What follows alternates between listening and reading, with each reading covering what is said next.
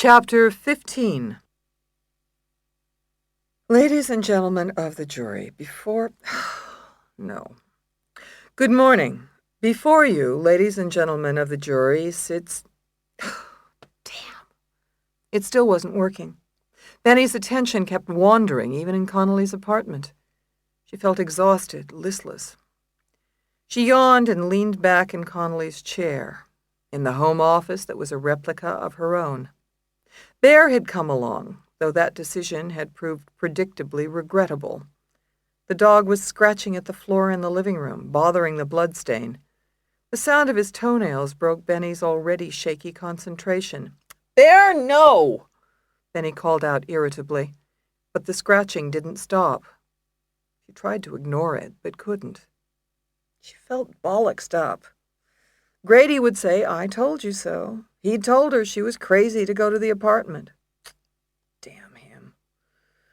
Benny rested her chin in her hand, staring at the bright white screen of the monitor. Bear was scratching again. Scritch, scritch, scritch. "Bear, no! No!" Benny shouted, but the scratching didn't stop. The dog would destroy the floor. Benny stood up, rolled back the chair, and stormed into the living room. Bear was tearing at the stain. His ears flopped forward, and his back humped with effort. An unpleasant adrenal scent filled the air. "Bear!" she yelled. But the dog couldn't be distracted. She went over and yanked him back by the collar. The floorboards were scored with nail marks, cross-hatching over the blood. Still, the dog pawed frantically at the floor, scraping and scratching to get back, and finally lunged from Benny's grasp. He attacked the stain, clawing the floor in a rhythmic motion, one paw after the other. She had never seen him do that before. What was it about the blood that got the dog so riled up? He had scratched it away and was destroying the floor's finish. He wasn't scratching at the blood anymore. He was almost digging like a dog in a yard. The retriever seemed to think something was under there. Maybe something was. Benny got up and went to the kitchen looking for a tool. She pulled open a drawer and rummaged through the knives, serving forks, and wooden spoons. She grabbed a small knife and hurried back to the living room, where her co-counsel had succeeded in destroying the top floorboard. "Good dog," Benny said, in a change of heart. She dropped into terrier position beside him, wedged the knife like a crowbar under the floorboard, and pulled it back. The floorboard bent up, offering more resistance than she expected from an old floor. Then she realized that the floorboard and the others next to it were slightly brighter than the rest of the floor, newer. These boards had been cut and replaced very carefully. Something was under there. Benny yanked with all her might, and the floorboard splintered and snapped off. Bear leapt at the open hole and began pawing feverishly. Benny worked beside him, driving the knife back into the floor, then prying off the rest of the floorboard until it came free. She dropped the knife and peered into the hole. Bear stood beside her, tail wagging with excitement. Nestled underneath the floorboards sat a package, wrapped in brown paper. Benny reached into the hole for the package, wrenched it out with difficulty, and plunked it onto her lap. It was a heavy square of brown paper crisscrossed with coarse white twine, the size of a suitcase, but Benny knew it didn't contain suits. She tried to untie the string, then broke it when it wouldn't give way. The package didn't smell like anything, and she wasn't tempted to shake it. She ripped away the paper, almost afraid to learn what it contained. Peeking through the paper's jagged tear was a stack of money. My God. Benny pulled out a packet fastened with a blue rubber band. It was a 6-inch pack of $100 bills, about 100 of them. $10,000. There were packs of 50s, 20s, and more hundreds. 10 neat stacks across, 3 front to back, and the package 4 packs deep, wrinkled and soiled. Benny was looking at about $500,000 in cash. Jesus! That kind of money in cash came from only one place. It even smelled dirty. Drug money. Benny felt sick inside. She had suspected Della Porta was corrupt, and here was proof. And what Carrier had found out, that Connolly was dealing drugs with the boxers' wives, had to be true. Connolly had played her, had probably been playing her from the beginning. Benny's heart felt like a stone wedged in hard ground. She shoved the money back into its hiding place, yanked the blanket chest over it, and tore out of the apartment. Chapter 16. Alice lingered at the door to her cell, standing away from the window in the dark. It was just before the last head count, at 12 o'clock midnight. The prison was silent and still. The radios and TVs had finally ceased their endless noise. Alice would have no problem with the guard. A little money went a long way with Dexter the Pecker. The problem in the house wasn't the guards, it was the snitches. Lowlifes would do anything, even finger one of their own. Alice watched as Dexter sauntered down the hall right on time. The lights were off in the unit, and only a small tensor light shone at the security desk near the unit door, where the other guard thumbed through a hunting catalog waiting for his break. Regs required him to stay at the desk during the head count, but that didn't mean he actually paid attention. Dexter approached Alice's cell, dipping his head to check each door on the way. There were 5 head counts a day in the house, including one at 3 a.m., but what they called last counts was at midnight. It was the best time to execute step 1 of her plan. The guard drew close to Alice's cell. She shifted in the shadows and double-checked that the screwdriver she'd boosted from the computer shop was still in place. It was. Dexter was only 2 doors away. Her cellie was in her bed, pretending to sleep. Alice wasn't worried about the kid. She knew enough to keep her mouth shut. Dexter was 1 door away, tilting his head toward the cell. Alice moved directly in front of her door. Dexter reached her door and coughed. At the same moment, he slipped his key inside the knob and extracted it smoothly. She shoved her hand in the door to keep it open, and he passed silently, moving on to check the next cell as if nothing had happened. Alice stood motionless at her door, watching the other guard in the lamplight below. Through the open door, she could hear Dexter's footsteps as he walked along the concrete balcony, pausing at rhythmic intervals to check a cell door. Her hand began to throb in the heavy door, but she didn't open it wider. She didn't want that hunter looking up at the wrong time. Alice watched the other guard turn the pages, then close his catalog and look up expectantly. Dexter reached the last cell door on the tier, then walked down the wire steps to the floor of the unit, his electroplated badge catching the light of the lamp as he reached the security desk. "Ready, Jake," Dexter said, his voice faint, and the other guard left the unit. After he had gone, Dexter unlocked the unit door and yawned theatrically, the signal to Alice, then walked toward the outdoor area. As he stood in front of the window, his back to the unit, Alice slipped out of the door of her cell, flattened her back against the cinder block wall, and bolted. She sprinted in a crouch under the windows of the cells, hurried down the stairs in her sneakers, then darted out the unlocked door of the unit. She was on her own. The hallway was quiet, dead still and dim. A line of low-wattage lights down the middle of the corridor lighted her path like a runway. She scooted along the wall, running a finger along the cinder block, her heart pounding. Not with fear, but with excitement. The guard's break room was down the hall to the right, but nobody would come out now. Dexter had brokered the deal. Alice sprinted around the corner into the corridor that led to the computer room. She arrived at the door and stuck a finger into her sneaker for the key. She fished out the key, shoved it in the lock, and slipped inside, breathing hard. The computer room was dark and empty, but Alice felt right at home. The monitors were lined up against the wall, their dust covers sloppy, and the seats in a row in front of them. She'd have met Valencia in this room but for the security camera behind the curved mirror. She couldn't fix everything. It was probably too dark for the camera to pick her up, but Alice wasn't taking any chances. She hurried through the lab to the adjoining storage room and let herself in with the same key. The room was full of dusty cardboard boxes that contained ancient 286 machines, cast-offs that had ended up here for a rehabilitation that would never happen, like the inmates. Sticking out were some gateway boxes with those stupid cow spots in black and white. They were new computers that some rich bitch donated to make herself feel good, and Alice had been mickeying with the inventory to disappear them. She knew 2 guards who wanted them for their kids and was about to barter them when the Rosado thing happened. Alice hunched behind the boxes. The plan was for the guard to let Valencia enter through the other door off the hall, not the one off the computer room. Valencia would probably be worried, wondering why a meeting about her case had to be held in the dead of night, but she'd come anyway, like a sheep to the slaughter.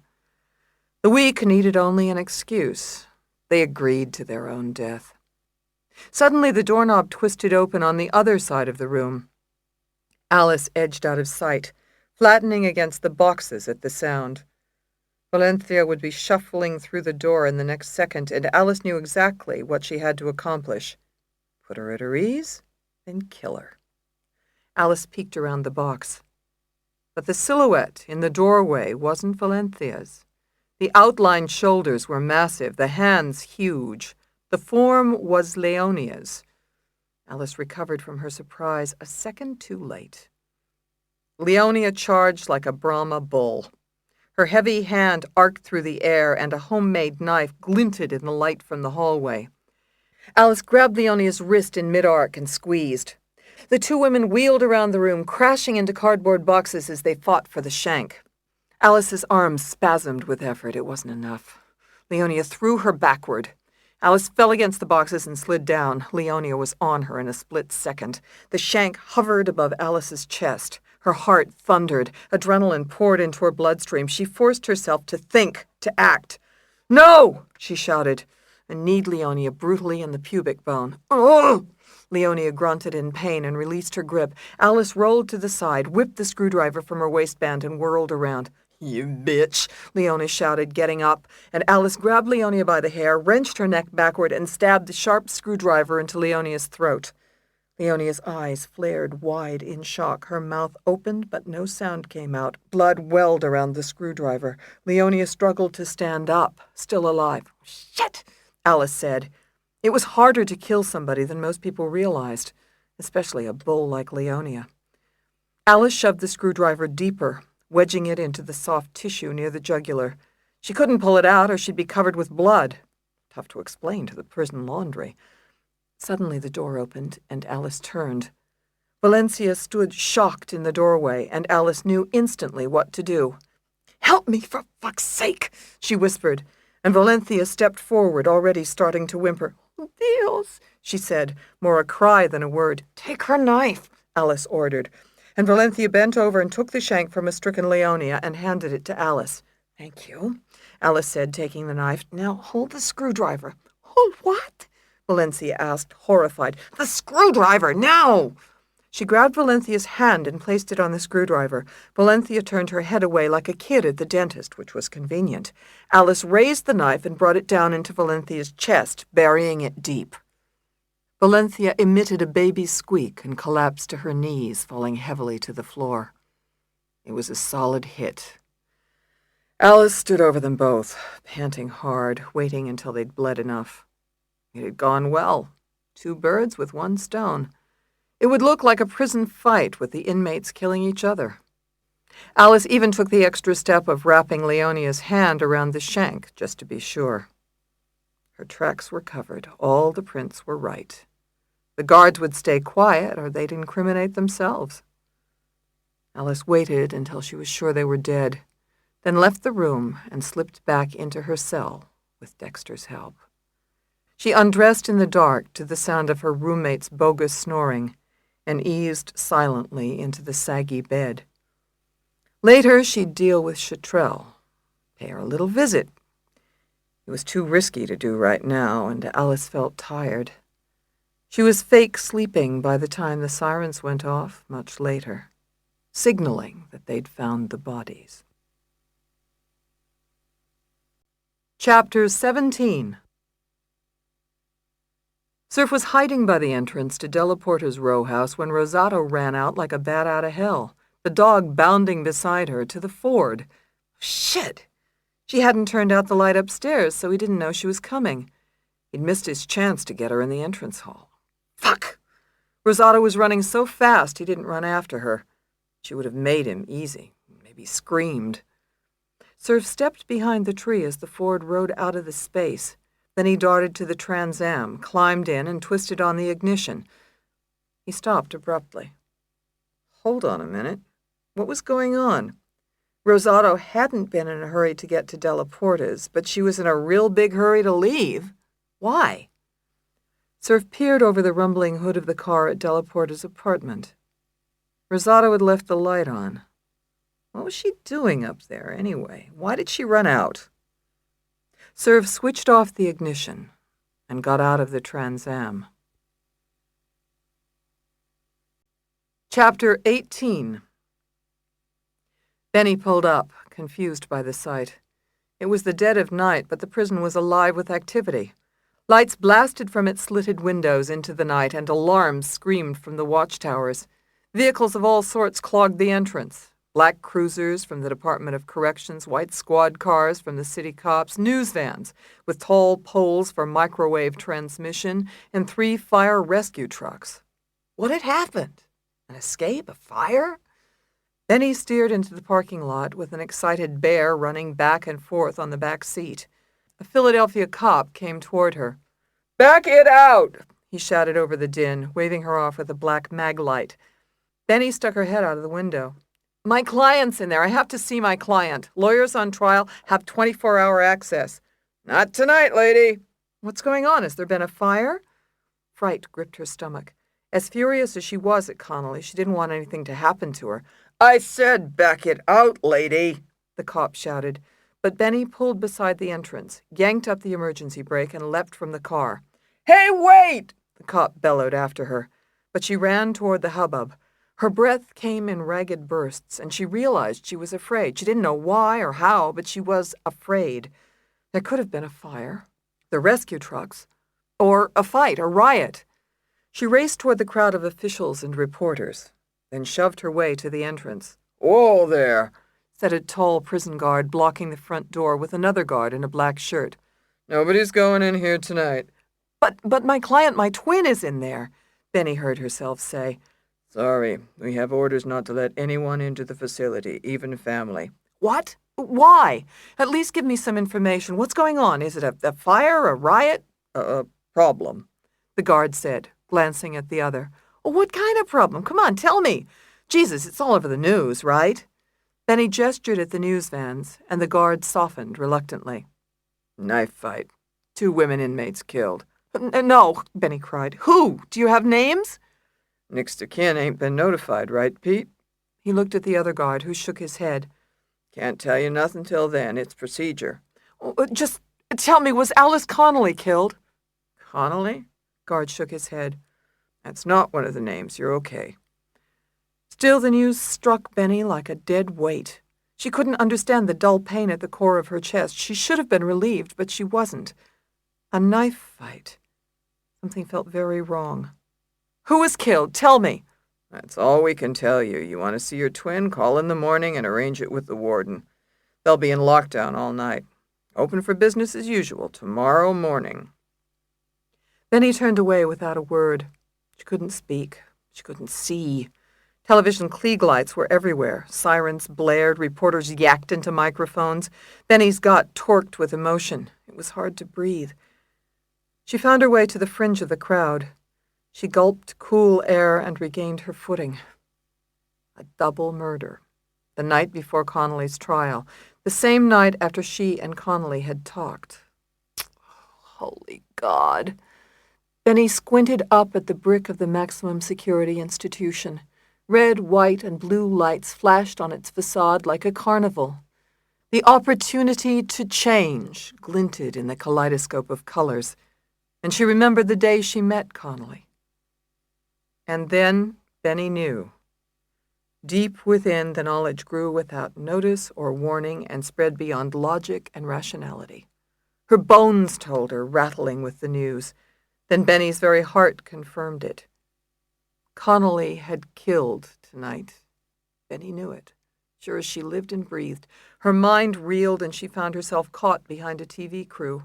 White lights flashed on, and she slipped from the glare as she heard a cameraman say, "Okay, Jim, in on 5, 4, 3, 2, 1.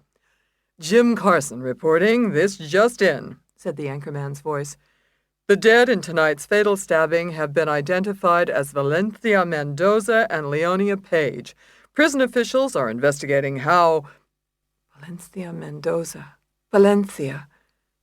Benny didn't need the report to confirm what she already knew. Connolly had killed Valencia. Benny had raised Valencia's name, and only hours later Valencia was killed.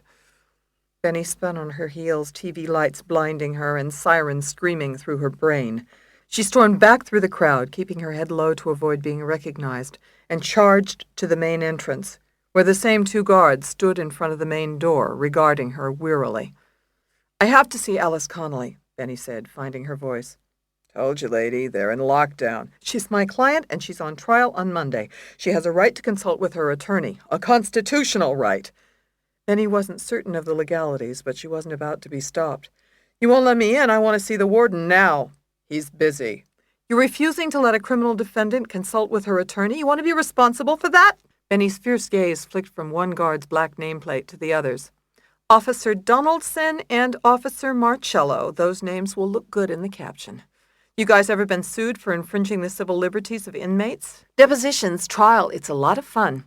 Costs a fortune, too, but you gentlemen probably have trust funds." "We got orders," the guard said flatly. "It's not our decision." "Then why are you deciding?" Benny asked, and the guards exchanged looks.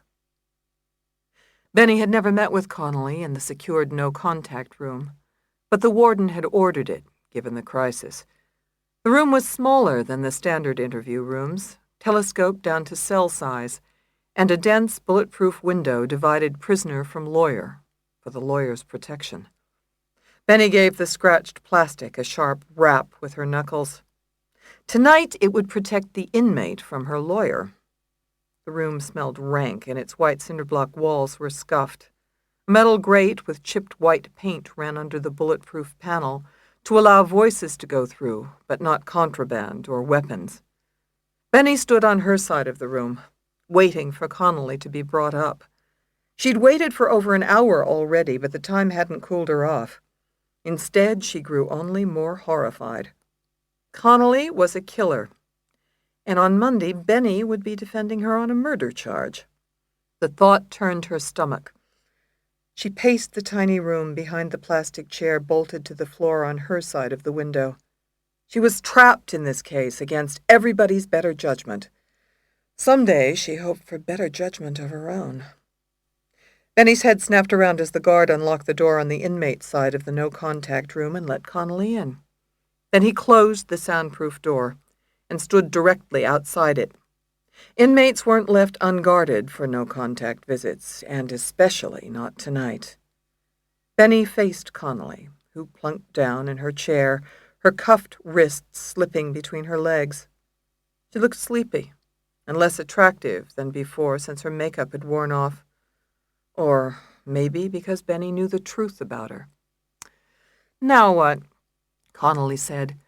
The metal grate under the window drained the humanity from her tone, though Benny was becoming convinced she had none anyway. "Busy night up here, isn't it?" "Shit, yeah. Sirens, assholes everywhere.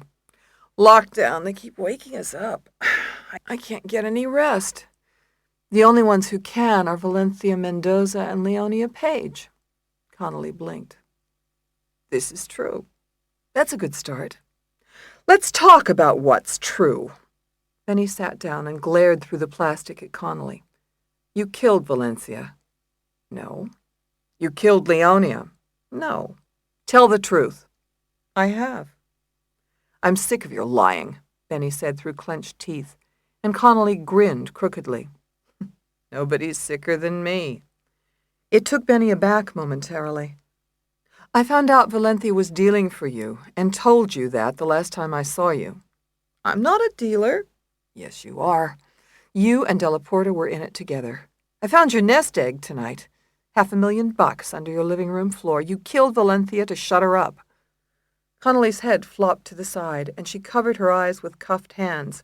But when she moved her hands to the side, she was grinning. Peek-a-boo! This isn't a game. I asked you a question. You killed Valencia, didn't you? And you killed Delaporta, too. No, Connolly said. I didn't kill Anthony. I told you that. I don't believe a word you say, not after this. You're a liar. You're a cheat. You sell drugs for money and you murder without remorse. You just stabbed 2 people to death. And you're pissed because we're keeping you up. I didn't kill Anthony. I swear. Fuck you. Fuck you back, Connolly said evenly, then rose and pressed her face to the bulletproof glass. Her eyes loomed cold and furious, though her expression had hardly changed. Get up. Stand up. Why? You want the truth? Stand the fuck up. Benny stood up and leaned close to the glass, almost eye to eye with the inmate who looked exactly like her. With their matching haircuts, tense and exhausted expressions, and lack of makeup, they could have been a single woman leaning close to a mirror. None of this was lost on Benny, who fought to maintain emotional control. Fine, Connolly said. I lied before. I sold coke and rock for a living. Lyman Bullock, who I fucked silly, laundered the money and socked it where nobody will ever find it for a very healthy cut. I had a good organization with good workers, the boxers' wives. I ran those girls like you run yours. Better. Benny struggled to contain her thoughts in tumult. I capped Valencia and that black bitch. You have to, doing what I do. It's a cost of doing business. Connolly's gaze bored into Benny. But the truth is, I did not kill Anthony. I don't believe you. You should. That went down the way I told you. The cops did it, I swear to God. That's the truth. The cops? Why? Money, of course. We started out in business with them, Anthony did. But I could see we could do better without them. They were dead weight. And we didn't need them for distribution. We had the girls, so we went solo and started cutting in on their action. We were getting bigger and bigger, and they must have got wind of it. I think they killed Anthony because of it and set me up for the murder. Anthony always said they had friends in high places, but I have no way to prove it. That's where you come in. You expect me to prove it, Benny said, her mouth dry as bone. You're goddamn right I do. You have to prove those shits did it. I didn't kill Anthony. They did. It goes all the way to the top. The DA, the judge, they're all in on it. They have to be. Benny's head throbbed dully. That much of it rang true, after the way Judge Guthrie had acted in his office. But could it be true? Could Connolly be guilty of everything but Delaporta's murder? Now you're my lawyer. You can't get out, and you have to prove me innocent. Innocent is the last word I'd use, whatever. And while I'm spilling my guts, everything I told you about Winslow was true, except I made up that blood syndrome and the dream shit. Connolly's hands pressed against the glass. Her manacled wrists made her fingers look like the jointed legs of a wolf spider. Fact is, I don't know if I'm your twin, and I don't care. I don't need a sister. I don't need anybody. As soon as you get me off, I'm out of your life. Got it, sis? Don't ever call me that, Benny snapped, and withdrew from the divider. Chapter 19. Benny spent the night driving around the city in the dark, with the dog asleep in the back. She didn't know where she was headed. She had nowhere to go. She didn't want to go home, and she couldn't bring herself to return to Connolly's apartment. She didn't belong anywhere anymore. She had lost herself. At dawn, she drove home and slipped into bed beside a deeply snoring Grady. The sound used to make Benny smile, but tonight nothing could do that. She didn't sleep, just lay there, and finally got up to work in her home office since it was Saturday. Then she showered, dressed, and avoided her lover's inquiries until it was time to go and bury her mother. Benny's shoulders sagged in the smooth oak pew as she sat through the Mass at the Catholic church in her mother's old neighborhood. The church was shabby and small, though neat and well kept, with brown marble arches and walls the color of cantaloupe. Red votive candles flickered in stepped rows to the right of the altar, before a statue of the Virgin Mary, which Hattie prayed to before the Mass began. Benny didn't bother, on the assumption that her previous prayers had been ignored. The facts spoke for themselves, as lawyers say. Her mother's casket remained in the aisle, draped in a white cloth, dignified except for the steel gurney peeking from under the cover. Benny avoided looking to the left, and still couldn't completely comprehend that her mother was gone, entertaining a child's doubt that her mother was in fact in the coffin. Then she remembered. They'd held a brief service at the funeral home, where Benny had said a final goodbye, and lightly rubbed her mother's hand. She hadn't even minded that the hand felt cold, even hard, because it was the last time. Then she held Hattie when the funeral director asked them to leave the room, and Benny knew that they were going to close the casket then and seal her mother inside. So of course her mother was in there. Of course. Benny chased the thoughts from her head as the Mass began, with heavy organ music and a lone tenor who sang Ave Maria. She had always regarded Ave Maria as the church's trump card at funerals, but resisted tears by concentrating on the goings-on at the altar. 2 young girls were assisting at the ceremony, which Benny noted as a political matter, and she chose not to focus on the words of the old priest. At the end of the Mass, the priest stepped from the altar, his white robe swaying, swinging a large ball of incense that trailed dark and pungent smoke. The smoke filled her nose and brought tears brimming to her eyes, as the priest said something about how her mother was surrendering her body and spirit to Jesus Christ. Benny knew her mother had surrendered her body and spirit to something quite different a long time ago, with no choice in the matter, and it wasn't anything half as benevolent as Jesus Christ. She tried to think back to before her mother's illness had taken over, gradually at first, then completely. Benny knew her mother had loved her long after she was well enough to say so, though she barely remembered her mother's caring for her as a child. Benny guessed her mother had performed the routine functions that mothers do every day, for there had been evidence of it. Benny had won awards in elementary school, tiny pins like tie tacks that lay ignored in her jewelry box for getting good grades and having good penmanship. She had stumbled across one of those tacks this morning, dressing for her mother's funeral, and it jarred loose a single memory.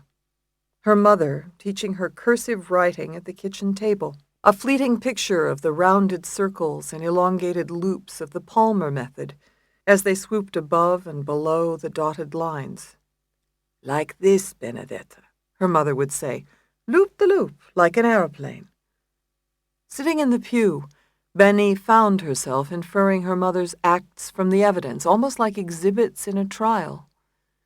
In school photos, Benny's hair was always in braids, which she loved, with matching barrettes at the ends. But Benny didn't braid her own hair at age 6. Someone had braided her hair every morning. Someone must have matched those silly barrettes. It had to have been her mother, because there was no one else around. Her mother had done those simple things, and undoubtedly more, even as she was struggling with the darkness overcoming her. She had been a mother, Benny's mother. Suddenly pallbearers appeared from nowhere, genuflected in unison, all 6 of them, 3 on either side of the casket. Then they stood up and slid the drape from the casket with a discreet flourish, revealing a name engraved on a brass plate. "Carmela Rosato," it said, and Benny wiped her eyes and forced herself to think of nothing but ordering that plate and being pleased that the funeral director had been able to obtain the one she wanted, in a modern font. The pallbearers walked the casket down the marble aisle, rolling it behind the priest and altar girls. Grady took Benny's arm and walked with her and Hattie behind the casket, through the smoke that lingered in the air like streaks of gray silt in the earth, burning Benny's eyes and heart. After the Mass was over, Benny sat in the back of the gray limo, sandwiched between a somber Grady and a weepy Hattie, and only then did function return briefly to her brain. She remembered her father, and wondered if he'd be at the cemetery. Then the thought vanished into the chilly swoosh of the limo's robust air conditioning. "Cold in here," Benny said, which gave her something to say and think about until they reached the cemetery. Grady held her hand loosely, his profile to the over-wide window of the limo, the passing scenery distorted in the convex lenses of his wire rims.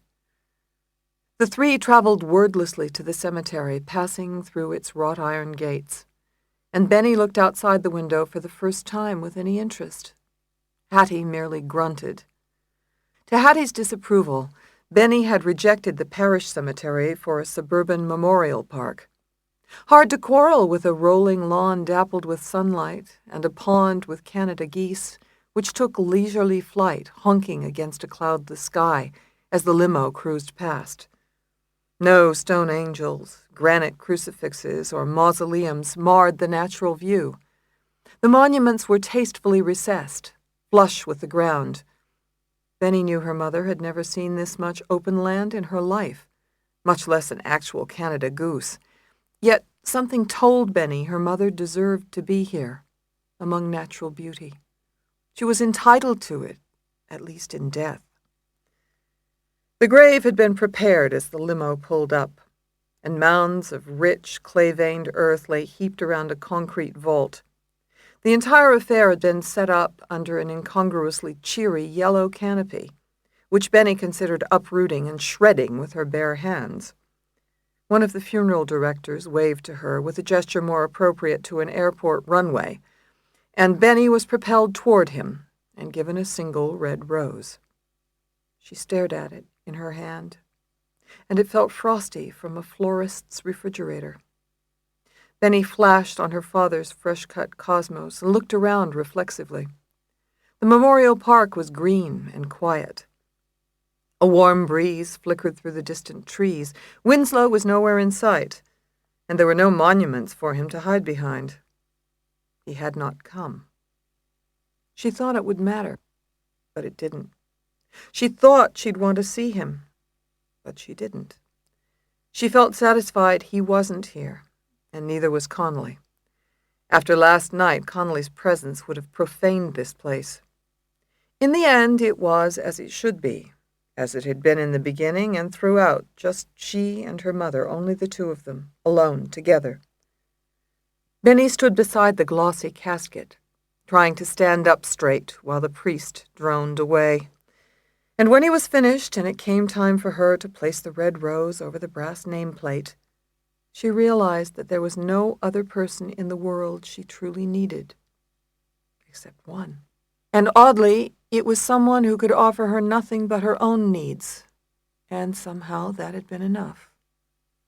Carmela Rosato, who rested, finally, in peace. Chapter 20. "You dick! You little dick!" Star shoved the squirrely dude against the alley wall. It was dark, but Star could see the asshole's head bounce off the brick. "You little fucker!" Star shouted at him. "No, don't kill me, please, God!"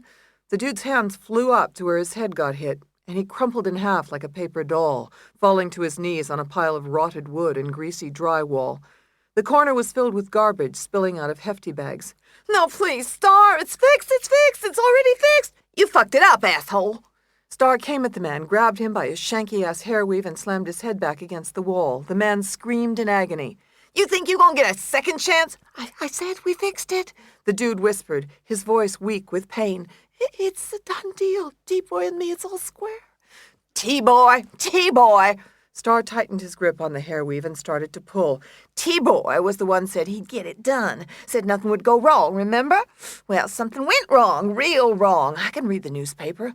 You think I wouldn't see? The fight is next week. Wait, no, please, listen. The little shit clawed at Star's hands as he pulled the weave. No, oh no, please. My plugs, that kills, please. Everything went wrong, didn't it? Connolly whacked your bitch. Star kept yanking on the shit's hair weave. The dude squirmed like a catfish, so Star pulled harder. Connolly's alive and your bitch is dead. We'll fix it, you'll see. We'll get her after the trial, inside or out. The dude went up on tiptoe, his scalp stretched like saltwater taffy. You gonna look like Don King, bro, Star shouted and felt the plug start to come free in his hands. How you gonna get to Connolly in the fucking courthouse? Stop! No! Tears rolled down the dude's cheeks. My hair, you're pulling it out! No shit, motherfucker! Suddenly Star yanked with brute force and a fistful of hair came out. Bloody scalp, hair, and skin stuck to it like glue. You and T-Boy get to Connolly, motherfucker.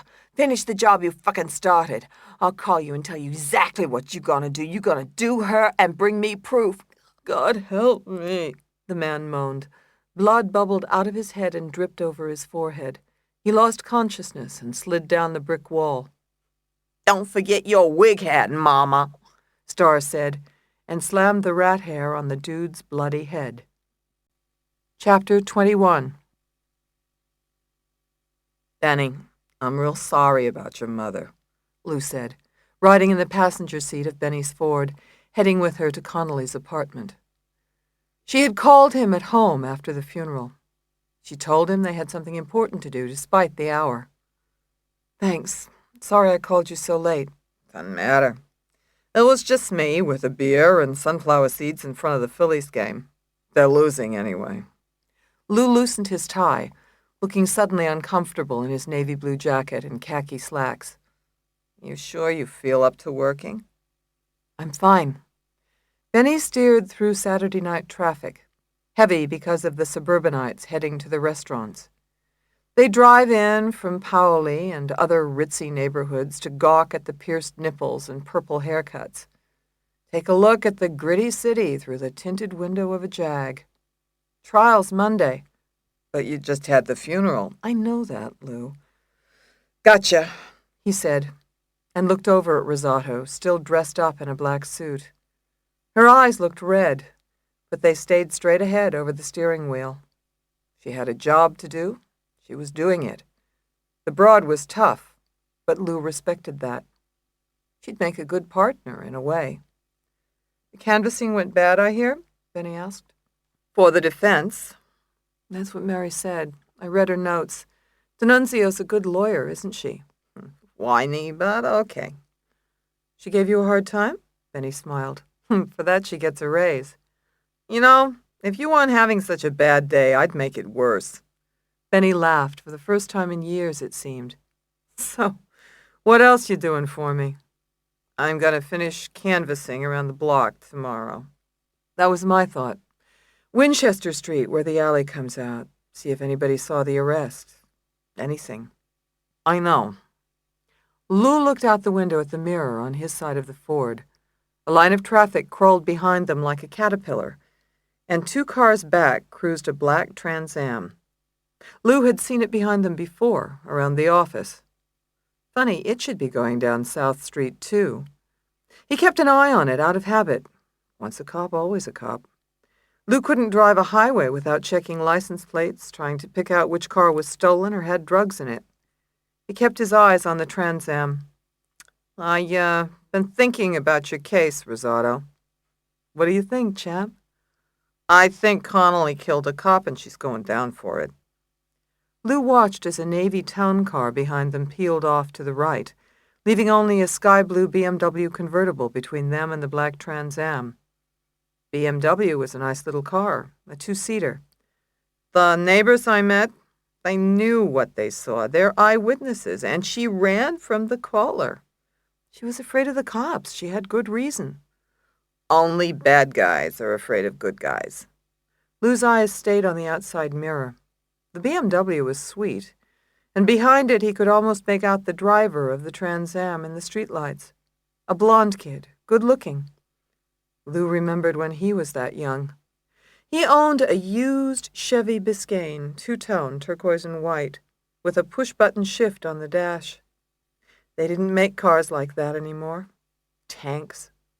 I agree, Connolly's as bad as they come, badder than bad. But I don't think she killed Della Porta. Too much else is going on, too much I can't explain. Lou didn't say anything. He'd heard about the twin thing. He figured Rosato was getting manipulated by a con. She wasn't the first lawyer, she wouldn't be the last. Somebody like Rosato, she wanted to believe, inside. The Ford turned onto 10th Street, and the blonde kid in the Trans Am turned too, keeping his distance farther back than he had to. It was standard surveillance procedure. Lou recognized it instantly. "Take 3 right turns, Rosato," he said quickly. "What? That's a circle." "Old cop trick. Humor me?" Benny blinked, but steered the Ford right at the next street. "We being followed?" "Tell you in 2 right turns." She took a right and glanced in the rear view. A convertible sports car, then a black Trans Am. "The sports car?" "The other," Lou said, eyeing the Trans Am as it followed them to the next corner and turned right. "It's still on us." Benny's fingers tightened on the wheel as she coasted to the corner and took another right. The BMW stayed straight, and so did the Trans Am behind it. Her mirror went clear. "Well, they're both gone," she said, relieved. "There you go. Nothing was wrong. So why are we going to the crime scene?" "You're my investigator. You got to investigate." Benny was choosing her words carefully. She was taking Lou to the apartment so he could find the money under the floor. She couldn't testify about finding it because she was a lawyer, but Lou could. She didn't want to corrupt his testimony, so she had to let him find the money on his own. "You want me to investigate the crime scene almost a year later?" Lou frowned. "Should be clean by now." "Should be." "Shouldn't be anything there." "Shouldn't be." "For this you got me in a tie on a Sunday night? I'm schwitzing." "I'll turn up the air." Benny ratcheted up the Ford's air conditioning and pretended she was paying attention to her driving, and Lou laughed softly. "You're a lousy liar, Rosato." "The worst in the Bar Association." "I wasn't born yesterday." "I could tell from all the wrinkles," Benny said, and turned onto Trose Street. She double-parked, and Lou got out, checking for the Trans Am. It wasn't in sight. The kid was probably cruising for girls. Oh, to be young again, he thought, and followed Benny into the row house. "So what do you want me to see?" Lou asked, once they were upstairs. His eyes narrowed as he entered the apartment and looked around, appraising it with a professional eye. "I can't tell you that." "Where am I supposed to see it?" "Can't tell you that either." Benny closed the door and leaned against it, getting her second wind. It felt almost good to be out with Lou, doing something, not thinking about her mother. "That's why you make the big bucks." "Huh." Lou stepped into the center of the room. "Am I warm?" "No, and I thought you were so smart." "Nah, just handsome." Lou walked to the left side of the room where the blanket chest was askew, the way Benny had left it to conceal the hole in the floor. "I'm getting warmer, aren't I?" "You tell me," Benny said. She felt a shiver of excitement as Lou bent over and slid the chest aside with an audible grunt. His testimony would be terrific at trial. He was so credible, so clearly loath to find evidence that pointed away from the accused cop killer. Benny could only imagine the jury's reaction when Lou testified about the money he found under the floor of a highly decorated detective. It would be enough evidence of illicit dealing to permit Benny to prove that Della Porta was killed by competing drug dealers, whether they were police or not. Benny suppressed her excitement. "I think I'm getting warmer," Lou called back as he squatted and pulled up the floorboards Benny had replaced. "It's entirely possible." Benny remained at the door, keeping her distance.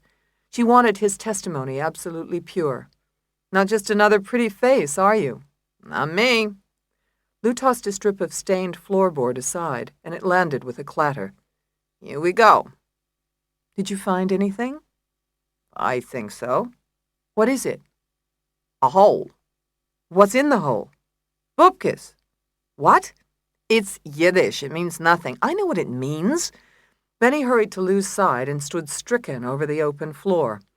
The hole in the floor was completely empty. The money was gone. Her mouth dropped open. "I left a package of money there, $500,000 at least." 500 grand? Lou squinted, astonished, from his haunches. Here? You gotta be kidding. No, I found it, I swear. Benny's thoughts raced ahead. What would she do without the money? She couldn't prove police corruption at trial now, not without Connolly's testimony, and there was no way she'd put Connolly on the stand. What would Benny do for a defense? Rosado, you feeling okay? Lou rose and brushed down his khakis, wrinkled at the knee like an elephant's knees. Your mom and all, it's a tough... No, there was money there. I found it and then put it back. When? Lou asked. And Benny told him the whole story, everything she knew and everything she had learned. Her defense was falling apart, and it was time to trust someone. Lou's face fell into grim lines as she spoke, his expression changing from surprise to suspicion. When Benny finished the account, he said nothing, but walked to the wall and flicked off the light overhead, plunging them both into darkness. What are you doing? She asked, as Lou crossed the living room to the window. Come here, he said urgently, and Benny joined him.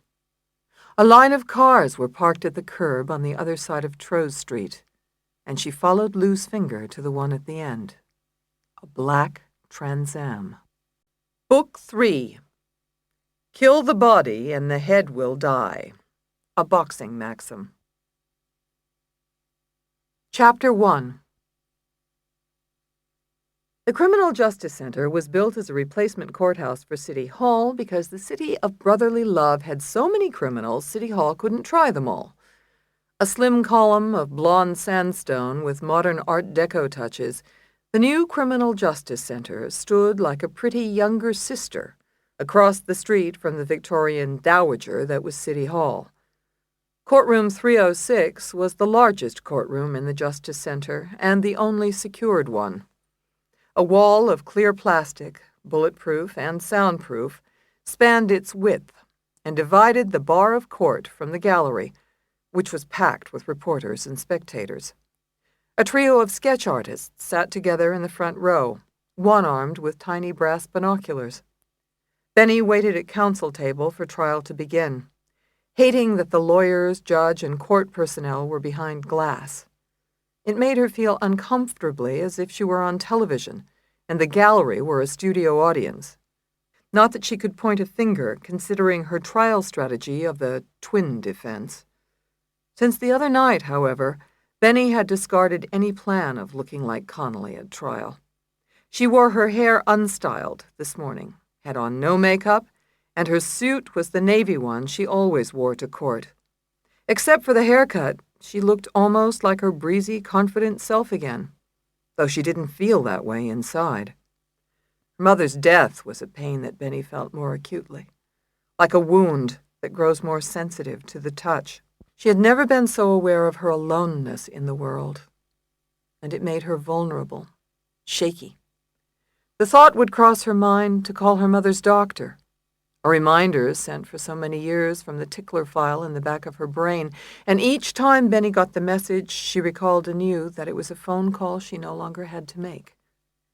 Her gaze fell on the blank legal pad in front of her, refocusing her on the task at hand. Try this case and win. Benny had come to believe that Connolly, though hardly innocent, hadn't committed the murder for which she stood trial. Somebody else had, and that person was getting away with murder. It was wrong, and that Connolly deserved to be punished didn't make it right, because the next defendant wouldn't. For Benny, justice was always about the next defendant, and in this case it could also be about saving her mother's other daughter, as loathsome as she was. "Let's get started, ladies and gentlemen," said Judge Guthrie, taking a quick sip of water from a tall glass. The judge wore a bow tie of Stuart plaid with his robes and slipped off his tortoiseshell reading glasses. His sharp eyes focused on the courtroom deputy, and if he recalled his meeting with Benny at all, it didn't show. "Please bring in the defendant, Mr. Deputy." The deputy hurried to a door on the side of the modern courtroom, which was concealed behind a mahogany panel. The judge looked expectantly at the closed door, and the spectators turned their heads as one. The district attorney, Dorsey Hilliard, sneaked a glance, and Benny arranged her face into a professional mask. The paneled door opened, and a cop in a black windbreaker entered the courtroom, followed by Alice Connolly. Benny almost gasped at the sight. Connolly had performed a makeover in reverse, to look like Benny. She had dyed her hair a pale blonde color that matched Benny's, and it hung as unstyled as Benny's. She wore no makeup, uncharacteristically, and her royal blue suit and white shirt complemented Benny's own navy suit and white silk shirt. No wonder Connolly had opted not to be present for jury selection. She had wanted to preserve her surprise. Connolly must have realized that after the prison murders, Benny would lose heart for the twin defense, and had evidently decided to stage it herself, with a vengeance. When Connolly crossed the courtroom, it was as if Benny were watching her own reflection in a true mirror, seeing herself walk in her own direction. She felt blindsided, suddenly thrown off balance. The defendant had become the lawyer. The twins had traded places. It was as if Connolly were trying to steal her position, her reputation, her very self. Benny had created a monster, and it was her, looked like her, walked like her. Then the monster sat in a seat next to her at counsel table, faced the front of the courtroom, and awaited the beginning of the trial like a seasoned litigator. Benny looked quickly around. At the prosecution table, Hilliard was reading papers, undoubtedly hoping not to draw attention to the similarity. But everyone in the courtroom had eyes. The deputy nudged an already surprised court reporter. Judy and Mary, sitting at the bar of court behind counsel table, were exchanging looks. Judge Guthrie peered over his glasses at Connolly and Benny, then frowned deeply at the gallery. "Crack, crack, crack! Order, ladies and gentlemen," the judge said, into a black stem of a microphone which would carry his warning through hidden speakers to the gallery. "There must be order in this courtroom throughout these proceedings. We may not be able to hear you through the glass, but the same rules of decorum still apply. Anyone who doesn't abide by them will be ousted. Crack!" Judge Guthrie banged the gavel. "Kindly escort the jury in, Mr. Deputy, and let's begin." Benny forced herself to relax, preparing for the only opinion that mattered, the jury's. The 12 people who would have Connolly's miserable life in their hands. She recrossed her legs, then noticed that Connolly was recrossing her legs the same way. Benny would have said something, but the jurors began filing in, shuffling through the door. She watched them with a stony face, waiting for their reaction. Jurors always looked cowed when they entered a courtroom for the first time, and this jury was no exception. They walked into the jury box with their heads down and found their seats as self-consciously as late theater-goers. Benny pushed herself back into her chair. She knew the jurors would steal glances at the defense table and absorb the visual impact of her sitting next to Connolly like bookends. She wished she could hold up a sign that said, "This was all her doing," but then realized that it wouldn't be true. It was Benny's doing. She had devised the twin defense and set it in motion. She was locked in a prison of her own making, and the murderer was on the outside with the key. Benny felt like apologizing to every juror. They were a smart jury with a higher education level than most. She and Hilliard had picked them in record time for a death-qualified jury, because Judge Guthrie had presided over voir dire and permitted only the most routine questions. It wasn't her favorite way to pick a jury, but Benny had relied on her instincts, biases, and judgment to wind up with a good, fair crew. Crack! "This is Commonwealth versus Connolly, docket number 82634, Judge Guthrie said. "Good morning, ladies and gentlemen of the jury. We met earlier during voir dire, and now it's time to begin our work in earnest. Mr. Hilliard, are you ready for your opening argument?" His graceful tone sounded more like a question than an order, and Hilliard reached for his crutches, placed them expertly under his elbows, and rose from his seat. "I am, Your Honor." The district attorney nodded curtly in his dark pinstripe suit, sharply tailored around his large, muscular frame. The jurors eyed him as he walked to the podium, grunting slightly from the effort of movements they all took for granted. Benny watched their gaze lingering on the contradiction of a huge, strong body that couldn't power itself even a single step forward. Well-meaning people, the jurors' faces showed a sympathy they couldn't help but feel. It was an open secret that Hilliard's disability gave him a politically correct edge with them, though it clearly wasn't intended. His disability was a non-issue for him. "Ladies and gentlemen of the jury," he began. "My name is Dorsey Hilliard, and I represent the people of the Commonwealth of Pennsylvania against Alice Connolly. The defendant has been charged with the crime of murder for the death of her lover, Detective Anthony Della Porta. I do not believe in lengthy arguments. I let my witnesses do my talking for me, so I will keep this brief." Hilliard raised his voice, his bass tones resonant and his cadence no nonsense. "The Commonwealth will prove that on the night of the murder, the lovers argued as they did with increasing frequency. After the argument, the defendant shot Detective Anthony Della Porta point blank in the head with a handgun. The Commonwealth will prove that the defendant did intentionally and in a premeditated manner murder Detective Della Porta, one of the most respected and decorated detectives in the Philadelphia Police Department." Benny shifted in her chair, thinking of the money she'd found under the floorboards. How the hell would she get it in? "The evidence will show that neighbors heard the lethal gunshot and saw the defendant fleeing the scene of the crime. Police arrived at the scene and also saw her fleeing, holding a plastic bag. They saw her run into an alley to escape them. They were able to arrest her only by chasing her and finally tackling her to the ground. Even then, the defendant fought to escape, and what she told them when they arrested her will not only shock you, it will prove to you, beyond any doubt, that she is guilty of this crime." Back at the defense table, Benny tried not to squirm. She could only imagine what the cops would make up. At her shoulder, Connolly was shifting in her seat, though Benny couldn't tell if it was artifice or nerves. After a pause, Hilliard continued. "Once the defendant was in custody, the police conducted a complete search of Trowes Street, including the alley that the defendant had run into. You will hear evidence that there was a dumpster in the alley, and in the dumpster, authorities found that plastic bag, which contained clothes belonging to the defendant. Experts will tell you that the clothes were soaked in the still-warm blood of Detective Della Porta." Hilliard paused again. This audiobook is free for you to enjoy. If you'd like to support me, please take just 1 minute to listen to this relaxing music. Thank you so much. Painting gardens with their light.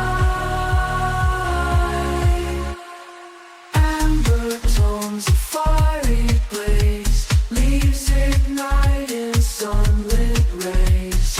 Nature's palette, bold and grand, vibrant leaves a painter's hand.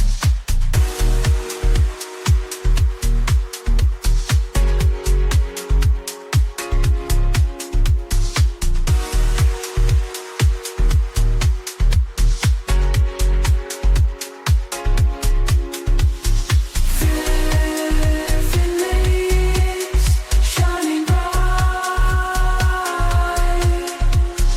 painting As if for a moment of silence.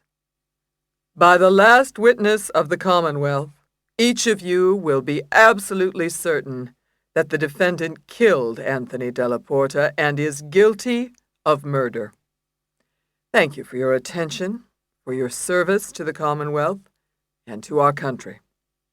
Hilliard eased into his crutches and returned to his seat. "Miss Rosato," Judge Guthrie said, "we're ready for your opening argument." He moved some papers on the dais without looking up. The black marble backdrop behind the dais glistened darkly, and the ersatz gold disk of the Commonwealth shone like a tarnished sun. Benny rose to her feet, her expression only apparently confident. She walked straight to the jury, bypassing the podium. She always delivered her arguments standing directly in front of the jury, talking to them eye to eye. Usually, Benny knew exactly what she'd say. Not today. Chapter 2. Benny slipped her hands in her skirt pockets and stood silent for a minute, head down, trying to compose herself.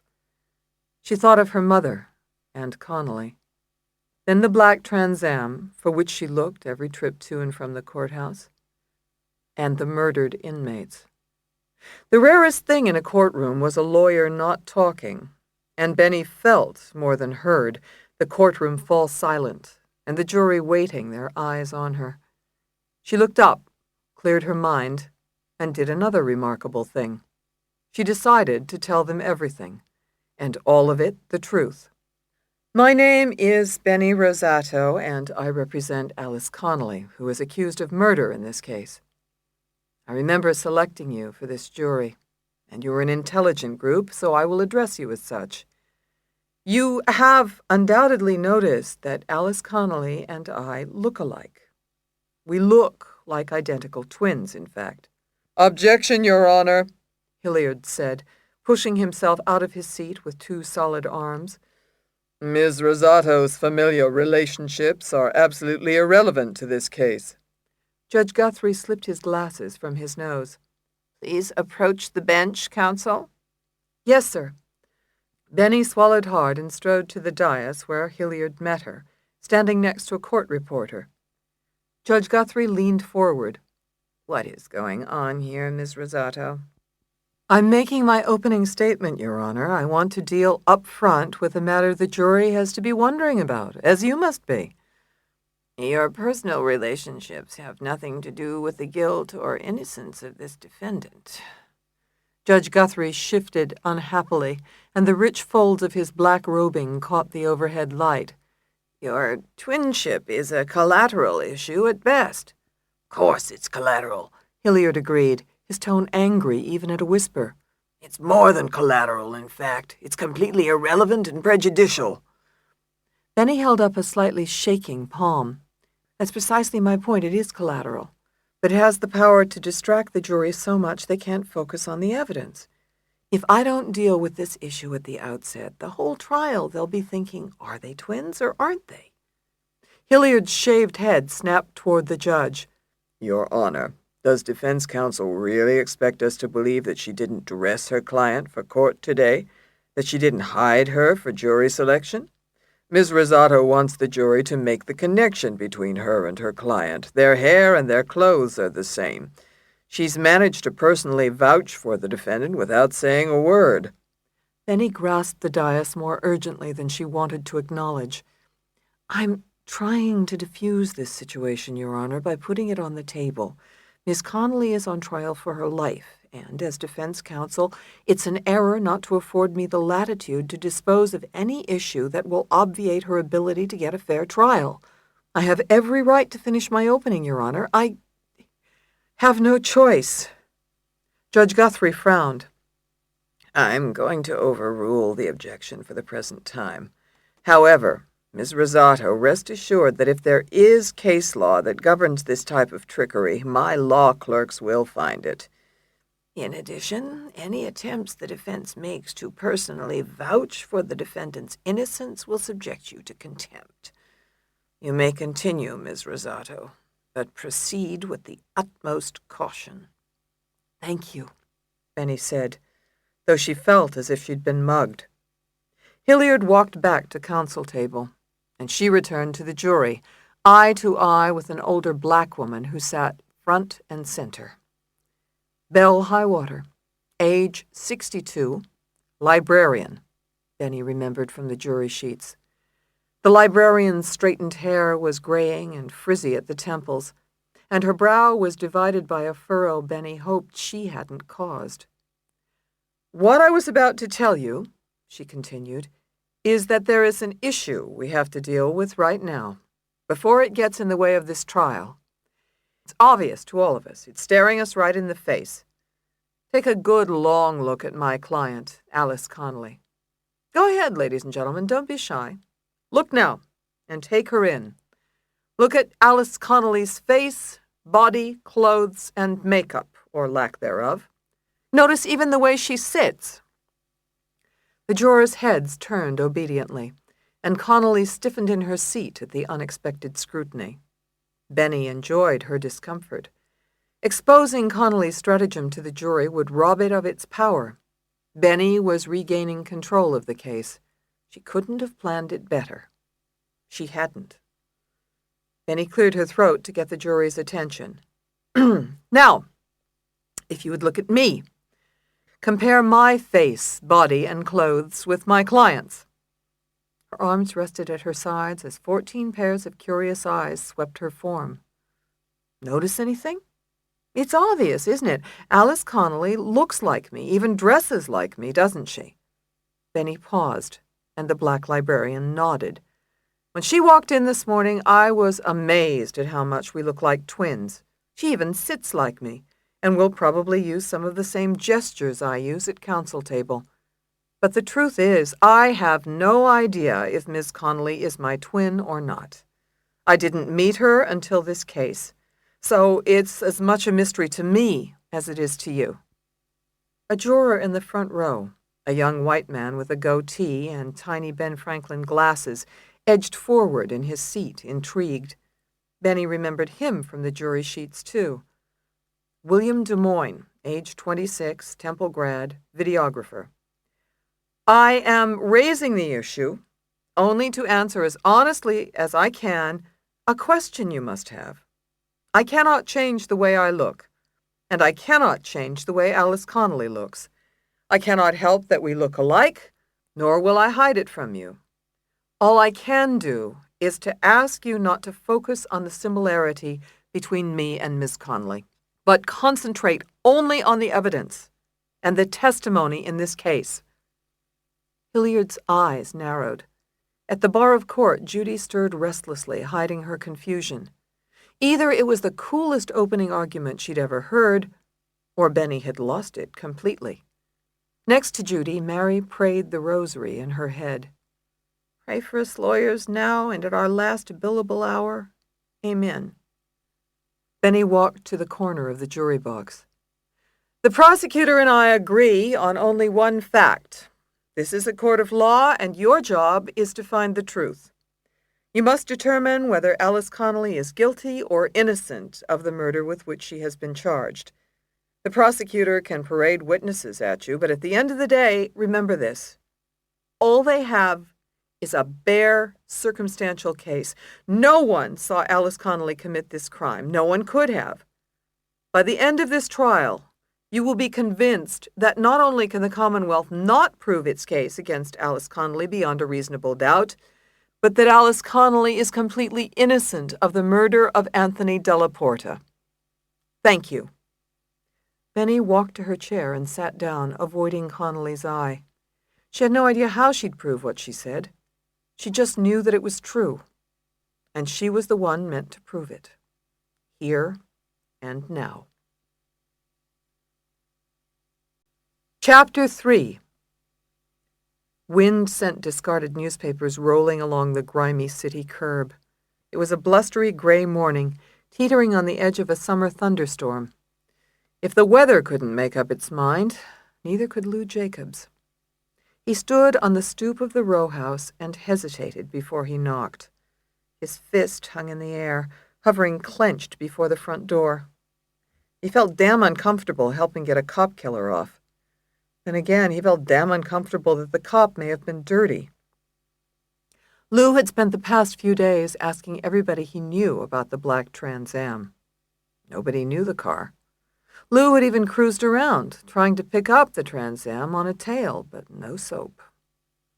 Lou stood at the front door like a sophomore on his first date. He was starting to think the Trans Am meant zip. As for the money under the floorboards, that was touchy to bring up with his friends, and Lou would never slam another cop without proof. That money could have come from anywhere. The lottery, the slots, savings, anywhere. Then he thought again. Yeah, right. $500,000? Goddamn Sam. Lou knocked on the door, but no one answered. He had to finish the job he'd started, canvassing the neighbors. It was the only way he knew to do a job. Slow and steady wins the race. The address of the row house was 3010 Winchester Street, the street in back of Tro's. It was the first house where the alley came out, and where McShay and Reston had collared Connolly. Lou had to believe he'd find something on Winchester if he just took it methodical. $500,000. Lou thought about knocking again, then lowered his arm and stood there like a stupid ass. Couldn't even decide whether to knock. Half of him wanted to know what was going on. The other half would just as soon let it lie. The neighbors had ID'd Connolly running down Tro's, then Winchester. They all said the same thing. Lou could feel it to his marrow. Connolly was the doer. Whatever Della Porta had been into, she was into deeper, and he was the one who got dead in the end. Lou didn't like helping her walk. Hell with it, screw her. He turned from the door and climbed back down the stoop, buttoning his blazer around his waist so it wouldn't fly around. He strode down the street, trying not to think about the money. He would have loved to have even $5,000 in the bank for a cushion, but he didn't, not with his alimony payments. The economy was through the roof, and his ex-wife was the only one who couldn't find a job. She was a welfare queen, and he was the Democrats. Lou put his head to the wind. He'd never taken a bribe as a cop, not a nickel, though he'd had plenty of opportunities, all small time. If Della Porta was dirty, he was a sack of shit, and shame on him. Now that he was dead, his shame should die with him. Lou reached his brown Honda and dug in his pants pocket for his keys. He didn't need this aggravation. It wasn't what he signed up for when he went with Rosato. This kind of shit was up to internal affairs, not to him. He was just a beat cop, retired. And though he had always done careful police work, he'd realized a long time ago that he wouldn't be one of the great ones. Didn't have the head for it, or the taste. The killer instinct some of them had, or that politician's touch. Lou got inside his car and was about to turn on the ignition when the guilt got to him. He always thought of himself as a man of his word. He had given Rosato his word, and he couldn't let her down, especially not now with her mother gone. He could see it broke her up more than she let on, maybe more than she knew. Lou understood. He was like that when his mother passed. Besides, he always kept his word as a cop, even though he wasn't a higher-up. He was proud of the integrity he brought to the badge. With a sigh, he switched off the ignition, got out of the car, and went back to 3010 Winchester Street. Chapter 4. On the witness stand, Officer Sean McShay wore a navy blue uniform that strained at its double seams to accommodate his girth, and his peaked cap rested next to a worn Bible with red-edged pages. He spoke into the microphone with authority and warmth in equal measure. How long have I been with my partner, Art Reston? McShay asked, reiterating the prosecutor's question. 7 years. Not as long as my wife, but she's a better cook. The jury laughed, but Benny simmered at counsel table. She hadn't been at all surprised to hear that McShay played Santa Claus at Children's Hospital, a fact he'd managed to slip into his early testimony. McShay was everybody's favorite neighborhood cop, and the perfect choice for the Commonwealth's first witness, like a legal warm-up act. Hilliard was smiling, leaning on his crutches at the podium. Now, Officer McShay, let's turn to the events of the night in question. May 19th of last year. Did there come a time when you and Officer Art Reston received a radio report about a gunshot fired at 3006 Trow Street? Yes, the report came over the radio when we were a block away, traveling north on 10th Street. We happened to be in the area when we heard the report. Since we were so close, we kept driving on 10th Street to Trow's. Did you formally respond to the call? No. And why was that? As soon as I heard the report, I just hit the gas and reacted. I knew the address was Detective Delaporte's, and I knew we were close enough to do something about it. In retrospect, should you have radioed in that you were responding to the report? Yes, but I was concentrating on saving a cop's life. Hilliard nodded approvingly. Officer McShay, what did you and your partner do next? We drove to the corner of Trow Street and stopped the car. Did you see anything on Trow Street? Yes, we saw the defendant. She was running down Trow Street from the scene of the crime. Benny shot up. Move to strike, Your Honor. That's speculative and misleading. Overruled. The witness is expert enough to make such conclusions, Miss Rosato. Judge Guthrie said, his lower lip puckering. It etched 2 tiny lines at each corner of his fine mouth and wrinkled his chin wattles into his bright bow tie. Please proceed, Mr. Hilliard.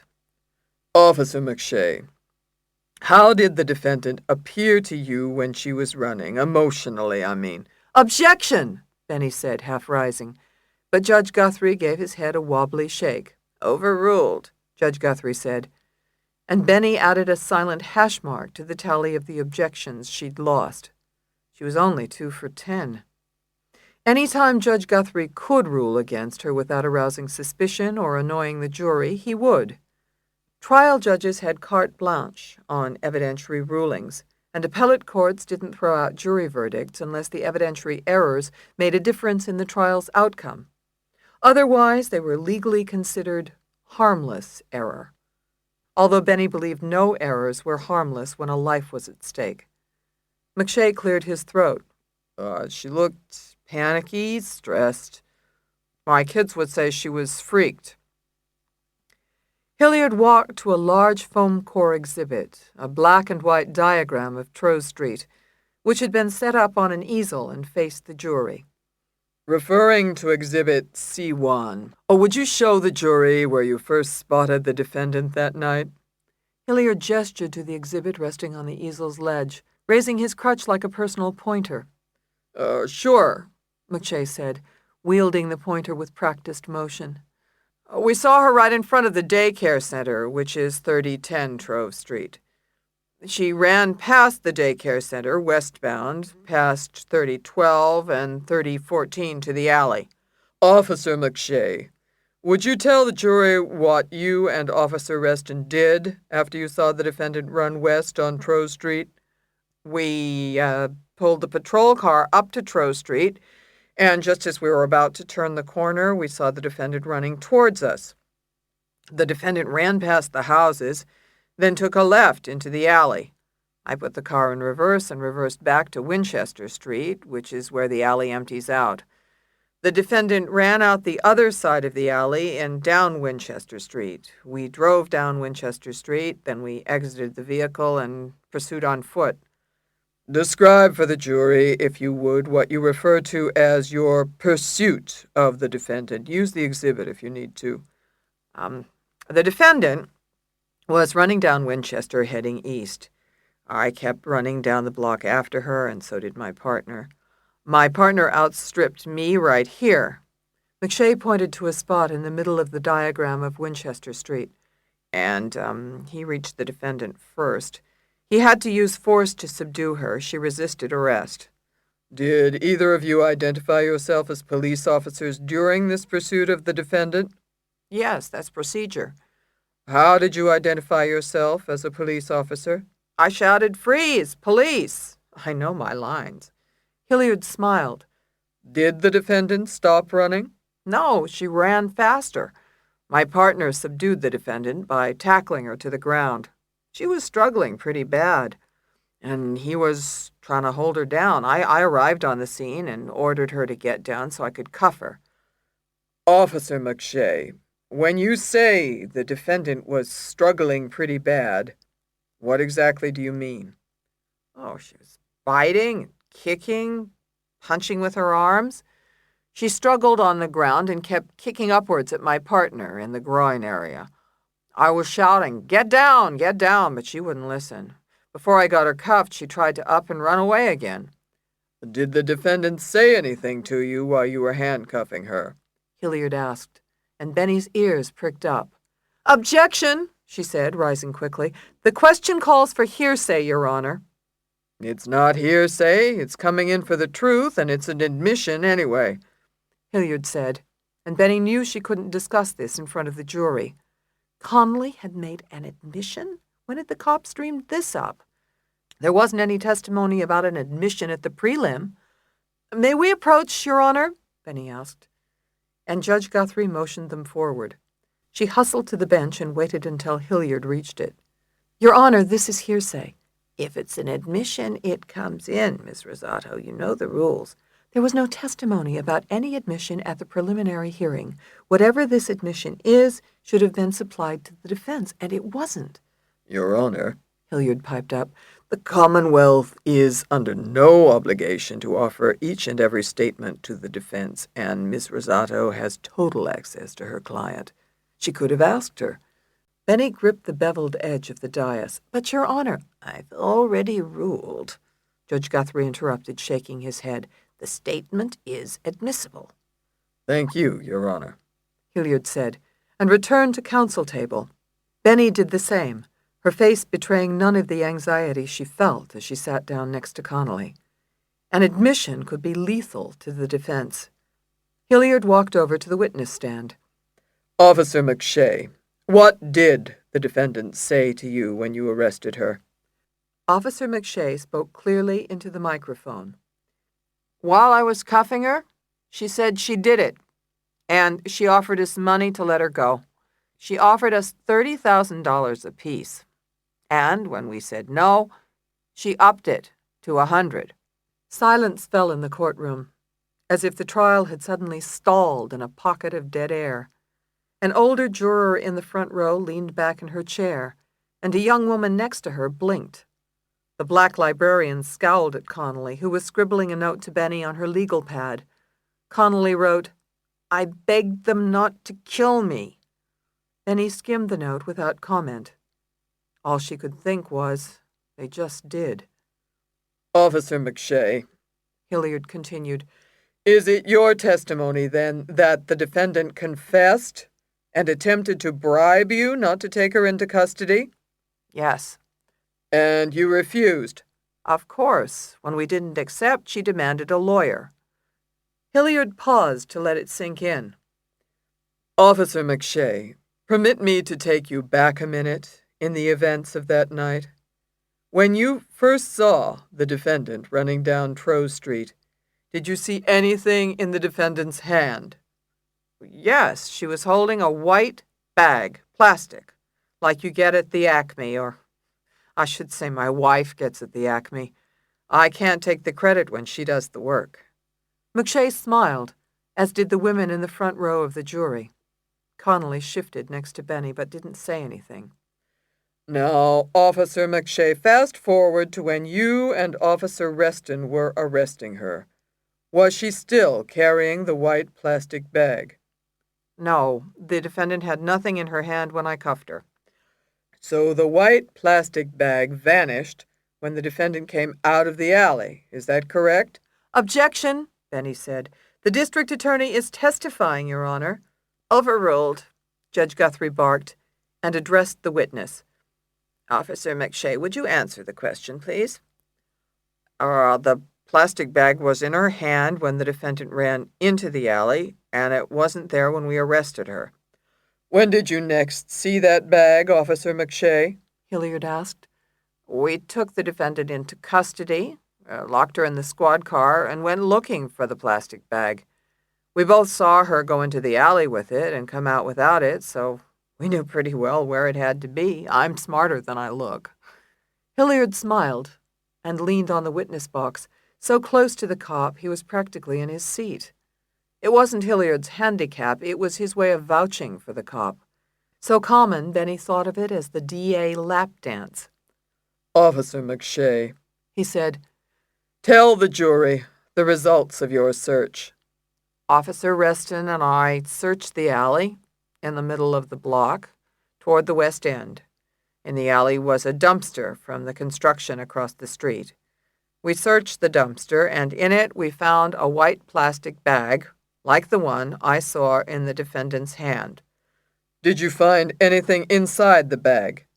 Yes, a woman's gray sweatshirt. It had blood all over it. It was still wet and warm. Hilliard picked up a tagged white bag from the evidence table and moved it into evidence. Then he watched as the jurors craned their necks at the dark streaks on the crumpled sweatshirt, which could only be blood. Officer McShay, I'm holding Exhibit C12 and C13. Is this the white bag and the sweatshirt you found? The cop stretched out a hand for the clothes bag and examined it through the plastic, turning it over. Yes. Now, Officer McShay, you testified that you found the sweatshirt, C13, in the dumpster in the alley. Was the dumpster full or empty? Pretty full. Lots of construction trash, boards, rubble, and whatnot.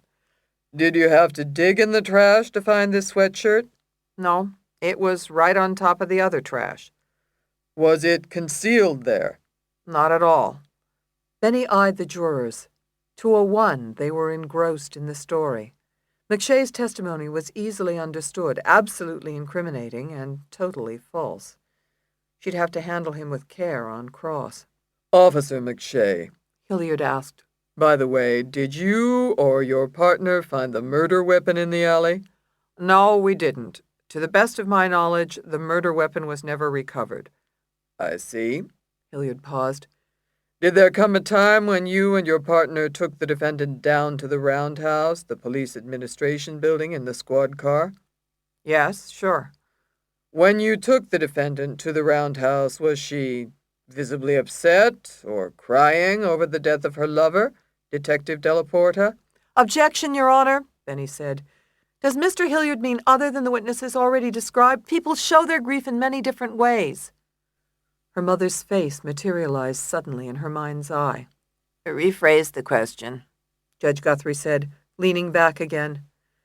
He arranged his robe around him and patted the gathered stitching that ringed his robe like a yoke. Officer McShay, Hilliard asked, was the defendant crying when you took her to the roundhouse? No, but a couple of us were, McShay said, bitterness tainting his tone. And Benny knew instantly that the jury would be reminded that the murdered man was a fallen policeman. She had to find a way to let them know what their hero had hidden under his floor. I have no further questions. Your witness, Ms. Rosato, Hilliard said, his tone grave. Thank you. Hilliard gathered his papers at the podium as Benny stepped from behind counsel table, buttoned her suit jacket, and shook off her mother's image. She had to prove to the jury something that adults should already have known. There really was no Santa Claus. Chapter 5. Benny took a second to frame her first question. She'd tried enough cases to know that some of the jurors had already decided she was representing a cold-blooded cop killer and would regard her with the same loathing as her client. But most of them would reserve judgment, and she saw them casting an inquisitive eye on her and Connolly's complimentary blue suits and identical hairstyles. She hated the scheme she'd set in motion and wished she could wriggle from her own skin like a common snake. Officer McShay, Benny began, walking to the podium. What is your district? The 20th. Benny didn't use the map of the city she'd made because it would slow the exam. Now, just to simplify things, your beat is on the western segment of the city, is that right? Yes. Isn't it true that Detective Delaporta's apartment is located in a different district, the 11th? Yes. The 11th is on the other side of the city from the 20th, isn't it? Yes. McShay appeared unfazed, and Benny walked around the podium to the edge of the microphone's range. The gallery wouldn't be able to hear well, but she was no longer playing for the studio audience. You and your partner were the first patrol car to respond to the Delaporta murder. Isn't that right, Officer McShay? Yes. You were not responding to a radio call, were you? No. You couldn't be, because the first call came into 911 after that. Isn't that right? If you say so, right. And you were on duty that night, were you not? McShay cocked his head. We were. Now, you testified that you just happened to be in Detective Delaporta's neighborhood at the time. If you were on duty, why were you out of your district? We, went down to get dinner. McShay looked frankly sheepish. You went out of your district to get dinner? Where? A cheesesteak. At Pat's, a cheese whiz, to be specific. The jury nodded and smiled. Every Philadelphian got a cheese whiz, a steak sandwich with cheese whiz at Pat's Steaks. Not only would the story strike a hometown chord with the jurors, it was impossible to verify. And so human it sounded believable. Benny agreed with McShay. He was smarter than he looked. So you went to Pat's for a cheesesteak that night? Yes. How much time would you say it takes to drive from your district to Pat's Steaks on 10th Street? Probably half an hour if you don't take South Street. You know how the song goes, that's where all the hippies meet. McShay joked, and the jury laughed with him again. Benny was aware she was coming off like a killjoy, but she failed to see the humor. Let's do the math, Officer McShay. If it takes half an hour to get to Pat's from your beat, it would take half an hour to get back, right? Sure. Well, so far that's an hour. Now, did you eat the cheesesteak at Pat's at one of the tables outside, or did you take it out and go back to your district?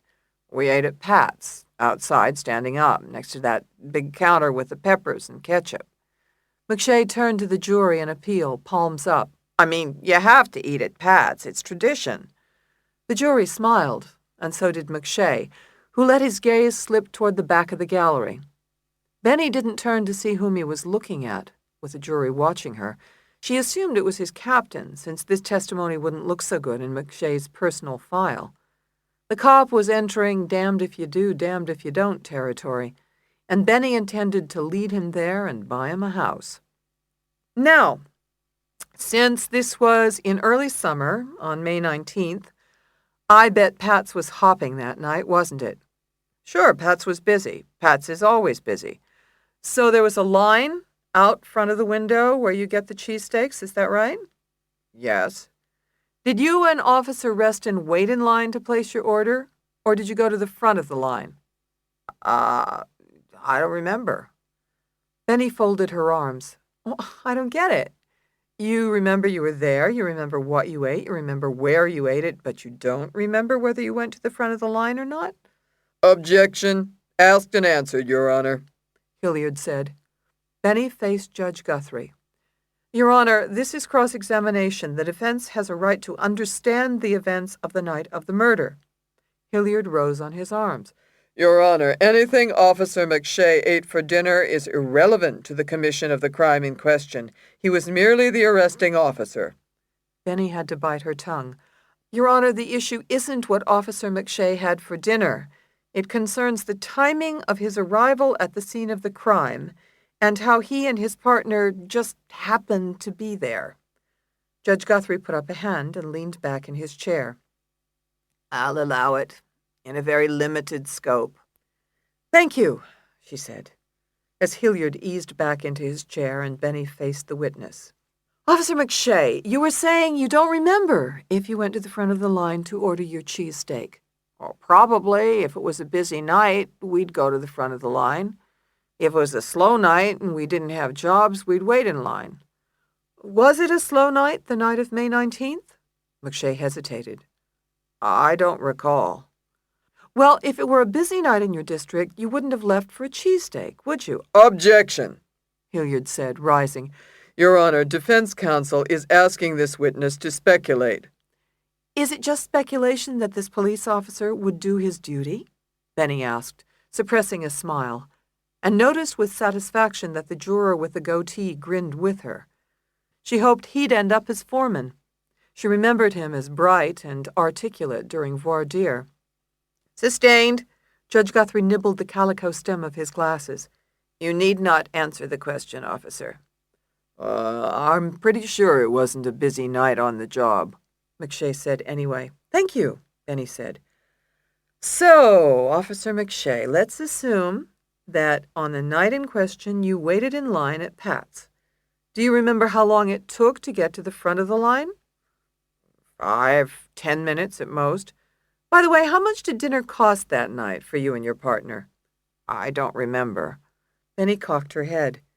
Either somebody hadn't taken McShay through the details of his story, or he had forgotten them. You don't remember that either? No. Did you pay for dinner, or did Officer Reston pay? I think Reston did. He's always got dough on him. He's single.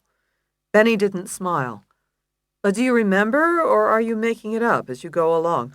Objection, Your Honor, Hilliard called from the prosecution table, and Judge Guthrie frowned deeply. Sustained. Miss Rosato, I caution you to temper your questions with civility. Benny took it on the chin and faced the witness. Getting back on track, Officer McShay, how long did it take you and Officer Reston to eat your cheesesteaks? Well, inhaled is more like it. It doesn't take too long, not the way I eat. 15 minutes, half an hour at most. McShay glanced again at the back of the gallery, and the look wasn't lost on Benny, who walked around her table to check the back pew of the gallery.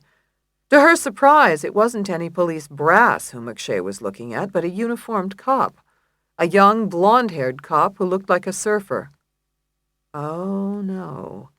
He fit Lou's description of the driver of the black Trans Am. Benny's pulse quickened. Let me understand your testimony, Officer McShay. Benny turned to make a note on her legal pad and passed the pad casually back to Judy. It said, "Get the name of that blonde cop in the back row." She continued, Officer, taking your estimate, that's an hour and a half to get and eat dinner that night. How's my addition? Better than mine. How many other cars cover your district of the city? 1. So when you're not there, the other patrol officers are left with maybe 60 city blocks to cover by themselves? McShay looked sheepish again. Hey, I'm not proud of it. It was a one-time thing. Nevertheless, how would you characterize your district, Officer McShay? As a high-crime area or low-crime area? Or it depends. If I told you the Philadelphia Inquirer characterizes it as high crime, would you be surprised? I'm not surprised by anything in the Inquirer. The witness shot back. But Benny saw that the front row of the jury had lost its sense of humor. They would recognize the neighborhood and were listening with concern, especially the black librarian. As Benny recalled, her branch was in a rough city neighborhood and she plainly disapproved. Fine. Benny decided to leave it alone. So, other than the cheesesteak, there was no other reason you were in Detective Delaporta's neighborhood? No. You didn't have a meeting with Detective Delaporta that night? No. You didn't have a score to settle with Detective Delaporta? Objection, Hilliard said, half rising. There's no foundation for that question, Your Honor. What is defense counsel even talking about? Sustained, Judge Guthrie ruled, sliding his chair forward so quickly that a banging noise reverberated through the courtroom's microphone system. Then he backed off, for the time being. You testified that Alice Connolly confessed and tried to bribe you not to take her into custody, is that right? Yes. And you testified she did this while you were arresting her on Winchester Street, is that right? Yes. Row houses line Winchester Street, do they not? Sure. And you arrested Alice Connolly in front of which house? I don't recall you testifying. McShay looked heavenward for a moment. I don't know. It was at the end of the block, the East End. Was there anybody else who heard this except you and your partner? Nobody else was there. Did Miss Connolly shout this confession? No. McShay snorted derisively. People don't usually shout murder confessions in public. Her voice was lower than normal. Benny tried to visualize. Now, help me understand this, Officer McShay. You testified that you and Officer Reston had to subdue Alice Connolly, is that right? Yes. So I assume her face was down on the pavement and her hands were behind her while you were attempting to handcuff her, is that right? Yes. And you testified she was struggling and kicking, right? Yes. And you testified you were standing above her, struggling with her, correct? Yes. And you were shouting, "Get down, get down"? Yes. So how did you hear Alice Connolly make this so-called confession if her voice was lower than normal? McShay paused. Okay, it was a little louder than that. How much louder? Loud enough to hear. Loud enough for the neighbors to hear? Not that loud. Benny scratched her head for effect. Officer McShay, I'm confused. A minute ago, you testified that Alice confessed in a lower tone than normal. Now you're saying it was a normal tone of voice. Which was it, Officer McShay? Normal. Normal enough for you to hear, but not normal enough for anyone but you and your partner to hear? Objection, Your Honor, Hilliard said, and Judge Guthrie leaned forward. Sustained. Benny couldn't do any more with it on cross. She'd have to bring the Winchester neighbors in the defense case. Officer McShay, were you friends with Detective Delaporta? We knew each other. How well did you know each other? Saw each other at police events and whatnot, before he got promoted out to detective. You said promoted out. Do you know which district Detective Delaporta was promoted from? The 11th, I think. Officer McShay, did you ever serve in the 11th district? No, I was always in the 20th. It's the neighborhood I grew up in. Was your partner, Officer Reston, friendly with Detective Delaporta as well? Yes. To your knowledge, has Officer Reston always served in the 20th? No. He was transferred to it? Yes. From where? From the 11th. Then he thought about it. So, Detective Delaporta and your partner, Art Reston, both served in the 11th? Yes. Then he hesitated. It was folly to try to root out a conspiracy in open court in real time, but she had no choice. Whatever dirt they were into started in the 11th district, and probably stayed there if the pattern held true. Officer McShay, did you ever visit Detective Delaporta at his apartment? Maybe once or twice. Benny's heartbeat quickened. She needed to pin down the specifics of any connection between the two men. What were the occasions that you visited Delaporta's apartment? He gave a party, I think. Couple of parties. It was a while ago. How many parties? Well, I don't remember. It was a while ago. You testified that you recognized Detective Delaporta's house number when it came over the radio. Isn't that right? Yes. So it had to be a lot of parties for you to remember the house number and the house, didn't it? Objection, Hilliard said. But Benny raised her palms in appeal. This is cross-examination, Your Honor. Sustained, Judge Guthrie ruled, and began reading papers on the dais. Benny glanced at the court. The librarian looked concerned again, and the videographer shot a veiled look at the judge. Judge Guthrie was playing a risky game. If the jury sensed the bias in his rulings and felt that they weren't getting the truth, they'd side with Benny. She decided to emphasize it to them. It was the only way to combat the judge. Your Honor, the jury is entitled to understand the connection between Detective Delaporta, Officer McShay, and Officer Reston. There is no connection, Hilliard protested. I'll rephrase that, Benny said. The jury is entitled to understand what, if any, connection exists between these three police officers. Sustained, Judge Guthrie ruled again. He leaned over the open index on his desk, and, for the first time since the cross-examination began, met Benny's eye directly. She sensed he was trying to warn her off. For her good? For his? In any event, she wasn't listening. Thank you, Your Honor, Hilliard said, taking his seat, and Benny turned to the witness. Officer McShay, I'll change the subject for you. Please tell the jury what your job duties are as an active, uniformed police officer. Oh, what do you mean? McShay asked, wary now, and Benny slipped her hands into her pockets. I mean, what do you do as a cop? I protect citizens from crime and enforce the law. What kinds of law? Robbery, murder, auto theft? Laws against the use and sale of drugs as well? Objection, Hilliard said, half rising on arms braced against counsel table. What possible relevance do Officer McShay's duties have to a murder case? Benny faced Judge Guthrie. Your Honor, in his direct, the prosecutor established Officer McShay's credentials as a police officer, a father, a husband, even as Santa Claus. The defense is entitled to explore that once he's opened the door. It's a simple question, Your Honor. I don't see any point to it, Your Honor, Hilliard said, glancing at the jury. Judge Guthrie peered over his glasses. You may explore this in a very limited scope, Ms. Rosato.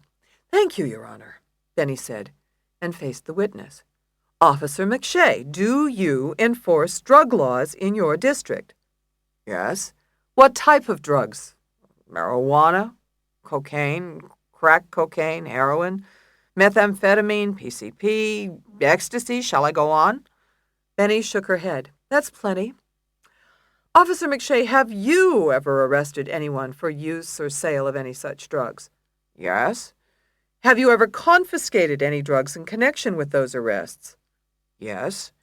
Have you ever confiscated any cash in connection with those arrests? Objection, Hilliard said, rising and reaching for his crutches. This is far beyond any relevant inquiry, Your Honor. Judge Guthrie nodded.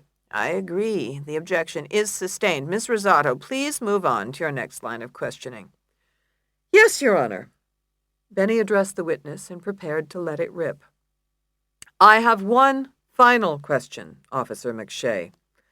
Were you aware that Detective Delaporta was involved in a conspiracy of police officers to sell confiscated drugs? Objection! Hilliard thundered, grabbing his crutches and leaping to his feet. Sustained, Judge Guthrie ruled, the stem of his reading glasses almost falling from his mouth. His eyes flared as he looked past Benny to the jury, then to the gallery on the other side of the bulletproof divider. Spectators chattered to each other, courtroom artists drew at speed, and reporters dashed off notes. Order! Order! He shouted, rooting through the papers for his gavel, then foregoing it altogether. Order in the court! Order! The judge turned to Benny. Miss Rosato, if you ever ask a question like that without laying a proper foundation, I'll hold you in contempt. Do you understand? Yes, Your Honor, Benny said, her chin high. She knew what she'd found under that floor. There was only one way to get it into evidence. She was one step closer. Judge Guthrie swiveled toward the jury. Ladies and gentlemen, please disregard that last question. Merely because defense counsel asks a question does not make it so. There hasn't been any evidence presented in this trial that the decedent, Detective Delaporta, had any involvement whatsoever in illicit drug dealing. Judge Guthrie grabbed his reading glasses from the dais and stood up. We'll break for lunch and re-adjourn at 1:30. Mr. Sheriff, please escort the jury out.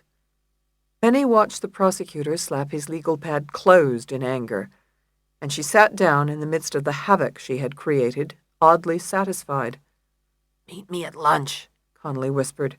Her voice echoed Benny's own, and the lawyer's satisfaction evaporated in the blink of an eye. Chapter 6. Judy, on a mission, shot from her seat as soon as the court session ended. She pushed through the locked door in the bulletproof divider and slipped into the gallery, getting a bead on the blonde cop as he headed out the double doors of the courtroom. The cop was at the front of the throng, one of the first to leave. Judy went after him, keeping her head down and charging ahead so the reporters wouldn't bother her. The marble hallway outside the courtroom was mobbed, and Judy lost sight of the cop's blue shirt in the sea of blue shirts. Cops were always around the courthouse waiting to testify. The blonde cop resurfaced near the elevator bank, waiting with a circle of others. There was usually a stampede to get out of the Justice Center at lunchtime, and tacit courthouse decorum demanded that cops get priority to the elevators. But Judy was never one for decorum anyway. She threaded her way through the crowd and ended up only one cop away. Underneath the shiny patent leather bill of his hat, she could see that the cop's blue eyes were large and bright. His nose was short, and his teeth bright against his tan. He was a hunk, but too Hitler Youth for Judy's taste. She tried to get a look at the black nameplate on the far side of the cop's broad chest, but he was turned away. Judy reached for his sleeve. "Excuse me, may I speak with you for a minute, officer?" she asked, and the cop's eyes hardened. "I'm late for my tour." "Maybe I could help you, miss," offered one of the other cops with a broad smile. "She's one of Connolly's lawyers, Doug," interrupted the third cop, but Judy's eyes stayed on the blonde. The elevator door had opened, and he was slipping inside, wedging himself between the already uncomfortable passengers. "Wait a minute, coming through," Judy said. She barreled into the elevator by bending her knees and plowing ahead just like Mr. Gaines had taught her. Interesting that boxing lessons come in handy for trial lawyers. "Hey, look out!" groused one of the passengers as Judy squeezed in the cab and the elevator doors closed behind her. "What do you think you're doing, stepping on my foot?" "Sorry." Judy looked past the passenger to the blonde cop, who kept his gaze averted. She still couldn't read his nameplate. It was blocked. "Officer, I do need to speak with you," she said, but he ignored her. The passengers looked at her like she was crazy, since she had already established that she was ill-mannered. "Meet you in the lobby, officer." The elevator doors opened behind her, and the crowd in the cab pressed forward, flowing around Judy like a river. The blonde cop brushed past her, but she fell into step beside him and glanced at his nameplate. Lenehan. "Is there any reason you're avoiding me, Officer Lenehan?" Judy asked, practically running to keep pace. "Why were you in the courtroom today?" The cop plowed through the courthouse lobby, past the line at the metal detector, and shoved the courthouse door open. "What possible interest do you have in the Connolly case, Officer Lenehan?" Judy called out, brash as a reporter, but he charged ahead. It was raining outside the Criminal Justice Center, a full-fledged summer thunderstorm, and people crowded for shelter under the entrance in front of the courthouse, talking and smoking until the rain broke. Frail beech trees and aluminum cylinders rustled in the downpour, and people opened umbrellas like new blossoms. A group of lawyers scurried into the rain, and Lenehan bolted between them and across Filbert, heedless of the storm. Judy dashed after him, beginning to anger. She spent her waking hours asking questions people didn't answer. "Officer Lenehan, stop!" Lenehan picked up the pace. Heavy droplets pounded on his hat and epaulets, turning them a darker blue in quarter-sized spots.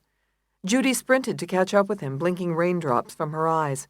Her shoulders were getting drenched. "You can't run away from this, Lenehan!" she shouted as she dogged his thick black heels.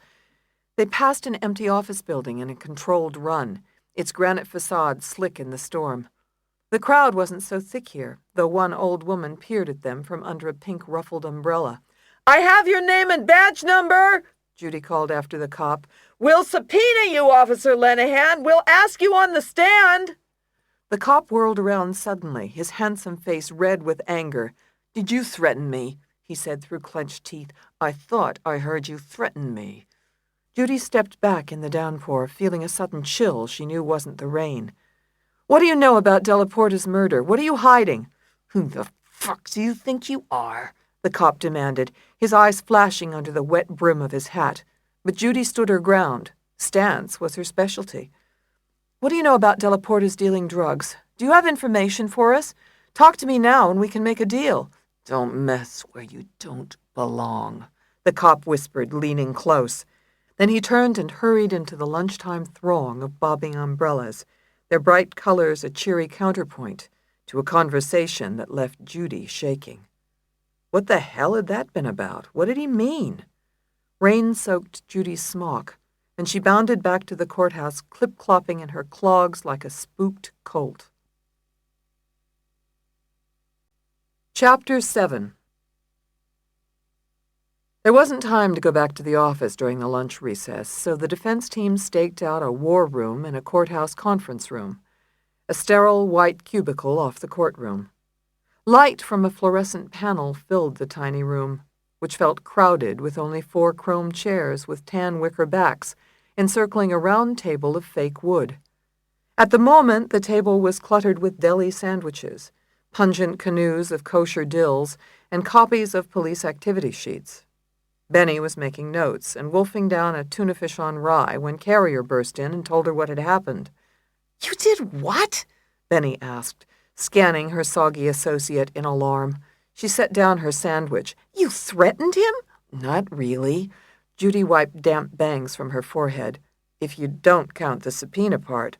That counts, Mary told her, from behind an unfinished tossed salad. She wore a paper napkin bib over a black linen suit, and her hair was pulled back into a businesslike twist. Subpoenas count, definitely. Benny frowned. You were supposed to find out his name, that's all. Lenehan, good work. I didn't want you to talk to him, much less threaten him. Oh, he threatened me back, and he's a cop. Carrier, if Lenehan was involved in the drug business, he'll be panicking. Your threat could flush him out, make him do something dangerous. Benny had told the associates about the money under the floorboards, but hadn't told them she was being followed by the black Trans Am to protect them.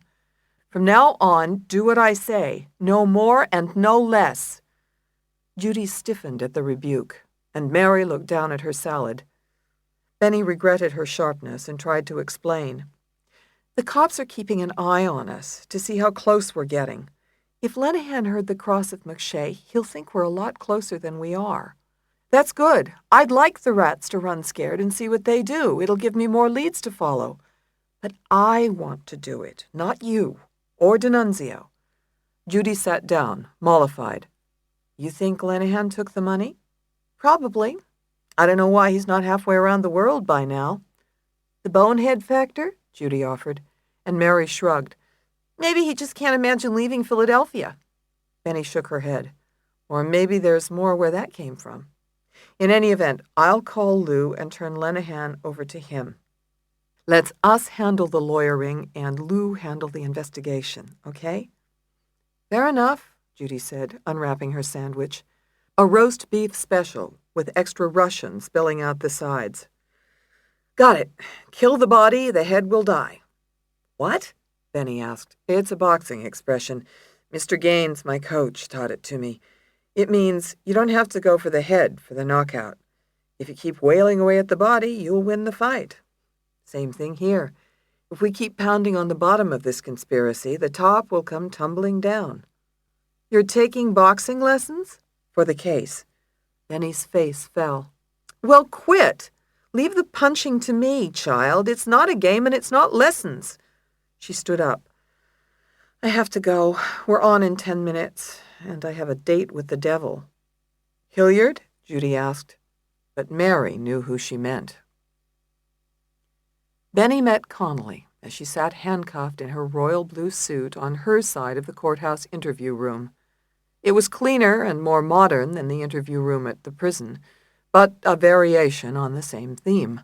2 white plastic chairs on either side of a white counter, and a shield of bulletproof glass that separated client from lawyer.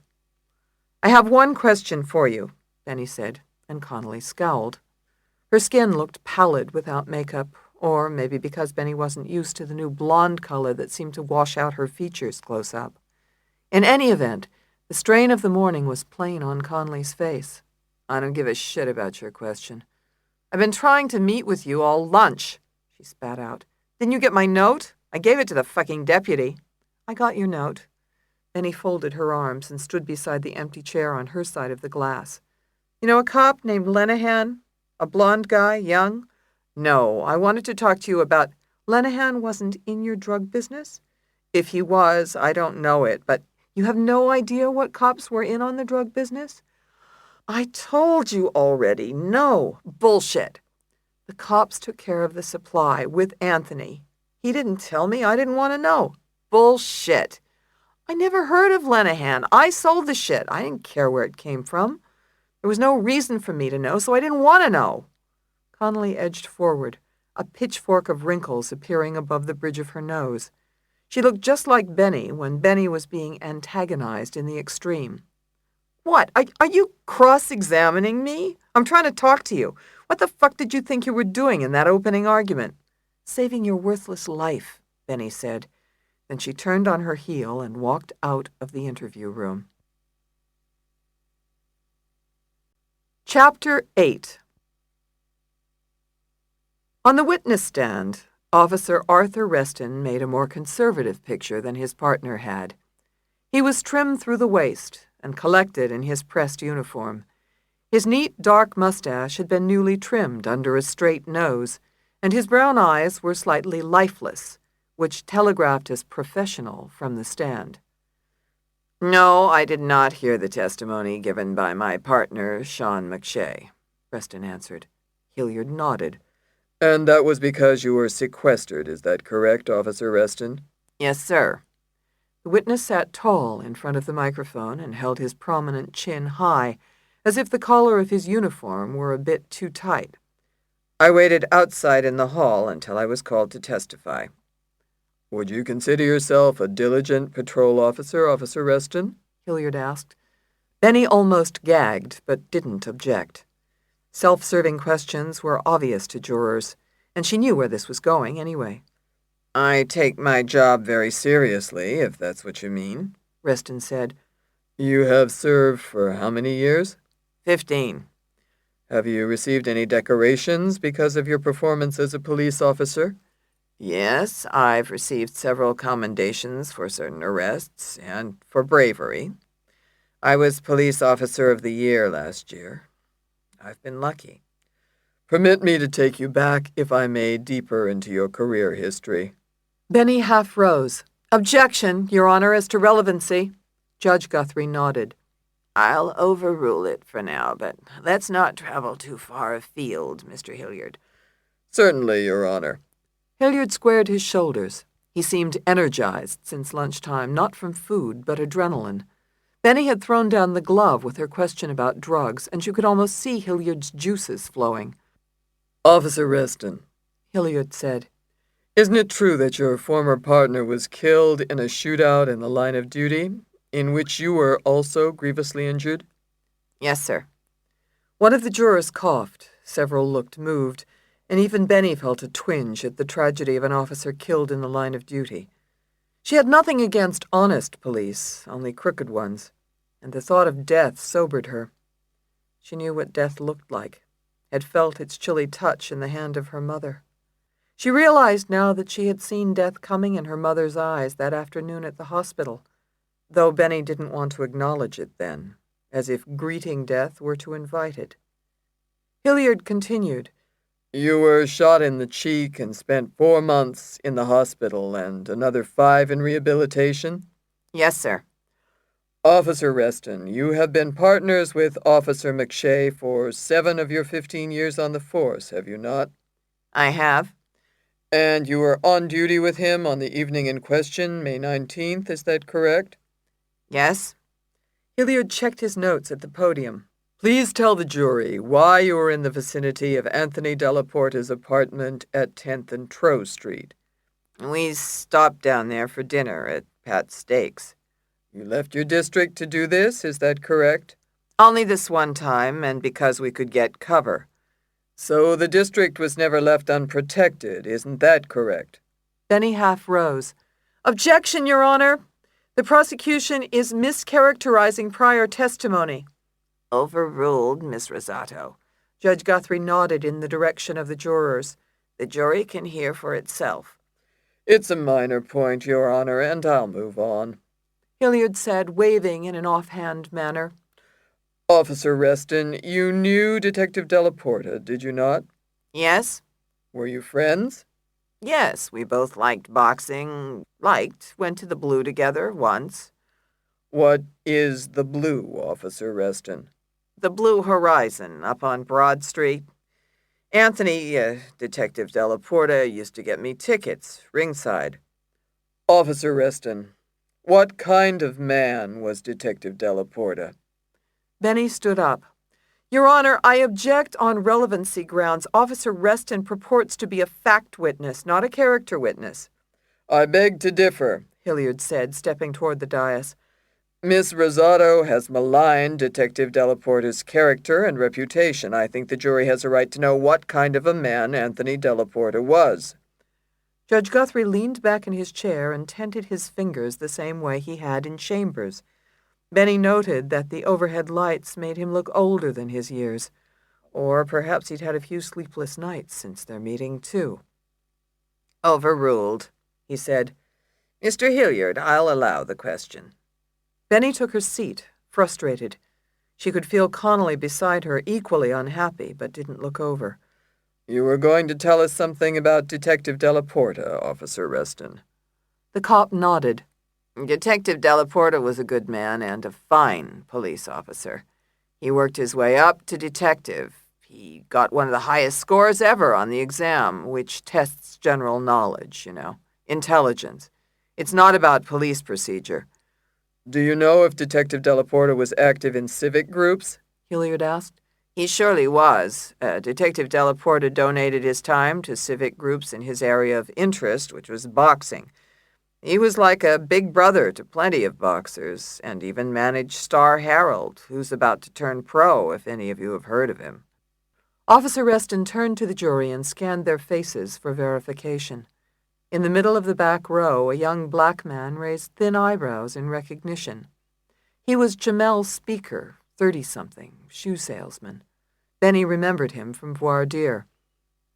Officer Reston, I must ask you an uncomfortable question, one that will come at you from left field as it did me.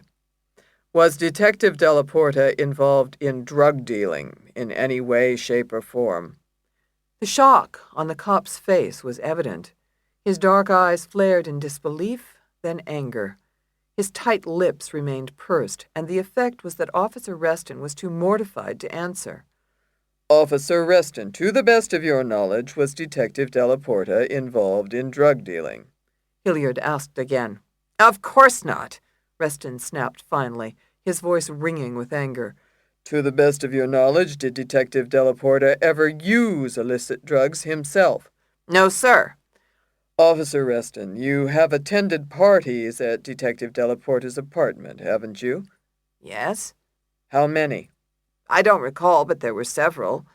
And they were more like get-togethers, not parties. Detective Delaporta had a lot of friends, and we used to go over there after the tour or after a match to unwind. He liked to cook. He'd cook omelets for everybody on the 3 to 11. Did you ever see drugs of any kind in use or available at these get-togethers? No, sir. I thought as much, Hilliard said quickly, with a pointedly contemptuous glance at Benny. Now, to May 19th of last year. Can you please describe how you came to arrest the defendant for the murder of Anthony Delaporta? Officer Reston testified, telling a tense version of the story his partner had, corroborating Connolly's panicked flight, the sighting of the white plastic bag in her hand, and her confession at capture.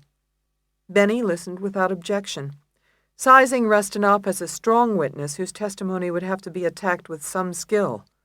But she wouldn't go over the same ground as she had with McShay. She'd have to get tougher, and Reston was the right witness to do it. He was less likable than McShay, and she wouldn't look like she was picking on him. I have no further questions at this time, Hilliard said, and Benny was on her feet. Chapter 9. Benny began her cross-examination of Officer Reston at the podium, but wouldn't stay there long. She wanted to get in the cop's face, literally. Officer Reston, you testified that you were a friend of Detective Delaporta's, isn't that right? Yes. Hadn't you been to get-togethers at his house? Yes. So you knew, didn't you, that his apartment was on the second floor? Yes. Benny walked to the jury box and faced the cop. And you had to be familiar with the layout of the apartment, am I right? Yes. So you knew that you entered into a living room, walked to the left through a bedroom, and at the end was a spare room used as a home office, isn't that right? Yes. So you knew the clothes closet was in the bedroom? I assume. You assume? Benny leaned on the jury rail. The bathroom is in the bedroom, isn't it? Yes. If you'd had several get-togethers at Detective Delaporta's apartment, having omelets and coffee, you probably used the bathroom. Reston paused, his eyes squinting slightly in thought. Yes, once or twice. The closet is the only other door in the bedroom, isn't it? Yes, now I think about it. So you were familiar with where the clothes closet was in Detective Delaporta's apartment, weren't you? I guess so, yes. Benny leaned against the polished rail. Officer Reston, weren't you also familiar with the location of the house? Yes. In your visits to Detective Delaporta's apartment, did you ever see that there was construction directly across the street? Yes. They're building a very large apartment building? Yes. Were they building it a year ago? Yes. Didn't you see as well the dumpsters out in front for construction debris? I guess so, yes. Benny braced herself. Officer Reston, isn't it true that you planted the bloody clothes in the dumpster on Trowse Street to frame Alice Connolly for this murder? Objection! Hilliard shouted, rising and reaching for his crutches. Your Honor, there's no foundation for this question. Again, it comes out of left field and is irrelevant and prejudicial. Sustained, Judge Guthrie said, as Benny knew he would. She had gotten the statement before the jury, and they were rustling in their seats. Move to strike the question and the answer, Your Honor, Hilliard added, but Benny faced the judge. Your Honor, there are no grounds to strike the question. It's important for the appellate court to see this exchange should we need to appeal this matter. Motion to strike granted. Judge Guthrie ruled, his blue eyes flashing behind his glasses. Move to your next question, counsel. Benny bore down. Officer Reston, you testified that Detective Delaporta had many friends on the police force. Who were his other friends on the force, if you know? Objection, Hilliard said from a sitting position at the prosecution table. The question is irrelevant, Your Honor. Your Honor, Benny said, it is highly relevant to the defense of this case that Detective Delaporta, Officer Reston, Officer McShay, and other members of the Philadelphia police were involved in a drug conspiracy. Objection, Hilliard barked. Your Honor, that's slander, defamation of the rankest kind, and an obvious attempt to distract the jury from the real issues in this case. Approach the bench right now, both of you, Judge Guthrie snapped, snatching his reading glasses from his nose and gesturing to the court reporter. Kindly place this on the record. Benny approached the bench, sneaking a glance at the jury on the way. The videographer looked worried for her. He was young and urban, and Benny knew from experience that a juror's willingness to believe police misconduct varied with generational, racial, and even geographic factors. Ms. Rosado, Judge Guthrie whispered hoarsely, the court has warned you not to follow this line of questioning.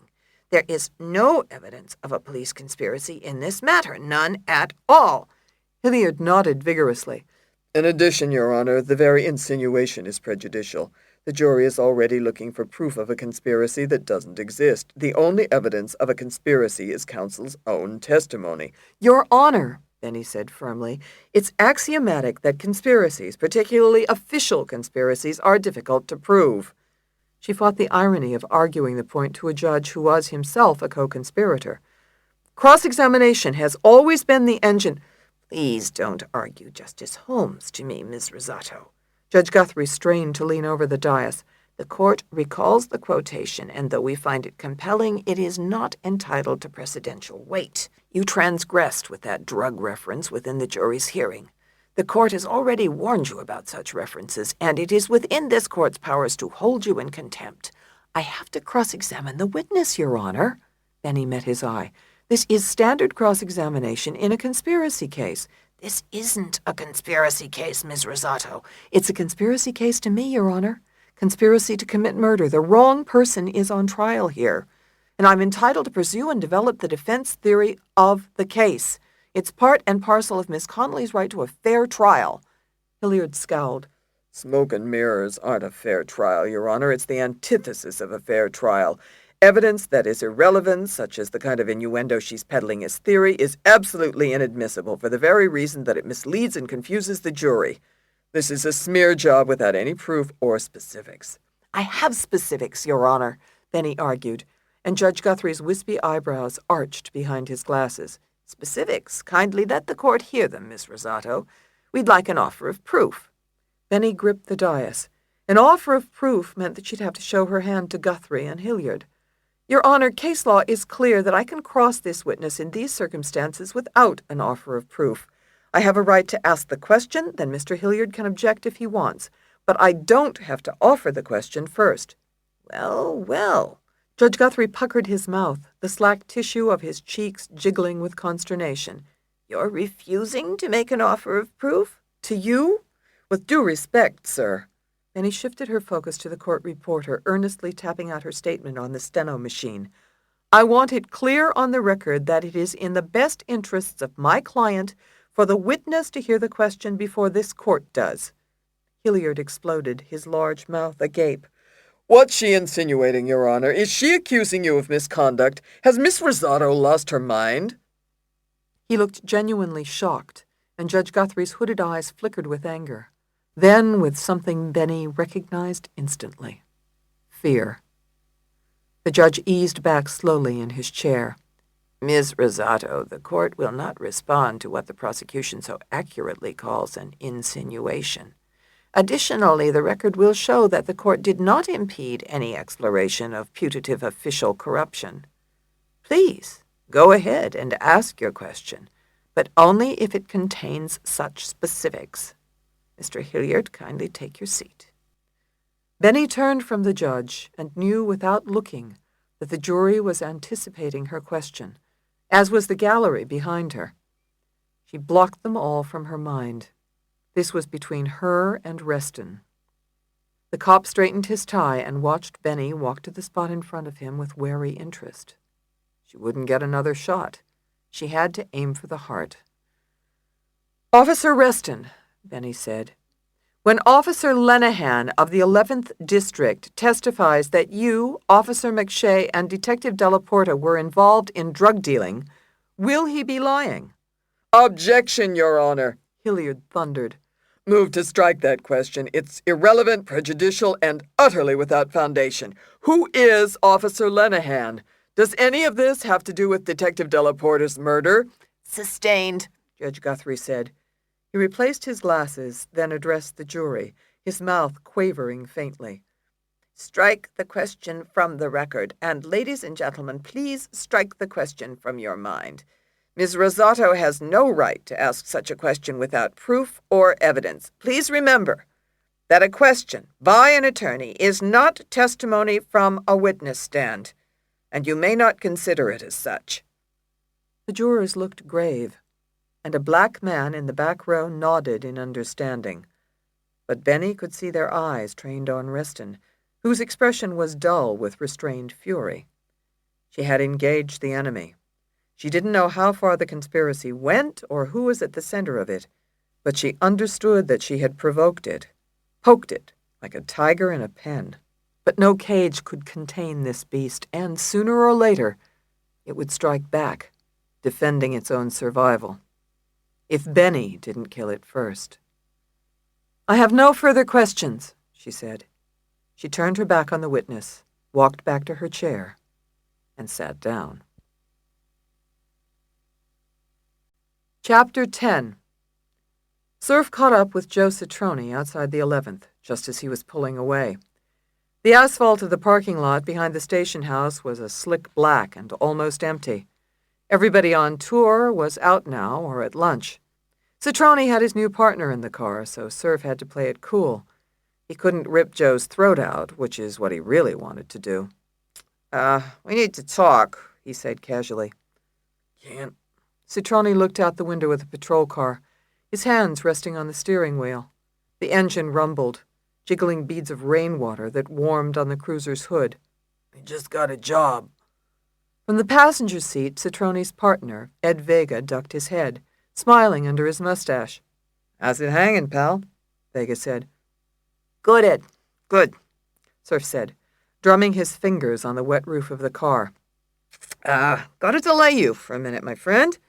Your partner owes me some cash, and I'm seeing my girl tonight." Gotcha, big guy, Vega said, and Citroni frowned. Need it now? Citroni squinted against the last of the rain that dripped through the window. The storm was dissolving to a fine, chill mist. "Yeah, I need it now," Surf insisted with a fake laugh and opened the door. "Cough it up." Relax, kid. Citroni unfolded his long legs from the driver's seat and got out of the car. Gravel crunched underneath his shoes, their patent polished to a high shine, and he slammed the car door closed. Be right back, Ed. "This way." Surf took Citroni's arm and led him a distance from the car, out of Vega's earshot. Vega could be undercover, for all Surf knew. That was how they got those cops in the 37th, with a sting. Took down the whole district. Surf didn't trust anybody anymore, least of all other cops. "Get your hand off of my sleeve," Citroni said when they were alone. He tugged his arm from Surf's grasp. "I've had it up to here with you." "You've had it!" Lenehan's temper flared. "You fucked this up so bad, none of us are going to get out of it." "You got a fresh mouth, Lenehan." Surf glanced at the patrol car and flashed a Boy Scout smile. "I told you this would happen. I told all of you, but you thought it was a big goddamn joke. We're maids, Citroni. Rosada was asking questions in court this morning. She's on to us." "Tell me something I don't know. You think you're the only one with people in the courtroom?" "I don't need people. I was there myself." Surf didn't mention the bitch catching up with him outside the courthouse. He didn't want Citroni to give him shit. "I heard it all." "And you heard Citroni say you'd be testifying against Art?" "What?" Surf looked at Citroni, shocked. "Me? Flip on Art?" "That's not true, is it, kid? She's bluffing, isn't she?" "Well, of course she is." Surf's mouth felt dry. "I mean, of course it ain't true. You kidding?" "You should have stayed away." Citroni shook his head as he reached into his back pocket, retrieved a slim calf billfold, and plucked out a new 20 from the neatly ordered bills. "Take this, in case my partner's watching. Then get lost." "Sure, I'll get lost." Surf snatched the bill from Citroni's hand and pocketed it. "I'll get lost when I get my cut of the $500,000. "It's coming." "Yeah, when is it coming? I could have taken my cut off the top. I could have taken the whole fucking pile, but I didn't. I brought it to you like a good boy, and you said to wait. Fuck, what am I waiting for?" "The right time." "What does that mean? Why can't we divvy it up now? And we can all get the fuck out of Dodge." "No." "Why not, Joe? Fucking explain it to me, old man. You might have to say a whole sentence." Citroni's eyes went flinty. "Every time there's a meet, there could be a witness. Every time there's a phone call, there could be a tap. Be patient till the situation is under control." "Like it was in control last week and the week before that. Della Porta was taking money from us, and you didn't know about it. He was setting up that cunt." "All along, I knew." "So what, you knew? You knew." Surf's temper gave way, and he raised his voice. "You didn't do dick about it, Citroni. That's your M.O. You know everything and you don't do anything." "Calm down," Citroni said quietly, which only made Surf angrier. "Fuck you. You act like you got muscle, but you got nothing going on. Nothing." Without another word, Citroni turned around and walked away, leaving Surf standing there in the rainy mist, alone with his fear and his rage. Chapter 11. Back at her office, Benny's associates yammered away while her tired eyes meandered over a print on the wall of the conference room. Max Schmidt in a single skull, Thomas Eakin's portrait of the rowing lawyer who was the painter's idol. She found herself looking at Eakins himself, unidentified in his own painting, and sculling with effort in the background. Eakins had lived in Benny's Fairmont neighborhood, only a block from her, and his mother had had manic depression most of his life, too. Funny. Benny's gaze wandered to the window. She wondered how Eakins felt when his mother died. Why didn't he paint that? Or her? The night offered no answers, only darkness, and clouds obliterated the stars. Benny had rowed on nights like this night, when the river flowed as black as the sky, carved into onyx ripples by the wind across its surface. On those nights, she felt herself at the very center of a black sphere, suspended above and below a darkness without density. "Benny, do we have a blood expert yet?" D'Annunzio asked, reading from notes on a yellow legal pad. Carrier sat to her left, swiveling side to side with nervous energy. To the right of the associate sat Lou, listening carefully, his chin grizzled gray and wrinkling into his hand. Benny came out of her reverie. "I'll cross their blood expert. It's a matter of logic, not expertise. I can get him to say what I need." "And that's it," Mary said. "There's only 25 things left to do without the blood expert." "By tomorrow morning?" Judy asked. Her Dutch boy haircut had gone greasy from a day of raking it with her fingers, and her face, usually so game and honest, looked wan. "No, not tonight," Benny said. She stood up and gathered her papers. All of you are going home, including you, Mr. Jacobs. I'm going to look over my notes for tomorrow one more time, then get out of here. None of us can do good work if we're dead on our feet. Lou stood up, too, and shook his khaki pants down to his loafers. That makes sense. I'll finish the 2 neighbors I have left in the morning, then follow up on Lenehan. Benny looked over. You really think the neighbors will yield anything? If we can work up something on Lenehan, the neighbors won't matter. You never know. Neighbors see a lot. Lou flattened his tie with an open hand. I think I got all the scuttlebutt I can on Lenehan. That he's a loner who likes the ladies, that he's in the 11th and moving up in the department? Then it's time to follow him. I need to know where he goes and what he does the next few days. Take pictures, too, Lou. I want proof, so I can cross him on it when he denies it. Judy nodded, pursing her lips. If he's smart, he'll lay low. Take a vacation. Lou shook his head. It ain't that easy to get vacation time on the force. You have to apply way in advance. Let's table this for now, Benny said suddenly. We're all tired, and 2 of us are very old. Carrier, D'Annunzio, leave your stuff here. You can start fresh in the morning. Vamoose! She waved the associates out of the conference room, and they stood up and shook off their cramped muscles, giddy at being free. Trial fever, Benny explained to Lou, who smiled as they got up from the conference table and left the room. I would have guessed PMS, he said, and Benny laughed. Oh, related syndrome. She followed the associates into the empty reception area, where they hit the elevator button. The offices were empty except for the hallway. Lou, hang with me a minute. No problem, he said, as the elevator arrived and the associates got inside. Good night, Mom and Dad, they chimed, and the elevator closed smoothly, whisking them downward. Pieces of work, Lou said, as the elevator rattled down the shaft. The building was so quiet they could hear the associates laughing on the way down, and the ping of the cab when it reached the lobby floor. Yeah, they are. Benny folded her arms. So, here's the problem, Lou. You don't want to take it to Lenehan, do you? I admit I ain't in love with it. Fair enough. Then don't do it. You stay with the neighbors, do as complete a job as possible. I've worked with other investigators. I'll call one of them. I'm just not convinced it's what you think is all. I mean, money under a floor? Lou shrugged, his hands deep in his pockets.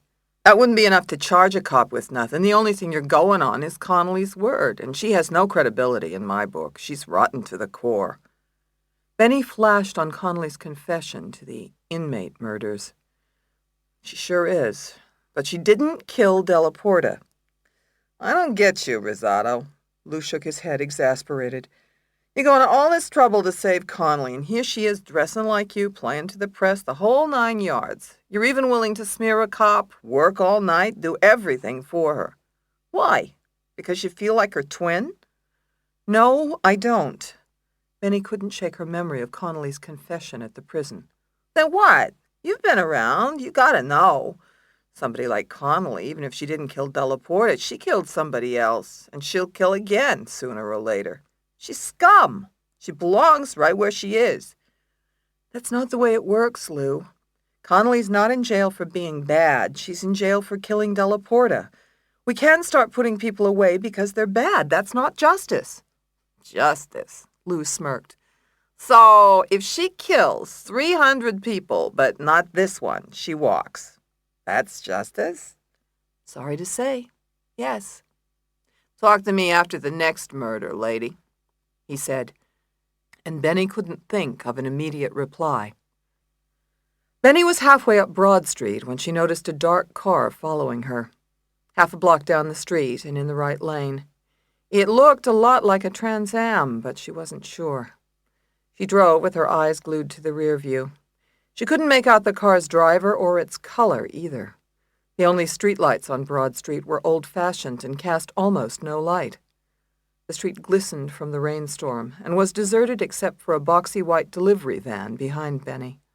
The van accelerated and filled her entire rear-view mirror. It had blacked-out windows in the back, so she couldn't see through it. The Trans Am, if it was the Trans Am, slipped into line behind the van. Benny cruised to the traffic light in front of City Hall, lit with purplish lighting that cast harsh shadows on its Victorian vaults and arches. Gargoyles screeched silently from the arches, but Benny hadn't been spooked by gargoyles for a long time. Tonight it was the cops that worried her.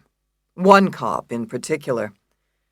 The traffic light turned red, and she looked at the outside mirror. Behind the van, she could see the slanted grille of the car, but it was still too dark to identify it as a Trans Am. Maybe it wasn't. She thought she had seen a black Trans Am 4 times yesterday and had been mistaken each time. She was getting paranoid. Still, Benny hit the gas. The white van trailed her at a slow speed, and she could see the dark car following close behind, almost tailgating. The 3 vehicles snaked around City Hall, traveled past the Criminal Justice Center, and headed for the Benjamin Franklin Parkway. Benny lived in the neighborhood that surrounded the art museum at the west end of the parkway. She had chosen the location because it was affordable, unpretentious, and close to the Schuylkill for rowing, the same reasons Thomas Eakins had picked it much earlier. Though it wasn't far, Benny found herself worrying if she'd make it home safely. She accelerated, and her Ford moved onto the 4-lane boulevard that was the Ben Franklin Parkway, slick and wet from the storm. Her tires splashed through a puddle in the gutter, spraying water onto the truck's sides, and the Ford rumbled under the multicolored flags of all nations that flapped in the wind. Nigeria, Lagos, Tanzania, read the labels as Benny sped past. The white van hung back, and after a moment the dark car popped from behind it and charged aggressively up the right lane directly under a streetlight. It was a Trans Am, blue or black, Benny couldn't tell, but she wasn't splitting hairs. Her fingers gripped the steering wheel. The Trans Am was 30 yards behind her and coming on strong. Her heart began to pound, and she steered her truck around Logan Circle, struggling to remain upright as she whirled around Swan Fountain, which shot illuminated arcs of water into the night. The Trans Am sped up, closing the distance between them, and Benny saw its color as it passed by the lighted fountain. Black. Oh, no. The silhouette behind the wheel was of a man. It had to be Lenehan. Her chest constricted. She thought fast. She had no weapon, but she had a car phone, a hands-free model. Her fingers fumbled for the keyboard, and she pressed the coded button for 911. "Emergency operator," said a professional voice when the connection crackled to life. "I need help. I'm being followed in a car, a black Trans Am." She plowed through another puddle and checked the rear view. It was only her and the Trans Am. "I just passed Logan Circle, and I'm heading for the art museum. What do I do?" "Are you in a car, miss?" "Yes, it's a blue Ford." "And this car is following yours?" "Yes, yes!" Benny struggled to steer and shout at the same time. "What makes you think this car is following you, ma'am?" The Trans Am was closing in. It was 20 yards behind, then 15. Benny stiff-armed the steering wheel. "Take my word for it, he's a police officer named Lenehan." "Did you say a police officer is following your car, miss? Why don't you flag him if you need help?" "I need help from him. Put out a bulletin. I'm traveling west up Ben Franklin Parkway. Should I drive to a station house?" Benny had no sooner asked the question than she realized she had whizzed past the street that led to her district station house. The Trans Am was so close. Then it switched into her lane, right behind her. "Help!" Benny shouted. She trounced on the gas pedal, and the Ford rocketed forward, careening up the parkway. The streetlights blurred to bright lines. The flags were streaks of color. It was all Benny could do to keep the truck stable. She aimed right for the art museum. "Miss, are you there? Miss?" "Help!" Benny shouted, her own cry reverberating in her ears.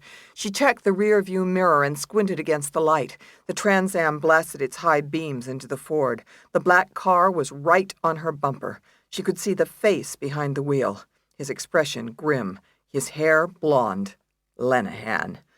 A bolt of fear shot through Benny's body. The Ford barreled down the slick boulevard. Eakins Oval, the rotary in front of the art museum, lay just ahead. The traffic light turned red at the cross street, but Benny roared through it. She held tight to the steering wheel and took the curve around the oval at speed. Light filled her truck, and the Trans Am jolted the Ford from behind. Benny hung on to the steering wheel for dear life. Miss, the operator asked, "did you say the police are there?" "No! Help!" Benny cried, then gave up. The art museum loomed dead ahead, looking like an amber-colored temple to the ancient Greeks. Lights at its base set it glowing gold in the night, and it stood high atop a promontory. A huge set of stairs led to its columned entrance. They gave Benny an idea.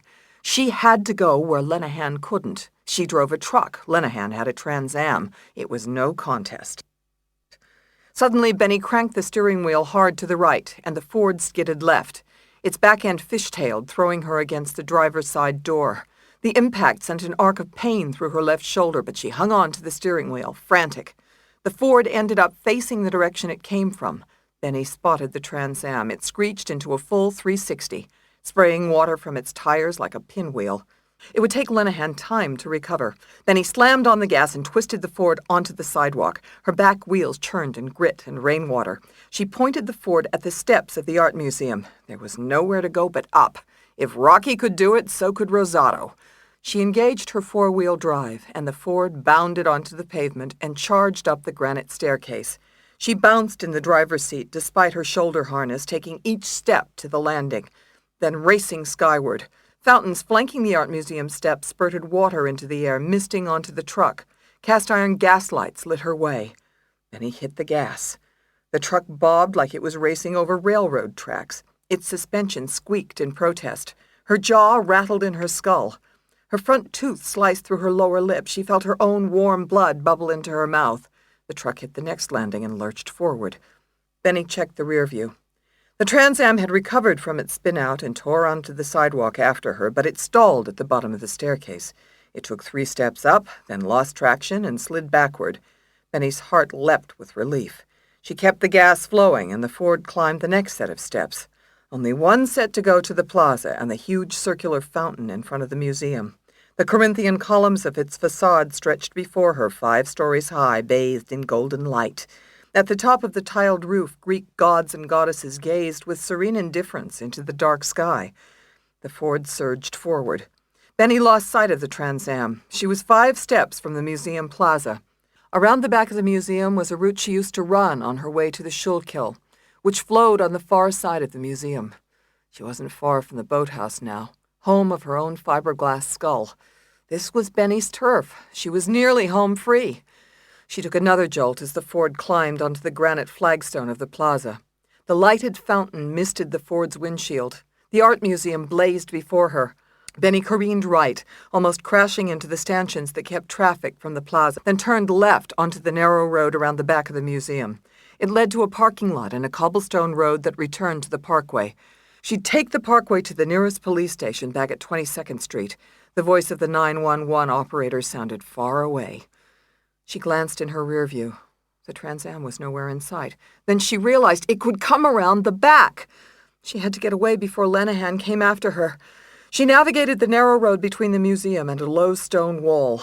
Cast-iron lamps lined the road, and Benny spotted a security camera mounted under one. She prayed museum security would come. Out of nowhere, Benny heard the roar of an engine. Her windshield filled with light. She threw up her hands. There was a deafening crash that drove her back into the seat, then snapped her body forward into the shoulder harness. Dazed, she opened her eyes. Her windshield was a network of broken glass. Her hood had buckled in the middle. The Trans Am had slammed into the Ford and sat facing her, its hood crumpled and leaking steam. A split second later, Lenehan staggered out of the car. In his hand was a black nightstick. Oh, God! Benny tried her ignition, but the Ford was dead. She looked around wildly. The phone was out. Lenehan was coming at the truck. He would kill her. She screamed, the sound thundering in her head. Her vision went foggy. A cracking sound shattered her driver's side window. Benny looked over in terror. Lenehan was pounding the glass with the baton. His face was bloodied, contorted with a lethal fury. Oh, my God! Benny stopped screaming. She had to act, to go, to run. She snapped off her shoulder harness and scrambled to the passenger side of the truck. She wrenched open the door and almost fell onto the wet flagstone. She hadn't hit the ground before she heard heavy footsteps behind her. Lenehan was upon her. "You fucking bitch!" the cop bellowed. Lenehan grabbed Benny by the neck from behind and jammed the nightstick under her chin, cutting off her windpipe. Her throat exploded in pain, her eyes filled with tears. She clawed the nightstick, struggling to wrench it off. "You're dead, bitch!" Lenehan dragged her to the edge of the stone wall. A panel of lights at the foot of the wall blinded her. She gasped for breath. She tore at his hands, then his nylon windbreaker. "Get over there!" Lenehan shouted, then slammed Benny onto the hard edge of the stone wall. The rough stone scraped her cheek. Her ribs seared in agony. She dangled over the wall. She could barely see for the pain and the darkness. It was 50 feet down to a concrete delivery ramp. "Get over the wall!" Benny forced herself to think, but she was losing consciousness. She couldn't breathe. Lenehan shoved her higher onto the wide wall and tried to push her over the side. "Oh, God!" Her head flopped over the other side of the wall. A ballpoint pen from her blazer pocket rolled onto the wall. That was it. With her last breath, Benny grabbed the pen and stabbed, blindly backward. Lenehan's surprised gurgle told her that she had hit something. The nightstick eased at her throat. Her body shuddered as her lungs gulped air. There was no time to lose. Lenehan cried. He dropped his nightstick, and it clattered to the asphalt. Benny torqued in his grasp. The ballpoint pen hung from the base of Lenehan's neck, and he yanked it out. Blood spurted from the wound. His eyes blazed with renewed fury. He grabbed Benny by the throat and slammed her back against the wall, banging her head against hard rock. She fought back on the edge of consciousness, hanging onto his shirt so as not to fall over the side. They struggled up and onto the wall, their shadows commingling in a grotesque lover's dance, their silhouettes magnified in the lights. Lenehan's blood drenched them both. Benny felt its hot spray on her cheek. Its primal smell filled her nostrils. Her nails raked Lenehan's windbreaker as he rolled her to the edge of the wall. The sky went black around her. "Hey, you! Hey! Cut that out!" came a shout, and Benny felt Lenehan's grip release her throat. She coughed for breath and opened her eyes long enough to see a museum security guard running toward them both. "Cut that out, you two!" the guard yelled. Lenehan, startled at the sight, then wobbled, losing his balance at the wall's edge. "No!" Benny cried and reached for him. His windbreaker brushed her fingertips, but she closed her fist too late. Lenehan slipped from her fingers, his eyes sick with terror as he dropped over the side of the wall. The last sound Benny heard before she collapsed was Lenehan's final shriek, joined by the screams of approaching police sirens. Chapter 12.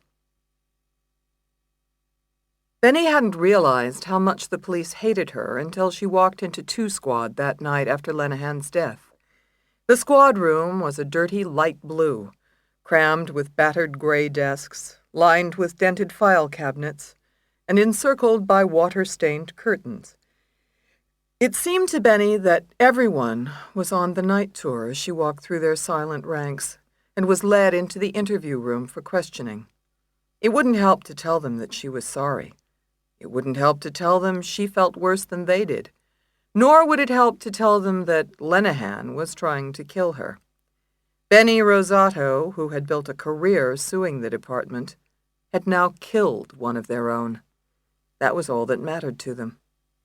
"Take a seat, Ms. Rosato," said one of the detectives, though Benny had been here many times.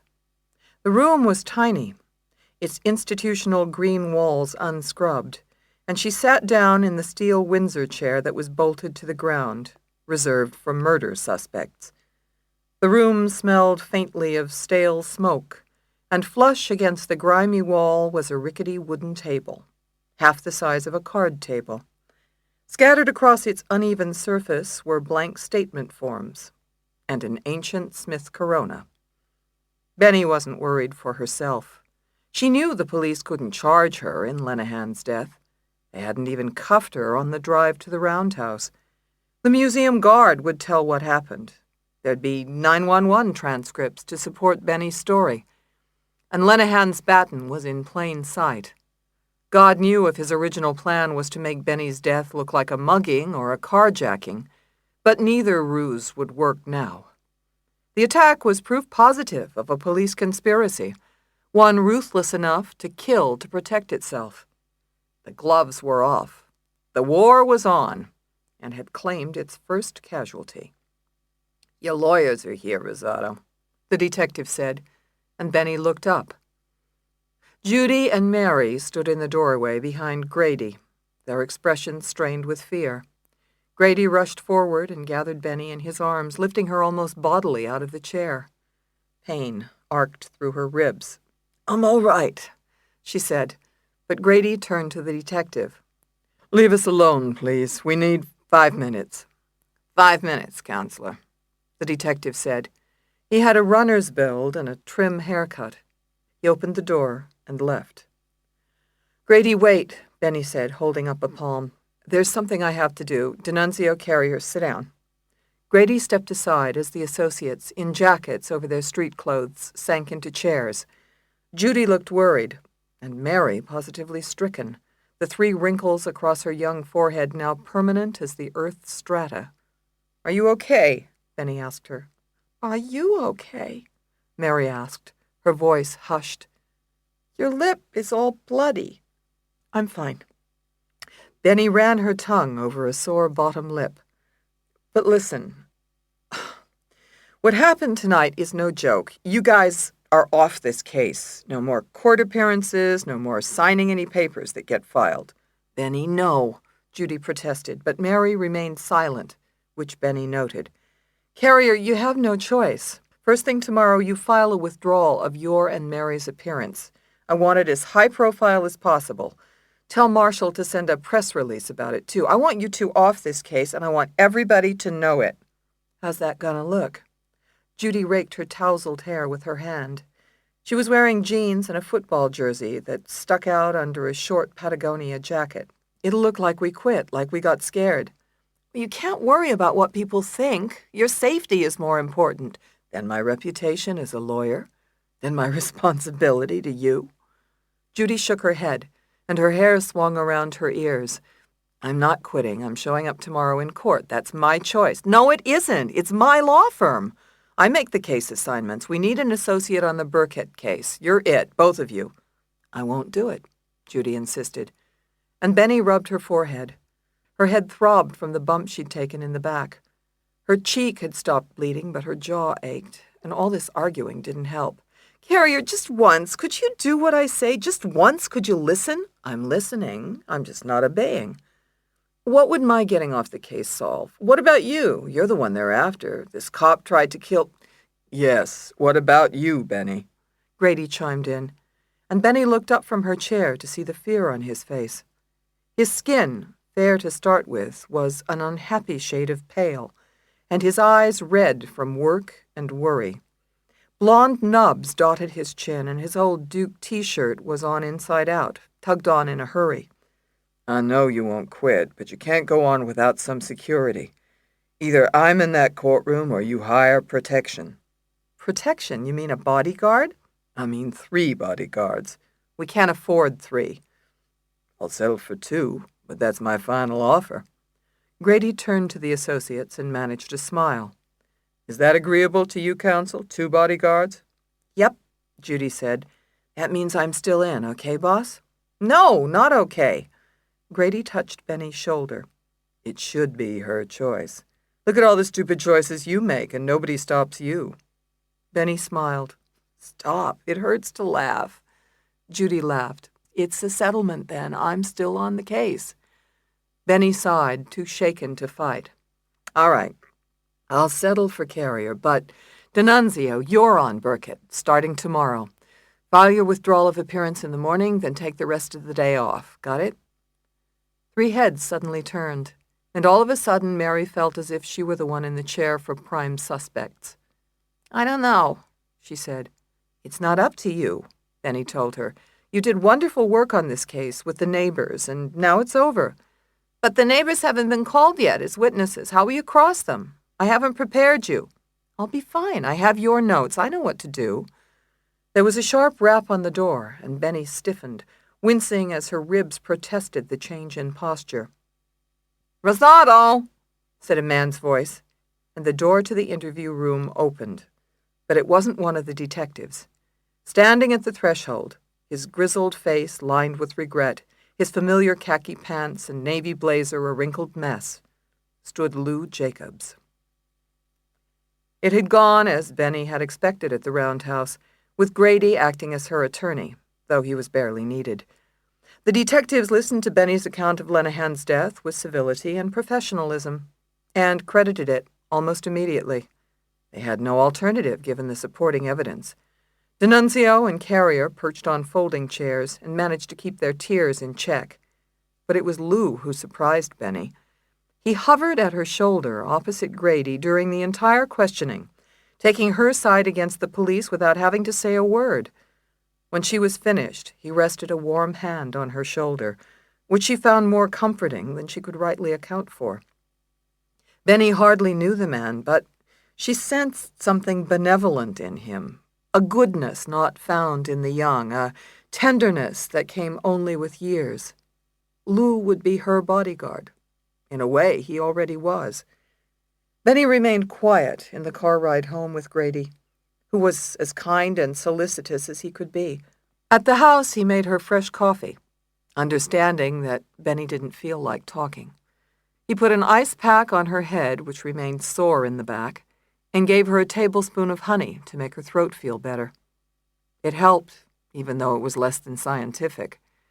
Her lip had swelled where she'd cut it, and her jaw was shaky from being bounced around, and for that, Grady prescribed a night's rest beside him. Benny was grateful to him, but oddly found herself unable to say so. She lay sleepless, awake until dawn. She couldn't think, but could only feel. If she had met death firsthand with her mother's passing, Benny was on an intimate basis with it now. She couldn't help but feel partly responsible for Lenehan's death. She kept replaying the fight on the wall in her mind. If she had just closed her fingers around the windbreaker a second earlier. Benny closed her eyes in the dark bedroom. Her thoughts wandered to the prison murders. Connolly had driven a homemade knife into Leonia Page's throat, almost the same spot where Benny had stabbed Lenehan with the pen. Was there such a thing as the killer instinct? Did Benny have it too? Tears slipped from beneath her eyes one after the other, coming as uncontrollably as her questions. Was her heart as dark as Connolly's? Did she have that level of hate in her nature, subsisting deep in her bone and fiber, residing within her very cells? The bedroom remained still. The night was deep and silent. The only sound was the low electrical hum of the alarm clock, its squared-off face glowing a fraudulent orange. Grady's breathing came soft and even. The dog snored from a curl on the plywood subfloor at the foot of the bed. This room, this man, even this animal used to make Benny feel safe, used to fill her with love. She used to think of her mother, sleeping as peacefully as she could in the hospital, watched over by the best doctors money could buy. The thought would comfort her, complete her somehow. Benny's life was full then and sweet. She was happy. But right now, Benny couldn't even remember what happiness felt like. Chapter 13. The early rays of the morning sun fought their way through the skyscrapers into chambers, and Judge Guthrie sat almost slumped behind his elegant mahogany desk. His reading glasses lay folded beside a hunter-green blotter, and he gazed at Benny with hooded eyes, sloping downwards. "I was terribly sorry to hear of what befell you last night, Miss Rosato." "Thank you, Your Honor," Benny said. Freshly showered and dressed in her standard navy suit, she crossed her legs in the leather chair across from the judge's desk. She and Hilliard had received an early morning call from Judge Guthrie, in inevitable response to the media accounts of Lenehan's death. "Killer twins," read the worst of the tabloid headlines, along with the subtler "double jeopardy." "How are your injuries, my dear?" Judge Guthrie asked. He sounded sincere, and almost looked it, in a red paisley bow tie with a white Oxford shirt that hadn't been on long enough to wrinkle. "I'm alive, thank you." Benny's lip remained sore, and her shoulder and side ached. Her jaw still felt rattled, though the scrape on her cheek had been concealed by foundation. Nevertheless, she was determined to put last night behind her. Letting it get to her was letting them win. "It's terrible," Hilliard chimed in, his voice grave. His beefy frame looked as if it had been clothed hastily, in a tan pinstripe suit and a cream-colored shirt that contrasted with the darkness of his skin. His gray tie had been knotted sloppily, unusual for Hilliard. "I spent most of the night trying to get to the bottom of it." Judge Guthrie turned. What did you learn, Mr. Hilliard? We understand that Officer Lenehan was very upset by Benny's cross-examination in court the other day when she mentioned his name in connection with official corruption. They tell our office that Lenehan reacted badly, thought it was an embarrassment, a disgrace. We believe he went to talk with Benny, perhaps confront her about what she'd said, but he lost control. Our office will be issuing a statement this morning. We regret deeply what happened, of course. Benny said nothing. Behind Judge Guthrie's frail shoulder, his court reporter tapped on the long black keys of the steno machine. This conference would be on the record, and Benny was mindful that any transcript could find its way onto the news, court TV, or even the internet. She wouldn't say a word that wouldn't be for public consumption. Hilliard shook his head. Frankly, Officer Lenehan was a renegade. A loose cannon. You might as well know, both of you, that we understand he went drinking last night. His blood alcohol level was double the legal limit. Benny listened, her face impassive, though her thoughts were in tumult. She hadn't smelled alcohol on Lenehan's breath last night, and she would have if there had been any. Somebody either injected him with alcohol post-mortem or falsified the lab results. She wondered who had signed off on the blood work. My, Judge Guthrie said quietly. That's quite a shame, quite a shame. It certainly is, Hilliard agreed. You never think anything like this happens. Then it does. Such a young man, too, the judge mused. So sad, so sad. Hilliard nodded. Lenehan had so much going for him, was on his way up. Except for his personality problems, he was a good cop. His personnel record was clean as a whistle. Benny thought their conversation stilted, as programmed as a dialogue in a high school language lab. She could read between the cliches. Lenehan's personnel record had been altered. Any infraction had been magnified to a personality problem to support their loose cannon spin. She looked at the prosecutor and wondered again if he was in on the conspiracy. Hilliard turned to Benny, shifting his weight with difficulty in the chair. Beside him on the floor lay his crutches.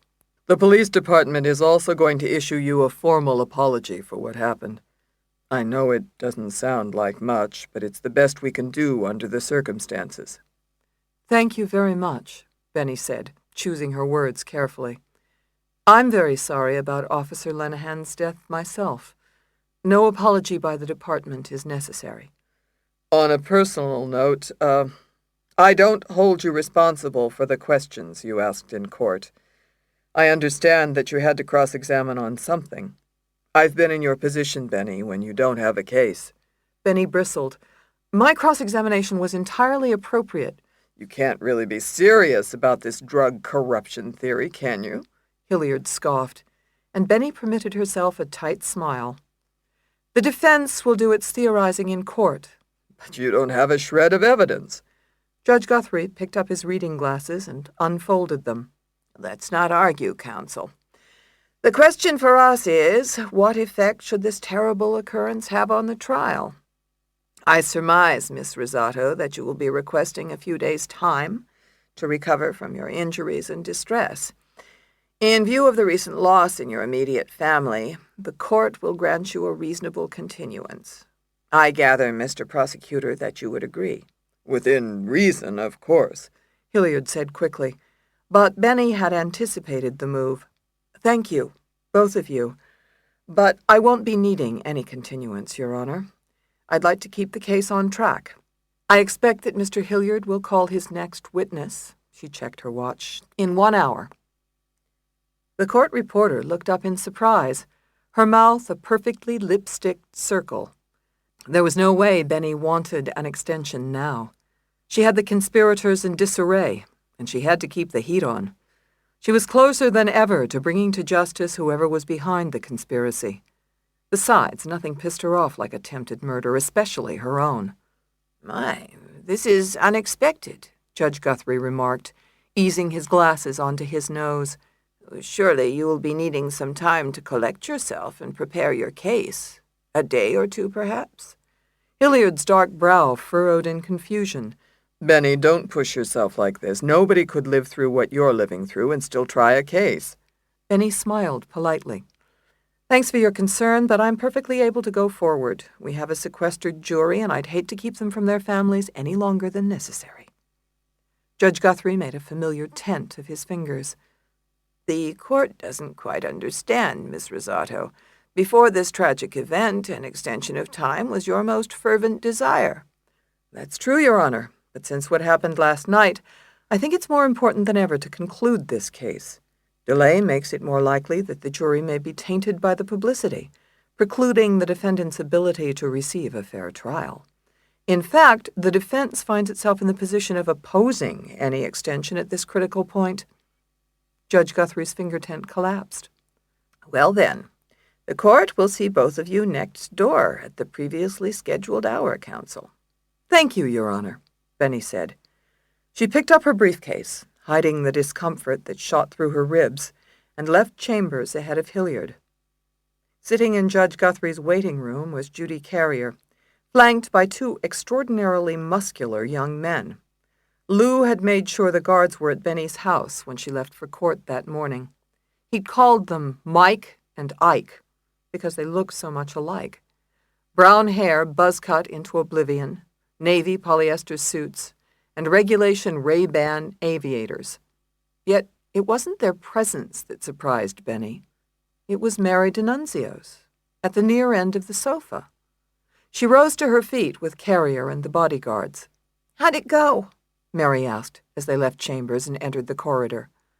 The floor was of black and white marble, and the white vaulted ceiling towered over their heads. The press was momentarily at bay, obeying orders not to come within 50 feet of the judge's chambers.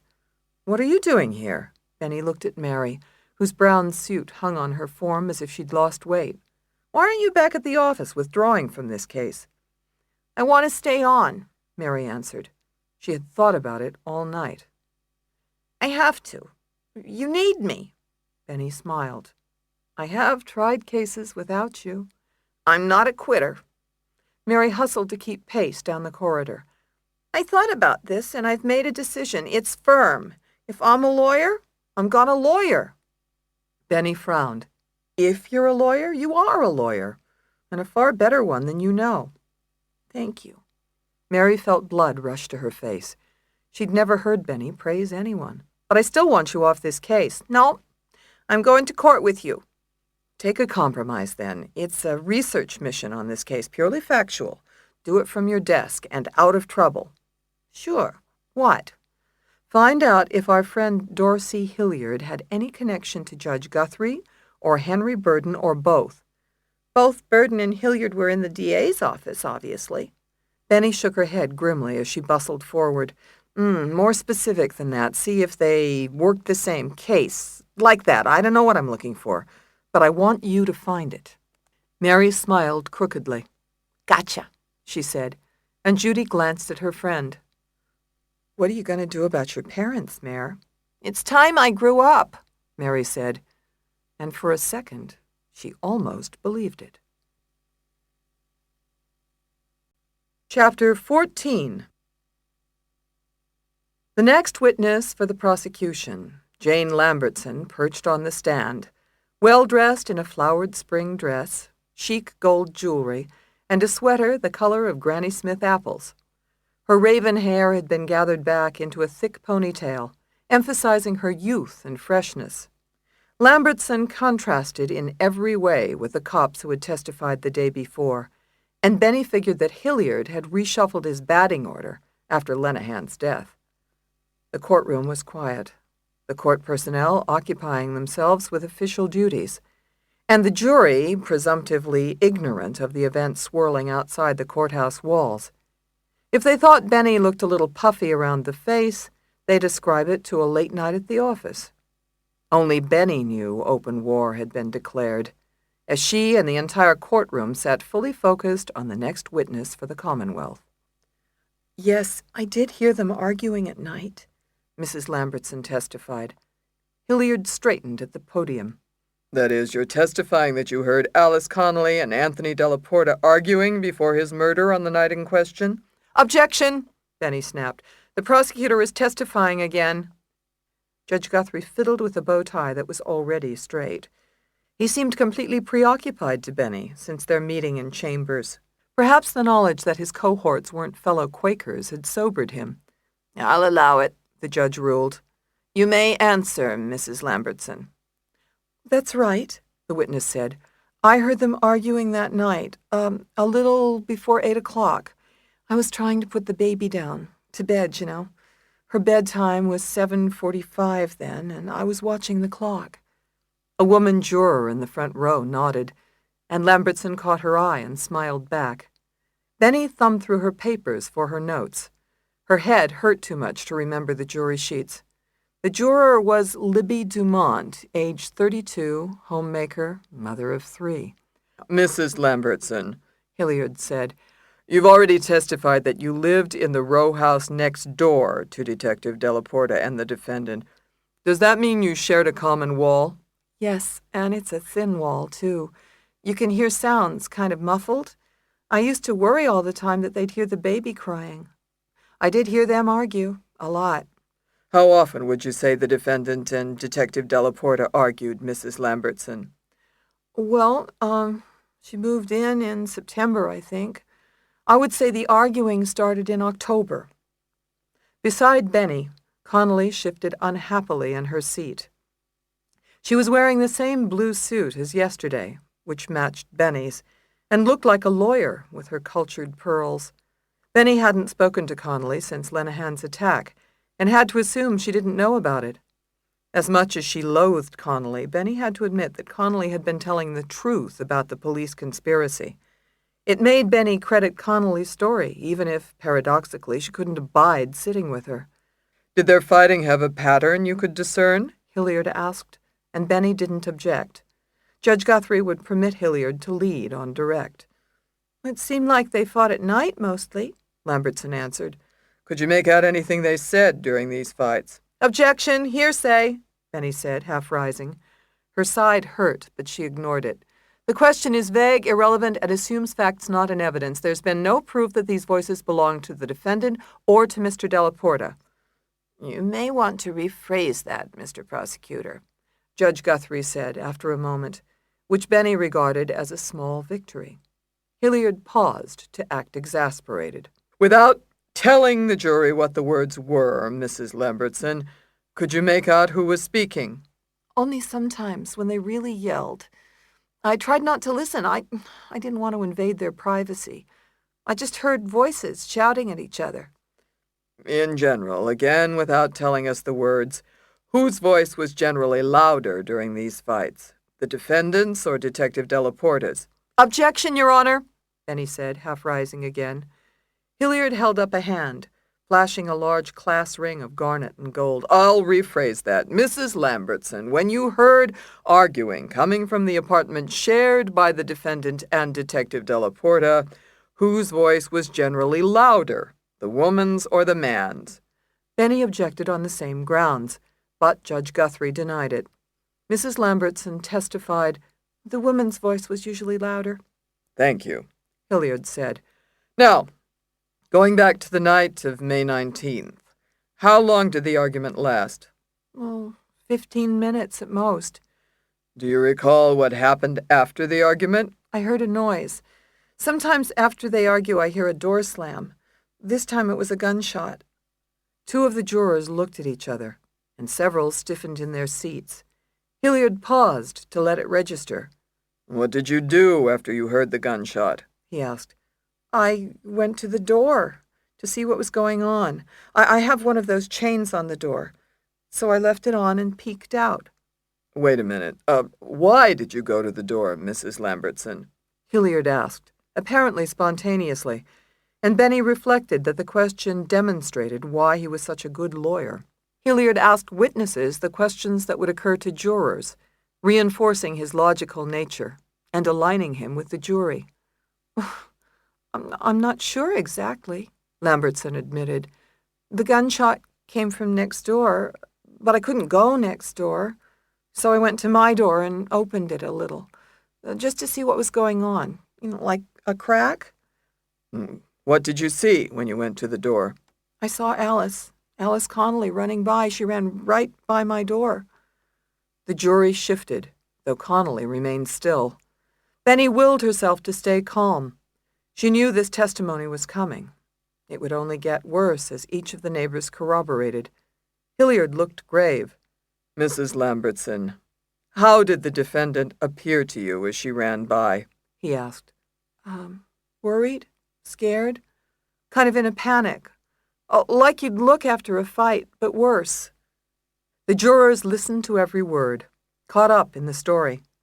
Benny wished she could break it up with an objection, but it would cost her more in credibility than she'd gain. She glanced uneasily over her shoulder at the gallery, which looked rapt. Directly behind her sat Mike and Ike, solid as fence posts at either end of the front row. No cops watched from the back row where Lenehan had sat. It was hard to believe he was there only yesterday, watching her. Benny flashed on him, falling in horror over the wall, and found herself wondering when his funeral would be. She knew just how his family would feel, picking out the casket. Sick, horrified, dazed. Mrs. Lambertson, after you saw Alice Connolly run by, what did you do? I called 911 and told them what I had seen, and the police came. Hilliard continued by eliciting the details of the 911 call, and found an excuse to take Lambertson again through the gunshot and Connolly's running down the street, to emphasize it to the jury. It was a slam-dunk direct examination of an appealing and critical witness. Benny rose to her feet, wincing from hidden injuries, and knowing that she had to attack Lambertson's testimony without attacking the witness. She had to do it without getting bollocksed up by what had happened last night. Near-death experiences didn't make for productive workdays. But she couldn't think about that now. Chapter 15.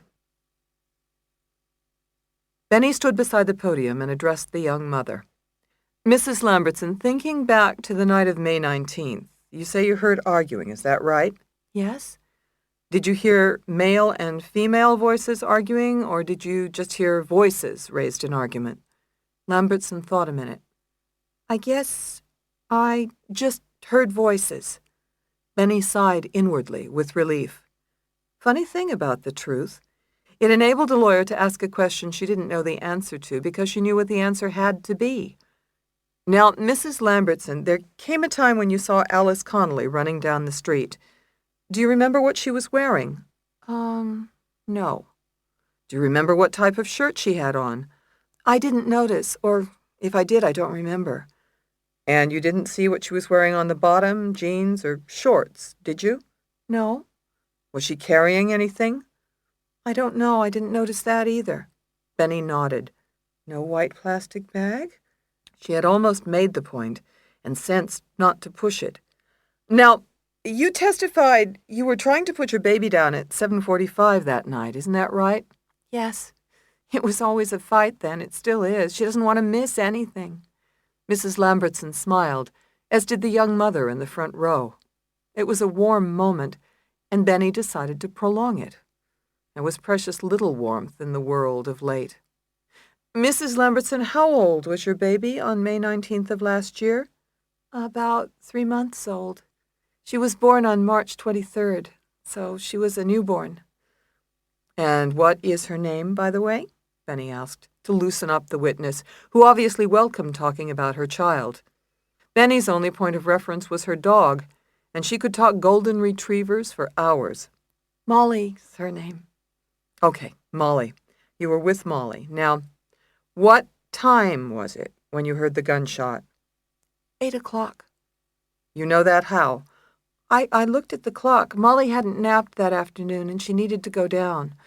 On days like that, you have an eye on the clock. Now, when did you look at the clock in relation to when you heard the gunshot? Lambertson thought a minute, pursing her lips, lipsticked a light feminine pink. I looked at the clock right after I heard the gunshot. Benny paused. It was a crucial point. She had to prove that more time had elapsed between the sound of the gunshot and when Lambertson saw Connolly running past her door. If Benny's theory was true, Whoever shot Delaporta had gotten out just before Connolly arrived home. What kind of clock do you have? Is it digital? No, it's a small round one on the oven front. You know those? Sure. So you have to read it, like the old days. The witness smiled. Yes. Mrs. Lambertson, what did you do after you looked at the clock?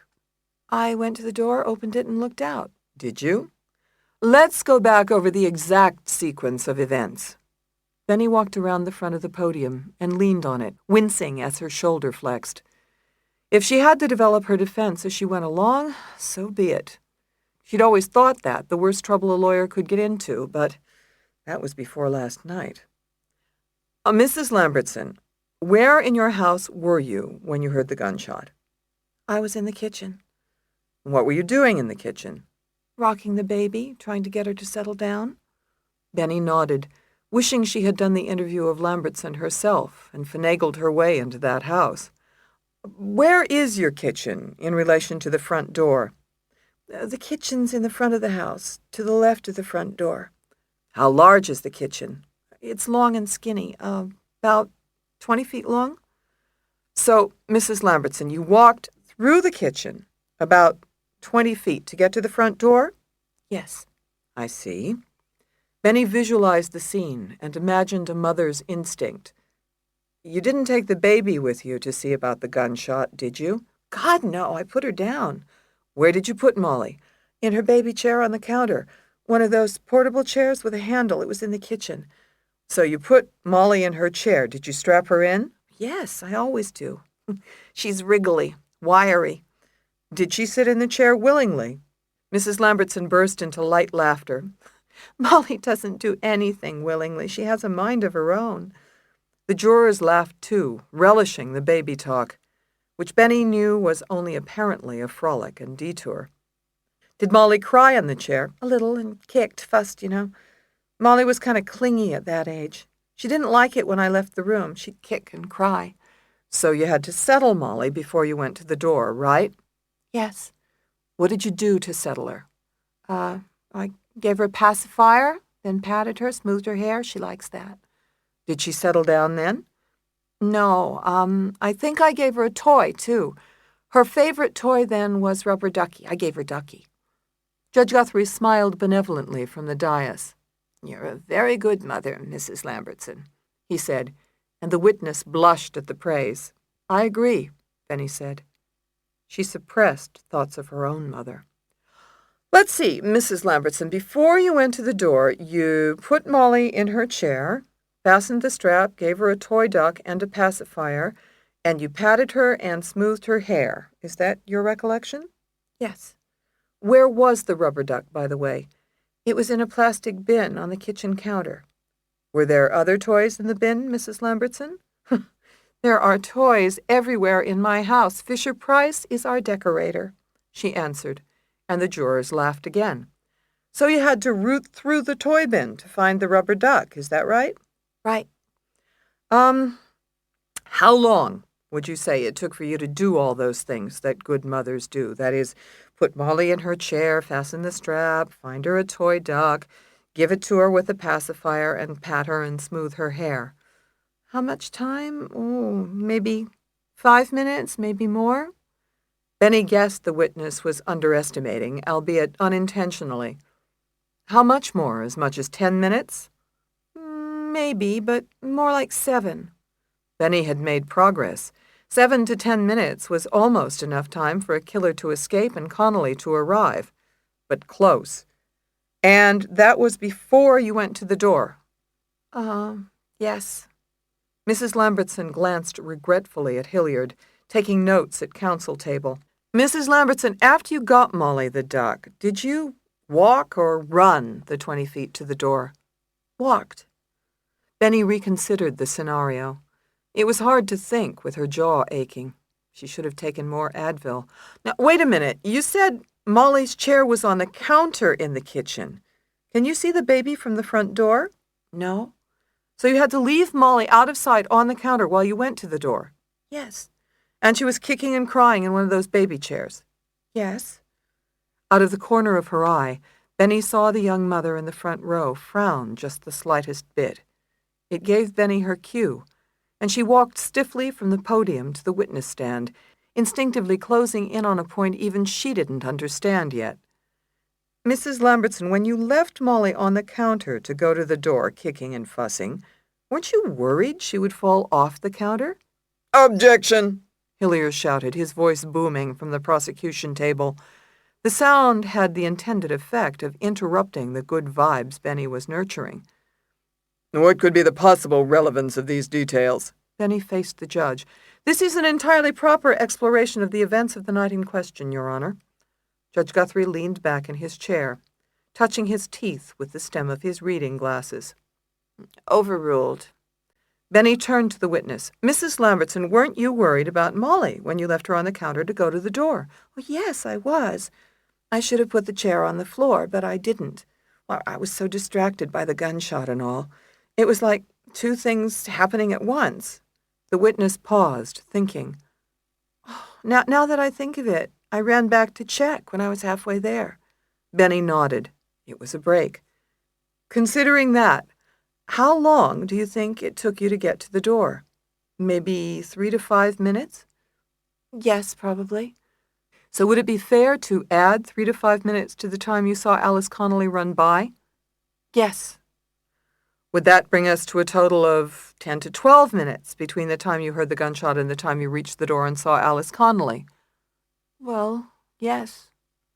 Benny paused, pleased, then thought back through Lambertson's testimony. It always surprised her that information witnesses volunteered during their testimony assumed significance in context. Mrs. Lambertson, you mentioned earlier that Molly needed a nap. When was the last time that day that she had slept? Objection, Your Honor. Hilliard half rose from his chair. This line of questioning is totally irrelevant and calls for the witness to speculate. Your Honor, Benny said firmly, the relevancy of the questions will become clear, and I don't think Mrs. Lambertson is speculating. She's obviously very attentive to her child, as you yourself noted. Judge Guthrie frowned. Mrs. Lambertson, please don't speculate or guess at your answers. Feel free to say so if you don't remember. Thank you, Your Honor, Mrs. Lambertson said. I know Molly's schedule. Even then, she kept to a schedule. Hilliard sat down heavily as Benny sent up a prayer of thanks. Mrs. Lambertson, the question was, when was the last time that day that Molly had slept? She'd been awake since her morning nap. She woke up at about 6 in the morning, then went right back to sleep. She woke up at about 10:30 in those days. She didn't even take an afternoon nap, or if she did, it lasted like an hour. So on May 19th, she was up from about 10:30 in the morning until when she eventually went to sleep. Is that right? Right. Take us back a bit to the day before May 19th. You said Molly was 3 months old at the time. If you can recall, what was her schedule then? Hilliard sighed audibly, but refrained from making an objection. His cranky growl got him the interruption he wanted anyway. Oh, God, it was hell, sheer hell, Mrs. Lambertson said, rolling her eyes. She would start fussing late in the day when she was really too tired to stay awake. She would fall asleep at about 9 o'clock, then wake up at about midnight. We'd watch Jay Leno together. If you remember, did Molly go right back to sleep after the Jay Leno show on the night of May 18th? She never went right back to sleep. Mrs. Lambertson shot back, so flatly that the jurors laughed. She always wanted to play after she'd nursed. She was happy, well-fed, and had my attention. When was the next time Molly did go back to sleep, the night of May 18th? She didn't go back down at all. We were both up all night. Benny couldn't imagine it. She thought of her mother's devotion with a pang of fresh grief. She paused a minute and hoped the jurors attributed it to her next question. Mrs. Lambertson, had you napped that day on May 19th? Not since the morning. I always napped when Molly napped, or I wouldn't have survived her first year. Somebody in my playgroup told me to do that, and it was good advice. So, in the night before May 19th, you had a total of 3 hours sleep? Yes. Benny thought about how she felt without a good night's sleep for a week. Doesn't sleep deprivation affect your concentration? Oh, sure. I'm one of those people who need a lot of sleep, 9 hours a night. Once I took Molly to the doctor. She had an ear infection, and I couldn't remember whether the doctor told me to put drops in her ears or mouth. Another time, I bought diapers and left them on the counter. The jurors smiled, and Benny waited before her next question. Did you ever think you read something and read it wrong? Objection! Hilliard said as he rose and reached for his crutches. He knew where Benny was going, and it wasn't baby talk anymore. He slipped strong forearms into the aluminum handles of his crutches. The question calls for speculation and is vague. I think this entire line of questioning is totally irrelevant and a waste of the court's time. Judge Guthrie was caught cleaning his reading glasses. I think not, Mr. Hilliard, he ruled, and Hilliard took his seat heavily. Benny glanced at the judge, thankful. If Judge Guthrie had been ruling against her yesterday, he was playing fair today. Too bad she almost had to get killed to get his attention. Mrs. Lambertson, she said, you may answer the question. I guess I remember reading the directions on the bottle over and over, even out loud. Thinking back to the night of May 19th, recall that you're trying to get Molly to calm down, you're working on 3 hours of sleep, and you hear a gunshot. Then you run to the door, come back, and read the clock. How can you be sure you read the clock right? Lambertson looked away, apparently reconsidering. Well, I think I did. You're sure your perceptions were correct that night, even though you were working on 3 hours sleep? I am. Benny slipped her hands into her pockets. Maybe she was pushing it, but she couldn't help herself. She wanted to know what happened that night. But other perceptions of yours were off that night, weren't they, Mrs. Lambertson? Well, like what? The witness asked thoughtfully. And Benny could feel the jurors' faces as they turned toward her. If she could come through, she sensed they'd shift to her side. Benny felt it like an undertow tugging at her ankles, threatening to drown her if she didn't swim hard. Well, Mrs. Lambertson, when you looked out your front door, you didn't perceive what Alice Connolly was wearing for a shirt, did you? No. And you didn't perceive what Alice Connolly was wearing on the bottom, jeans or shorts, did you? Well, no, she answered, a tremor of doubt in her tone. And Benny felt the tide begin to turn. Mrs. Lambertson was an intelligent, reasonable person, bending over backward to be honest in her testimony. In Benny's experience, they made the worst witnesses ever. So, isn't it possible, Mrs. Lambertson, given how tired you were and all that was going on, that you're not exactly sure what the clock said when you read it? Police records show you didn't call 911 till 8:07. Mrs. Lambertson straightened in her chair. Benny held her breath, and Hilliard his objection. Judge Guthrie craned his neck over his papers as the silence lengthened. The jury focused completely on the young mother, waiting for her answer. Finally, Mrs. Lambertson said, I guess I can't really be sure if it said 8 o'clock. Benny's body sagged suddenly with the release of tension. I have no further questions, she said, and returned to her chair behind counsel table. Your Honor, I have redirect, Hilliard said, rising and holding up a finger, but Benny relaxed in her chair. She knew he couldn't erase Lambertson's testimony. Connolly leaned over and tapped Benny's sleeve. Way to go, counselor. There's not many lawyers who could kill a cop then kick ass in court the next day. Benny's face flushed with shame. She looked over, stung, but Connolly had turned away, a smile playing at the corners of her mouth. Chapter 16. It was the lunch break at trial, and Benny faced Connolly in the courthouse interview room. Benny was so angry she couldn't feel her assorted aches and pains. How did you know about Lenehan? She demanded. How could I not know? You're incarcerated, for one thing. Well, that never stopped me before. Impressed? Benny folded her arms. Who are you in contact with on the outside? Is it Bullock? Relax. Connolly sat back and smiled. Her wrists lay handcuffed in her lap, incongruous with her suit and pearls. One of the guards showed me the newspaper. I told you the cops were behind it. Lenehan, McShay, Reston. They're all out to get me. Now do you think I'm telling the truth? About them, yes. So you know I'm innocent. You didn't kill Della Porta. We'll leave it at that. Did you know Lenehan or not? No, I told you that. You never heard anyone mention him? He almost killed me last night. What's his connection to you or them? No idea. Benny only grew more determined. Why does the judge want me disabled on this case, do you know? So I'll get railroaded. Why? How's he connected to this conspiracy? I don't know how. I told you. What about the DA? Hilliard, what about him? I don't know what the connection is. I said. You don't know anything that can help us out. Us. I'm touched. Us is me and my associates. Connolly laughed. Can't help you, girlie. It's your show. Show's over. See you in court. Benny reached for the doorknob and walked out. But it wasn't as easy to turn away as it should have been.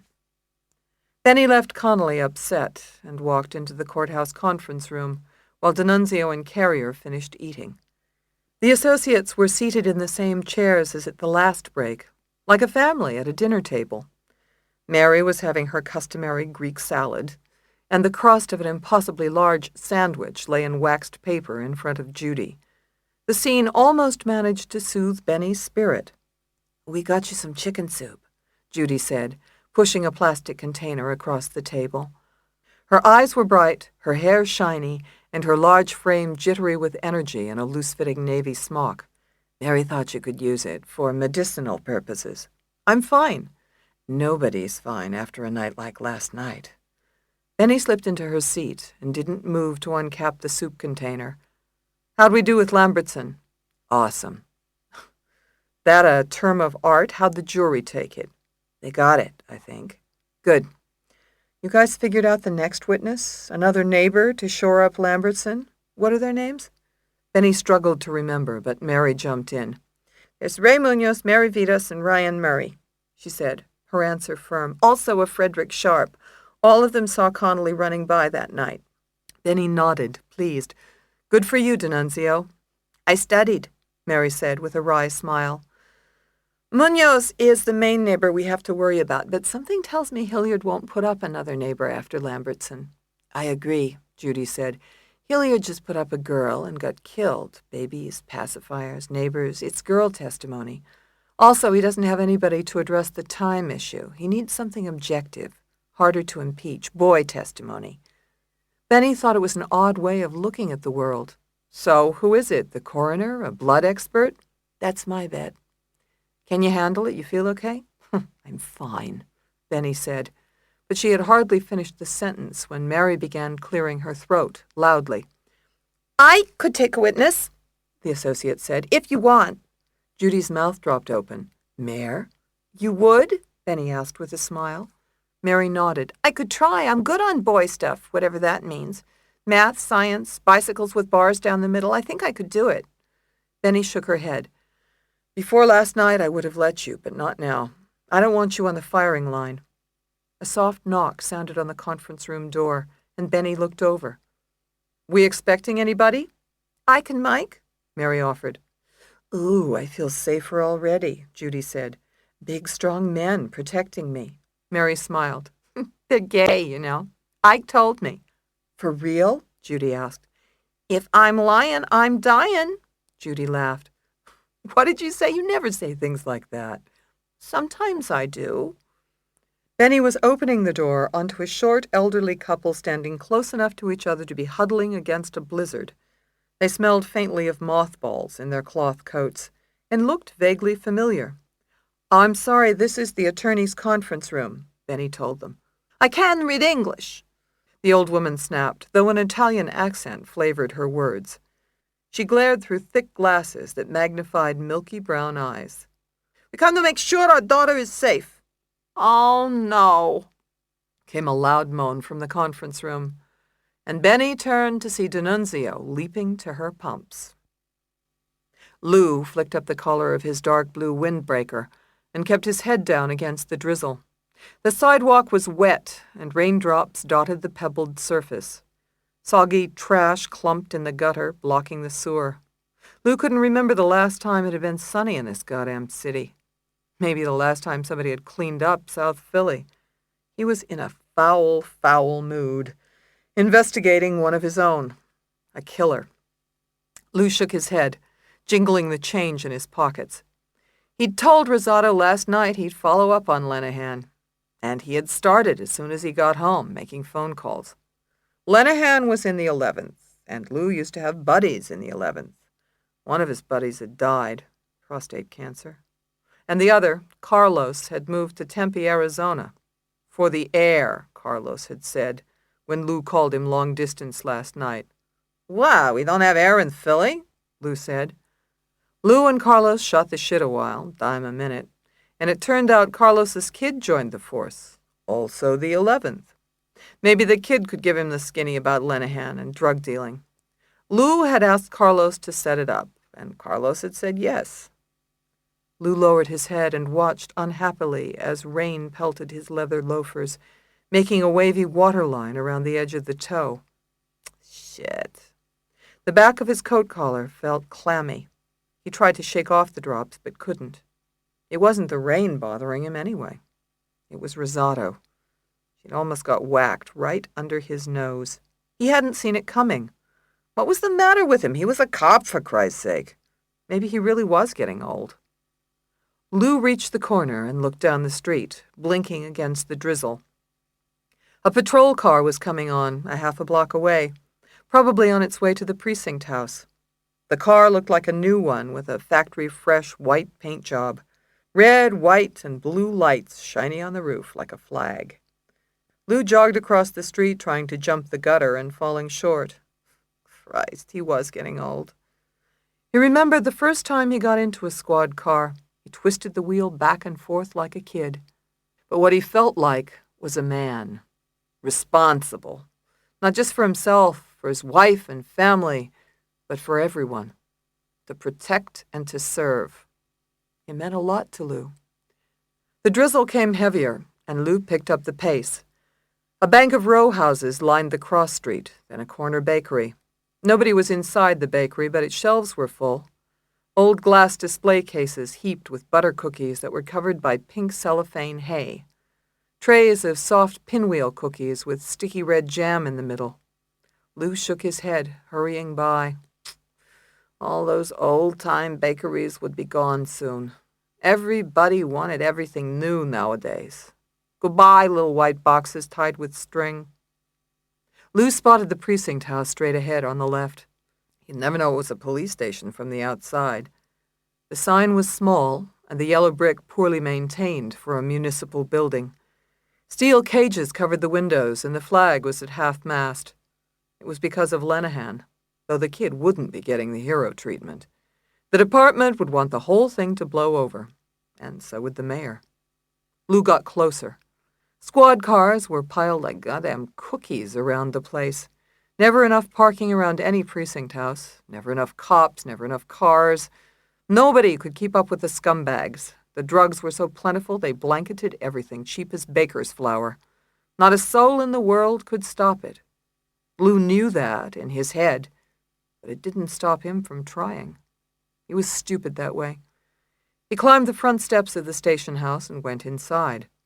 Behind the desk was a young black woman with her hair tucked up under her hat and a smile covered with braces. She asked if she could help him, like it was a bakery shop, and Lou smiled. "Looking for Ed Vega," he said. "Oh, you just missed him. He'll be right back." "Damn," Lou said. "I'll wait. He was supposed to meet me for lunch." "You're not a reporter, are you?" she asked, her eyes narrowing, and Lou laughed. "Hell no. I used to be a cop." Chapter 17. The witness, Dr. Liam Pettis, was bald, with a silver-white tuft of hair above each fuzzy ear, and his smile was flanked by the softest of jowls. He wore a seersucker suit of sky-blue stripes that fit his small, pudgy frame as if it had been bought many years ago. In response to Dorsey Hilliard's questions, Dr. Pettis recited a laundry list of expert qualifications, degrees, publications, and awards. yet still managed to sound slightly surprised when Judge Guthrie qualified him as an expert. Dr. Pettis, Hilliard continued, in addition to being a professor and a licensed physician, you are also an expert in blood spatter analysis, are you not? I am. Briefly, explain what blood spatter analysis means, in layman's terms, if you would.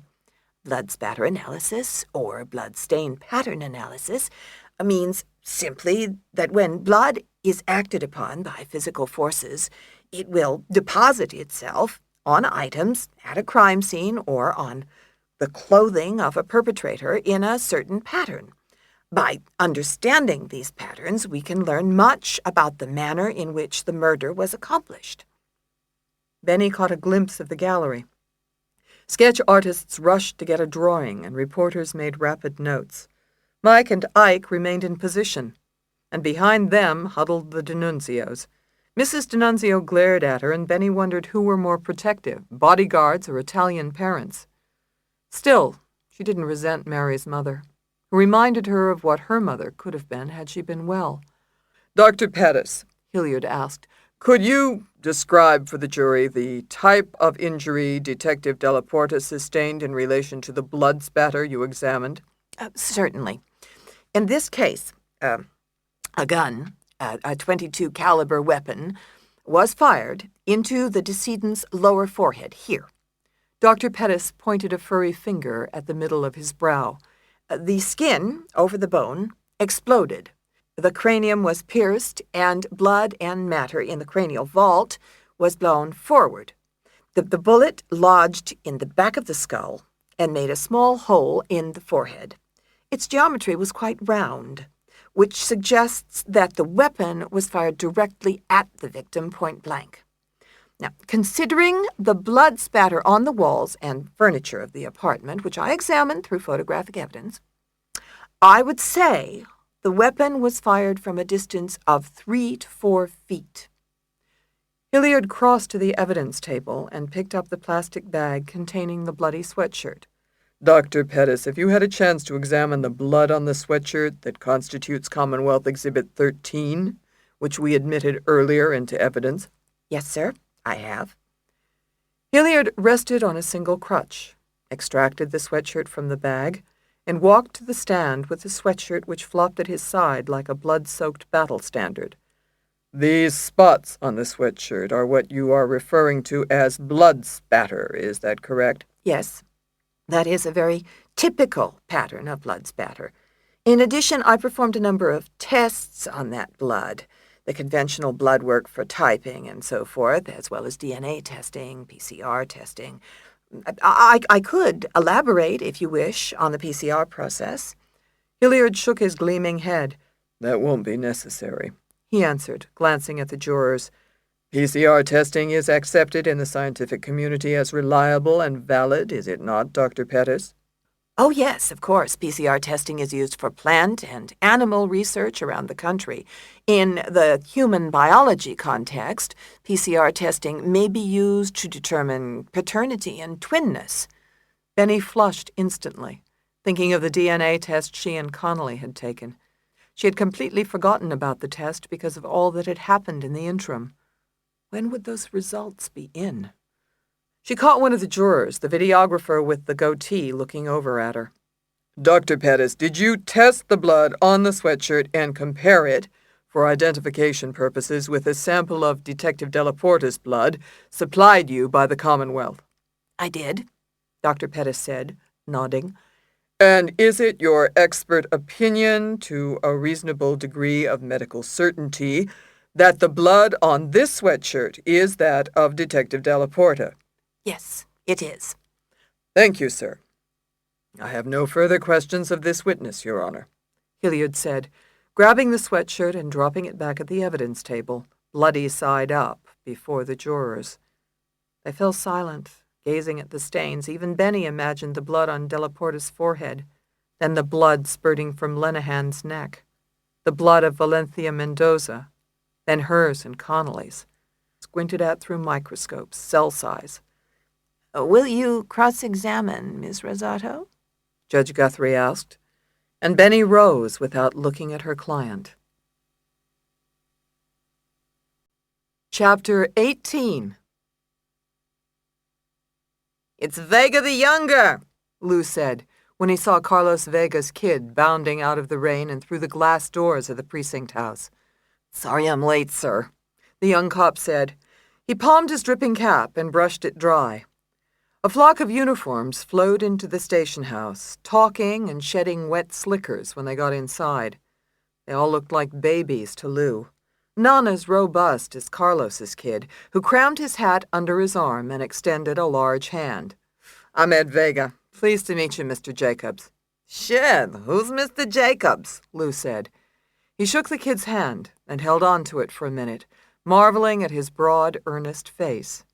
The kid had dark hair, a small mustache, and the bedroom eyes his father had at 23. "Call me Lou, okay?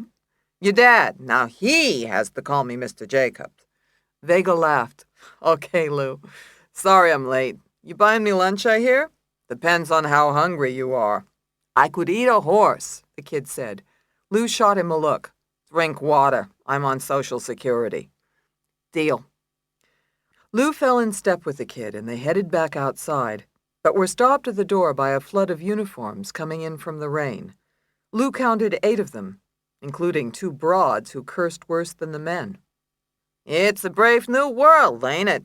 Lou said, without elaborating, as an older, taller cop hurried up the steps.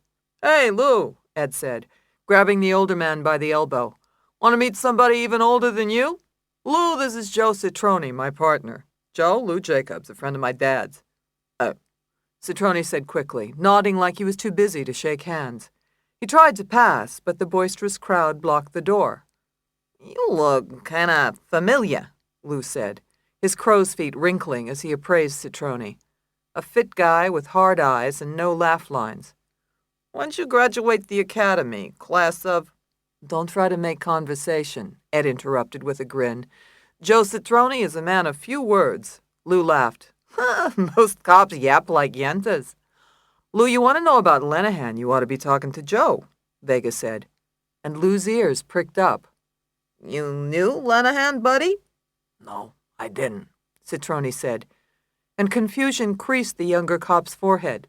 "Sure you did, the other day," Vega started to say, but his sentence trailed off. "You're mistaken, Ed." Citroni looked at Lou. "Good meeting you." Vega fell silent as his partner walked away. Then he slapped his cap on and gave it a twist. "Where we going to lunch?" he asked. "Where else?" Lou said, and after a backward glance at Citroni, he ventured into the storm. Debbie's Diner, with its aluminum sides, train car shape, and familiar donut sign, had become a fixture in South Philly. The food was good, the prices cheap, and the only drawback to the diner were the mob killings that took place in its front parking lot, generally in odd-numbered years. The murders were of the old-fashioned variety, a single accurate gunshot to a target selected by an organized crime family, not the scattershot drive-by that shredded kids in the crossfire and left Lou asking what the world had come to whenever the killers acted so inhuman. But rather than scare the patrons away, the murders served only to authenticate Debbie's, phasing neither the made men nor uniformed cops who ate there. Lou knew that as long as there was scrambled eggs with ketchup, there would be Debbie's, and he was glad. "Let's sit here," Lou said, and showed Vega to his favorite booth. They sat down and grabbed some paper napkins from the steel dispenser, leaving it rocking. "You wet, kid? You want a napkin to dry off?" "No, thanks." Vega shook his hair dry like a Newfoundland puppy, and the waitress came over, cute with a short haircut and a black uniform that fit just right. "You guys ever heard of umbrellas?" "No," Lou said. "We hate umbrellas." Vega grinned. "It's a cop thing." The waitress shook her head. Her lapel pin, in the trademark donut shape, read, "Teresa, 3 years." Her name and years of service at Debbie's. An infant by Debbie standards. "2 coffees, right away?" she asked. "Ah, you're a genius," Vega said with a grin. "Yeah, right, I should go on Jeopardy!" she said and took off. Vega ran his hand over his hair and it popped back up like porcupine quills. So, Lou, I don't know anything about him. Never even met the guy. It's an effing shame what happened. You, hear anything about him? What's the scuttlebutt? There isn't any. Hard to believe. Lou, I don't know what my dad told you, but I only been in the district 2 months. I just got paired with Citroni. Lou nodded. Citroni knows Lenehan, though. You heard him, no. I heard you. You said he did. I must have made a mistake. Lou blinked.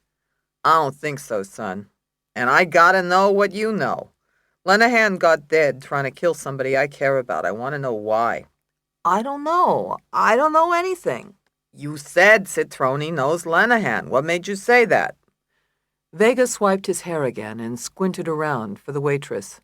Oh, where's that coffee? Why do you think Citroni knew Lenehan?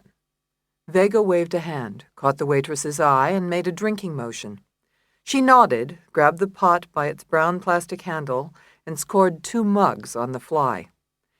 Ed, why did you think Citroni knew Lenehan? Lou asked again, but the kid kept squinting at the waitress, avoiding his eye. Ed.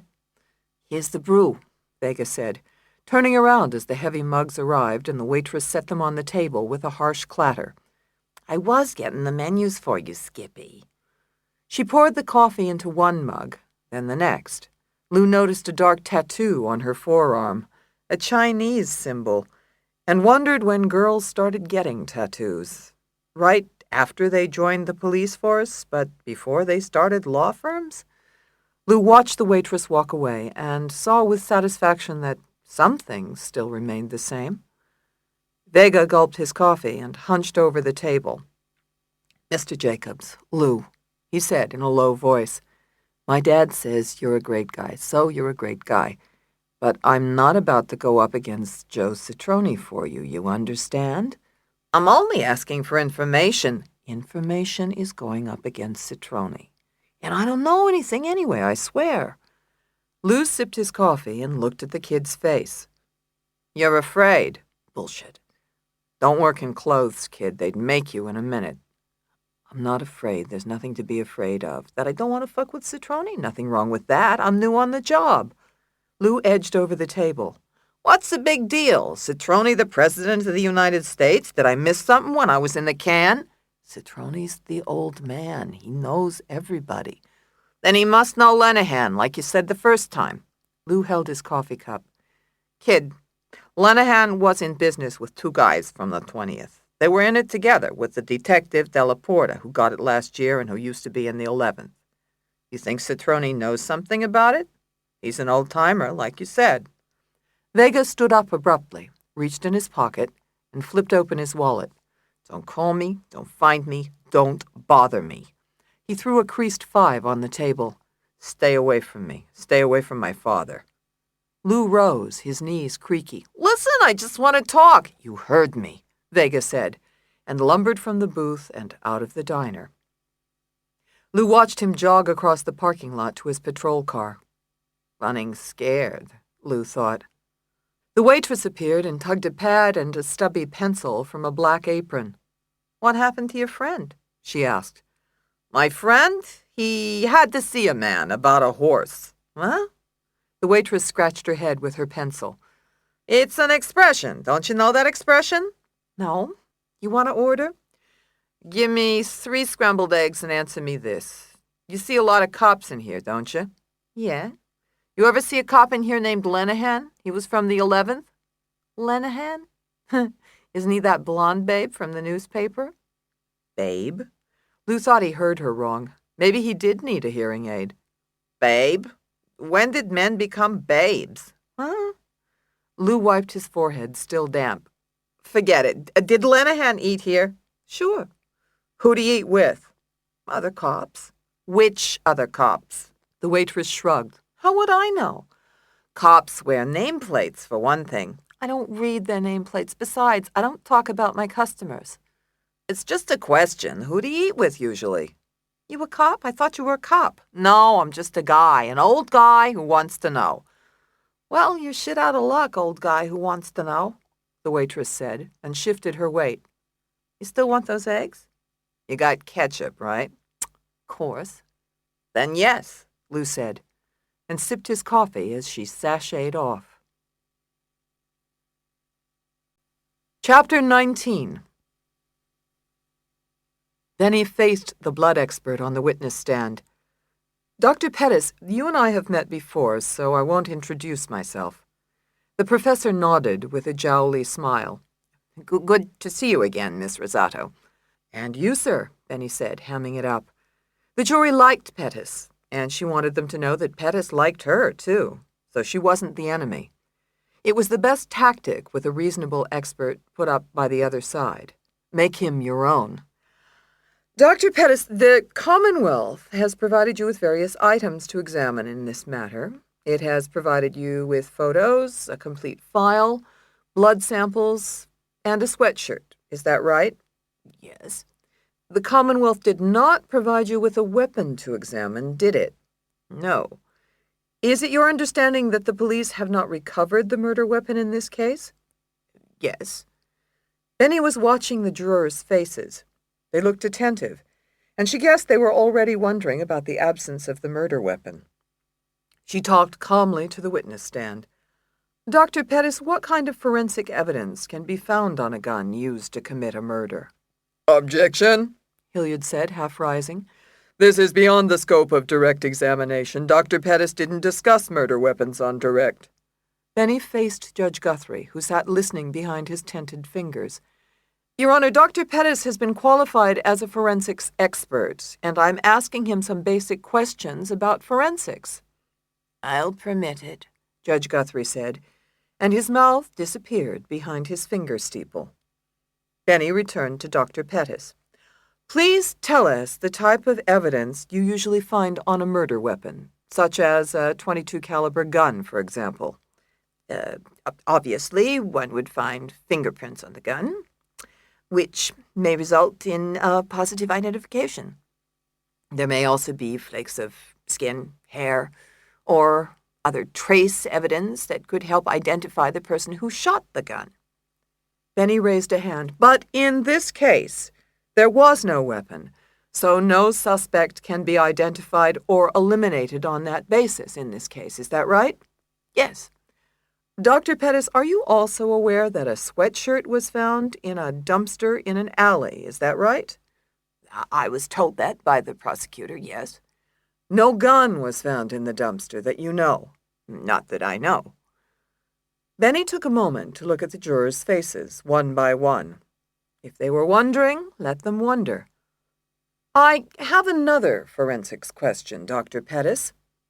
When a person fires a gun, from any distance, aren't there certain residues deposited on their hand? Yes, provided there's no intermediate barrier, such as a glove. Can you test for the presence of such residues in your lab? Yes, of course. Were you asked to perform any such test on Alice Connolly's hands? No. You have no knowledge if any samples of residues were taken from Alice Connolly's hands, do you, Dr. Pettis? I do not. Thank you. Let's move on. Benny crossed to the evidence table and plucked the large baggie containing the sweatshirt from the evidence table. Dr. Pettis, I am showing you what is marked as Commonwealth Exhibit 13. Do you recall testifying about the spatter pattern on this sweatshirt? Yes. Benny extracted the sweatshirt and unfolded it, releasing a stale, distasteful scent. The blood dotting its surface was caked and dried, but she couldn't help feeling vaguely nauseated. Dr. Pettis, blood spatter analysis is well accepted in the law enforcement community, isn't it? Yes. And most law enforcement professionals, such as the police, are familiar with its principles, are they not? Objection. Calls for speculation, Your Honor, Hilliard said from his chair. Overruled, Judge Guthrie said. Dr. Pettis may so testify. Dr. Pettis faced Benny. Law enforcement professionals, such as police, would be familiar with blood spatter analysis. I myself lecture on it at police academies around the country. Do you lecture on blood spatter to the Philadelphia police as part of their training? I do, and on other forensic principles as well. Benny cocked her head, still holding the sweatshirt. Do you have an estimate of how many police officers you've trained over the years in principles of blood spatter analysis? I'm so long in the tooth, God only knows, he said, and the jurors smiled with him. Thousands, easily. Thank you. Benny held up the sweatshirt. Dr. Pettis, didn't you testify earlier that the blood spatter pattern on this sweatshirt is typical? Yes, I did. You teach this in your lecture course to the police, is that right, sir? Yes. Benny faced the jury, still holding the sweatshirt against her own chest. She didn't need hair or skin analysis to tell her it was Connolly's. It would have fit Benny exactly. Tell the jury, Dr. Pettis, do you ever recreate spatter like this in your lab? Oh, yes, all the time.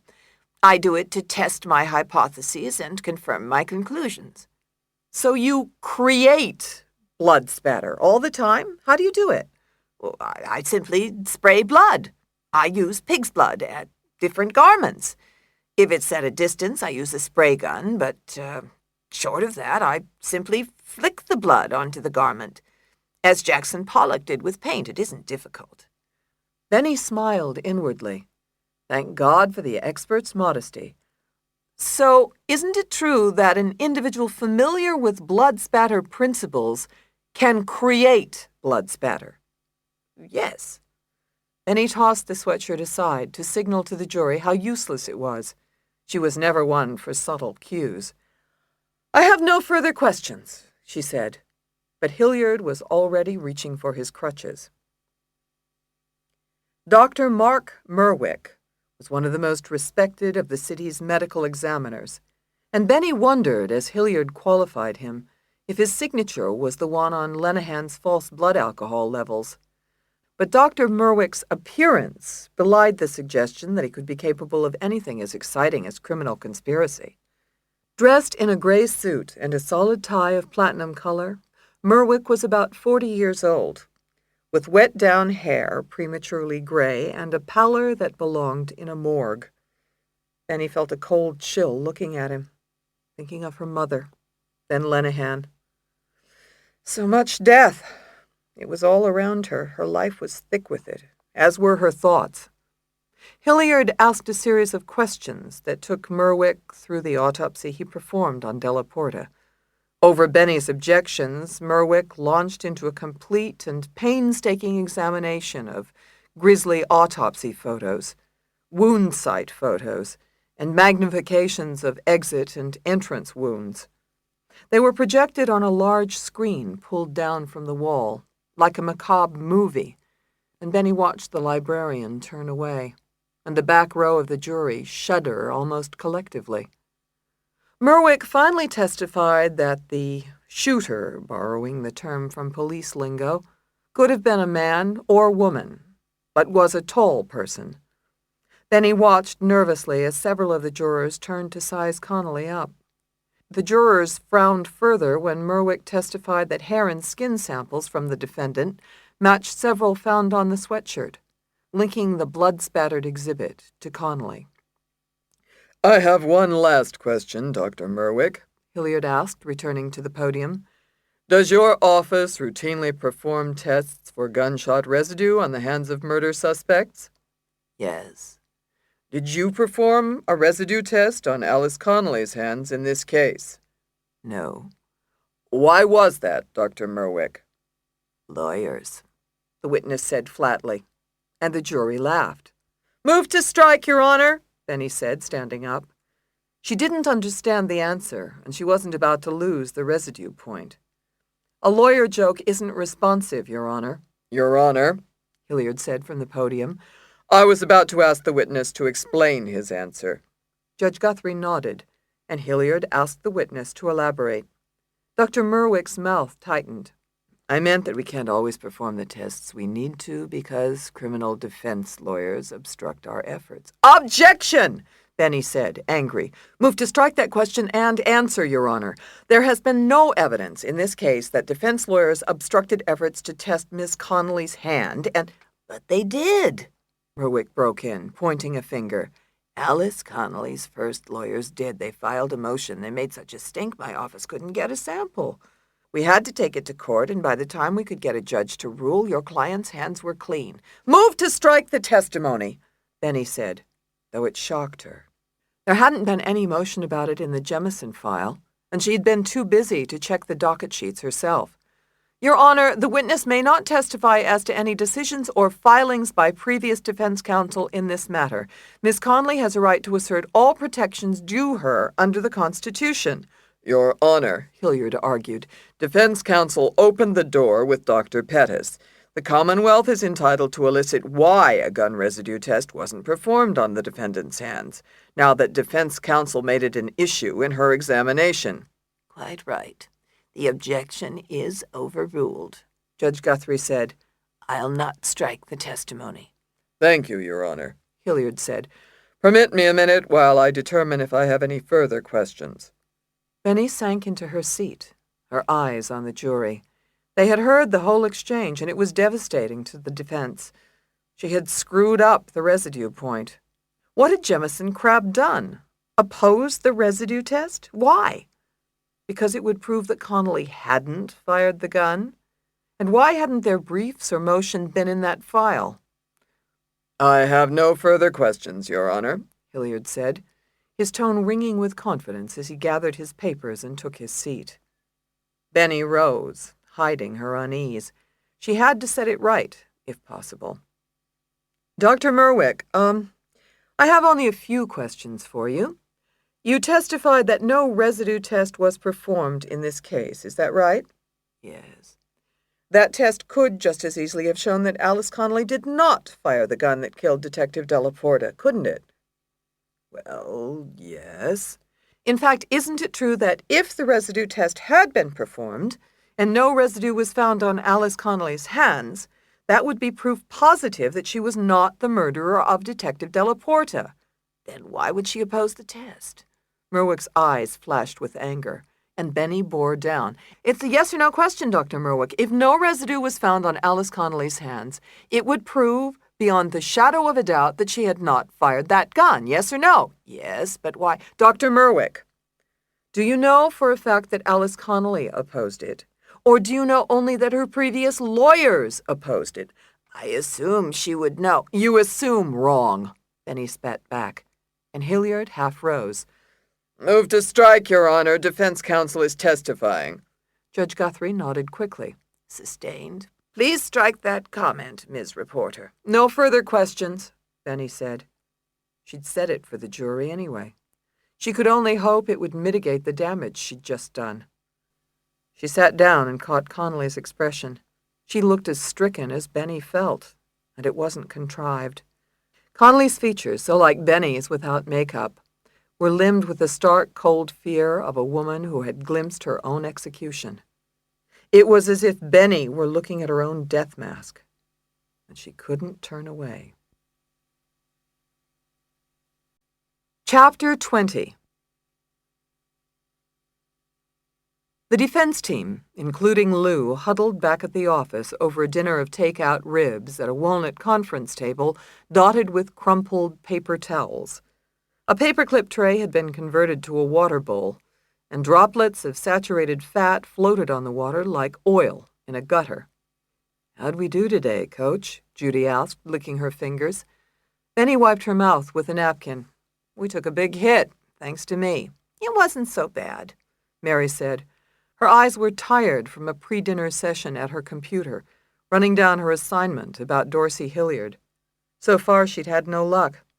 Hilliard had no unusual relation to Judge Guthrie, at least on reported cases online. He'd been before him in 6 cases, won 3 and lost 3. "We just have to keep at it," Mary said, more to herself than Benny. Cheer up, Rosato."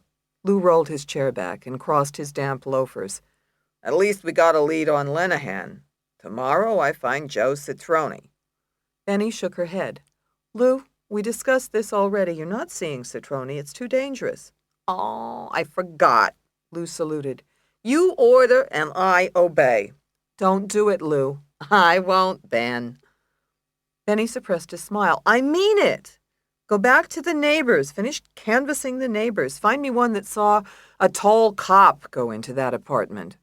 Whatever you say, lady, but Joe Citroni is tall. Then show him pictures of Citroni. Find me a defense witness. It would make a nice change.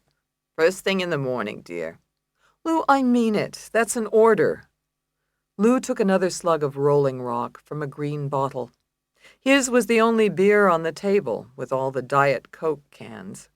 Lou loved beer. Always had. It was his one vice, going back to when he was 13 and his father gave him his first one. Ortlieb's, in the brown bottle, which they didn't make anymore. Ortlieb's was his favorite, classier than Schlitz, but they stopped making Schlitz later, too. Real Philly brands. And Frank's soda, too. That was from Philly. If it's Frank's, thanks, Lou said aloud, faintly buzzed, and Benny laughed. Snap out of it, Lou. I can't. I saw a girl with a tattoo today. Lou took another slug. I've had all that I can stand, and I can't stand no more. Judy laughed. That's Popeye, isn't it? Popeye the Sailor Man? That's what Popeye always says before he eats the spinach. Good girl. Lou raised his bottle in silent tribute to Popeye, to Ortlieb's, to old-fashioned bakeries, and his well-loved ex-wife. Benny smiled. I remember Popeye.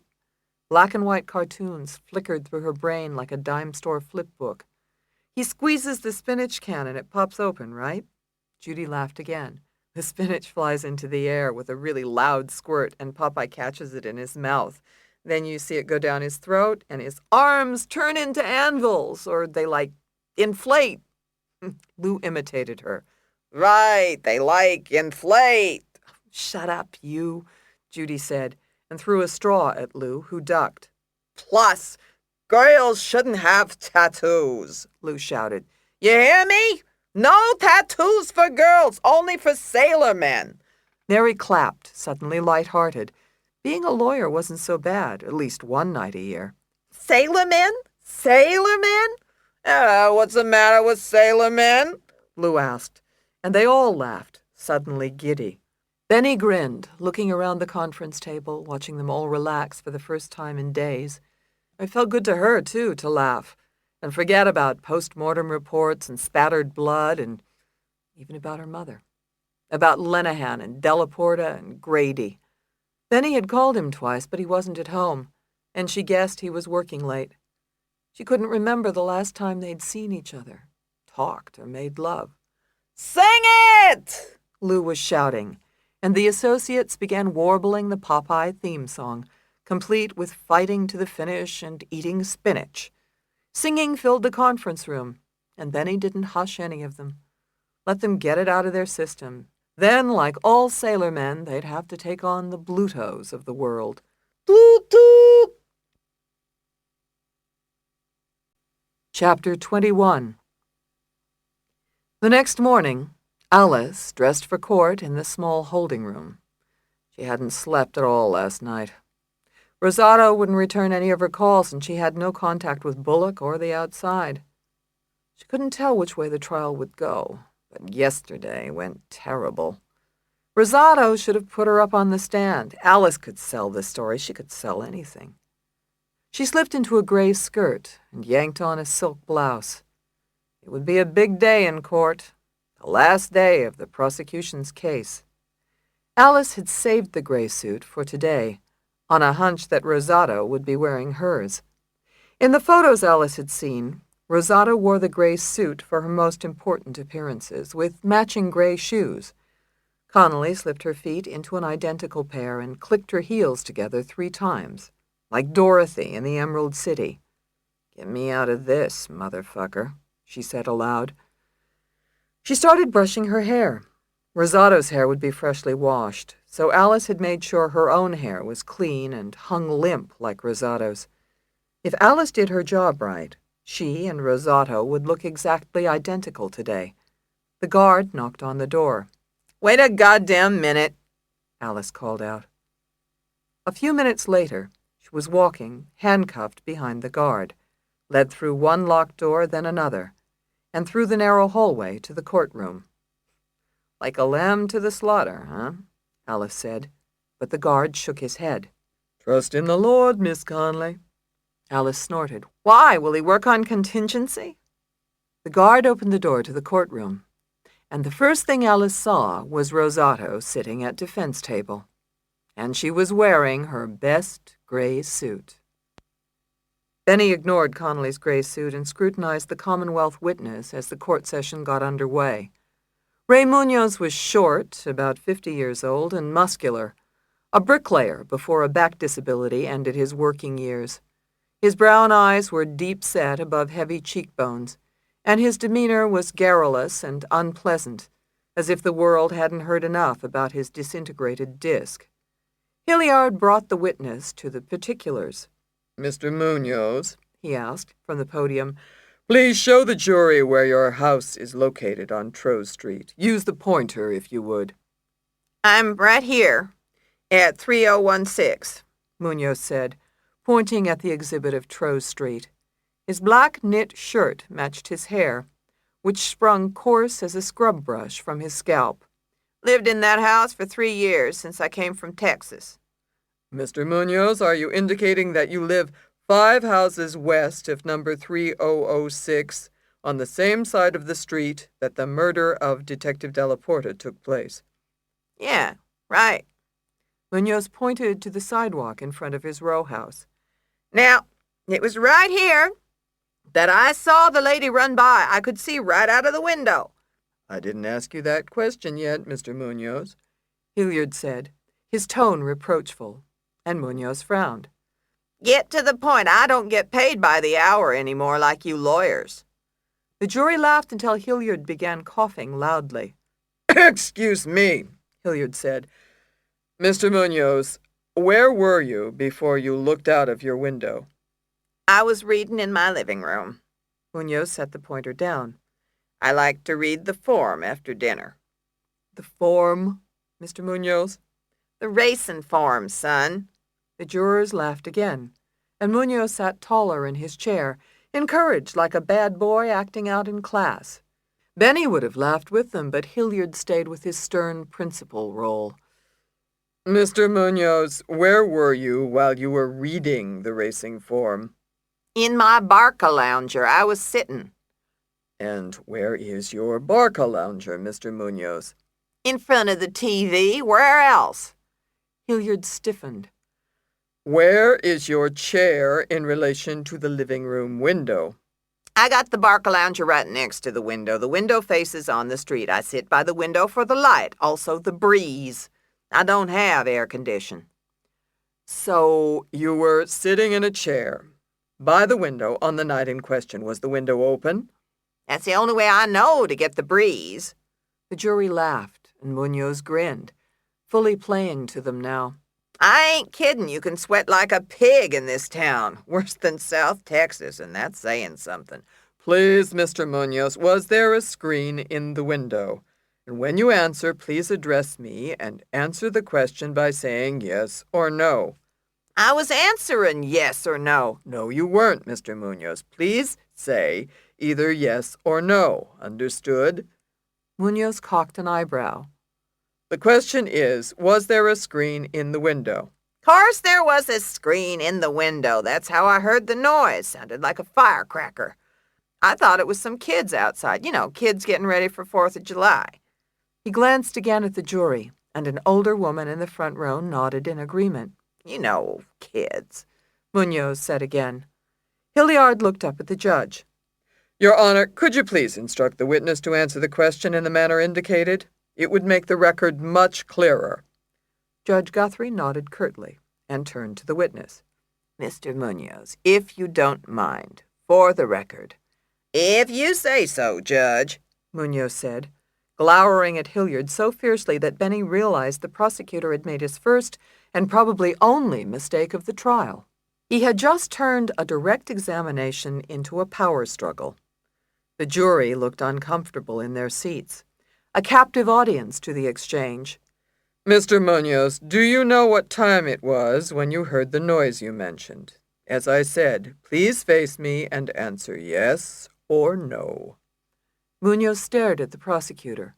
No. You didn't look at your watch. No. How am I doing, counselor? Fine, Mr. Munoz. Hilliard said, consulting his notes. Now, there came a time when you looked out the window.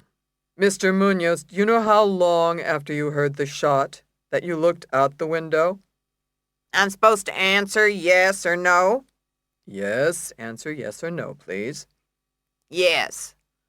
How long was it between the time you heard the noise and the time you looked out the window?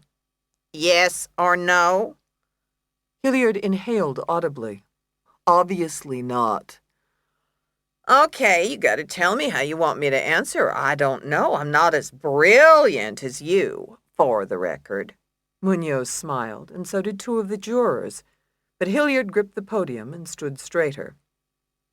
Mr. Munoz, how long was it between the time you heard the firecracker noise and the time you looked out the window? A little while.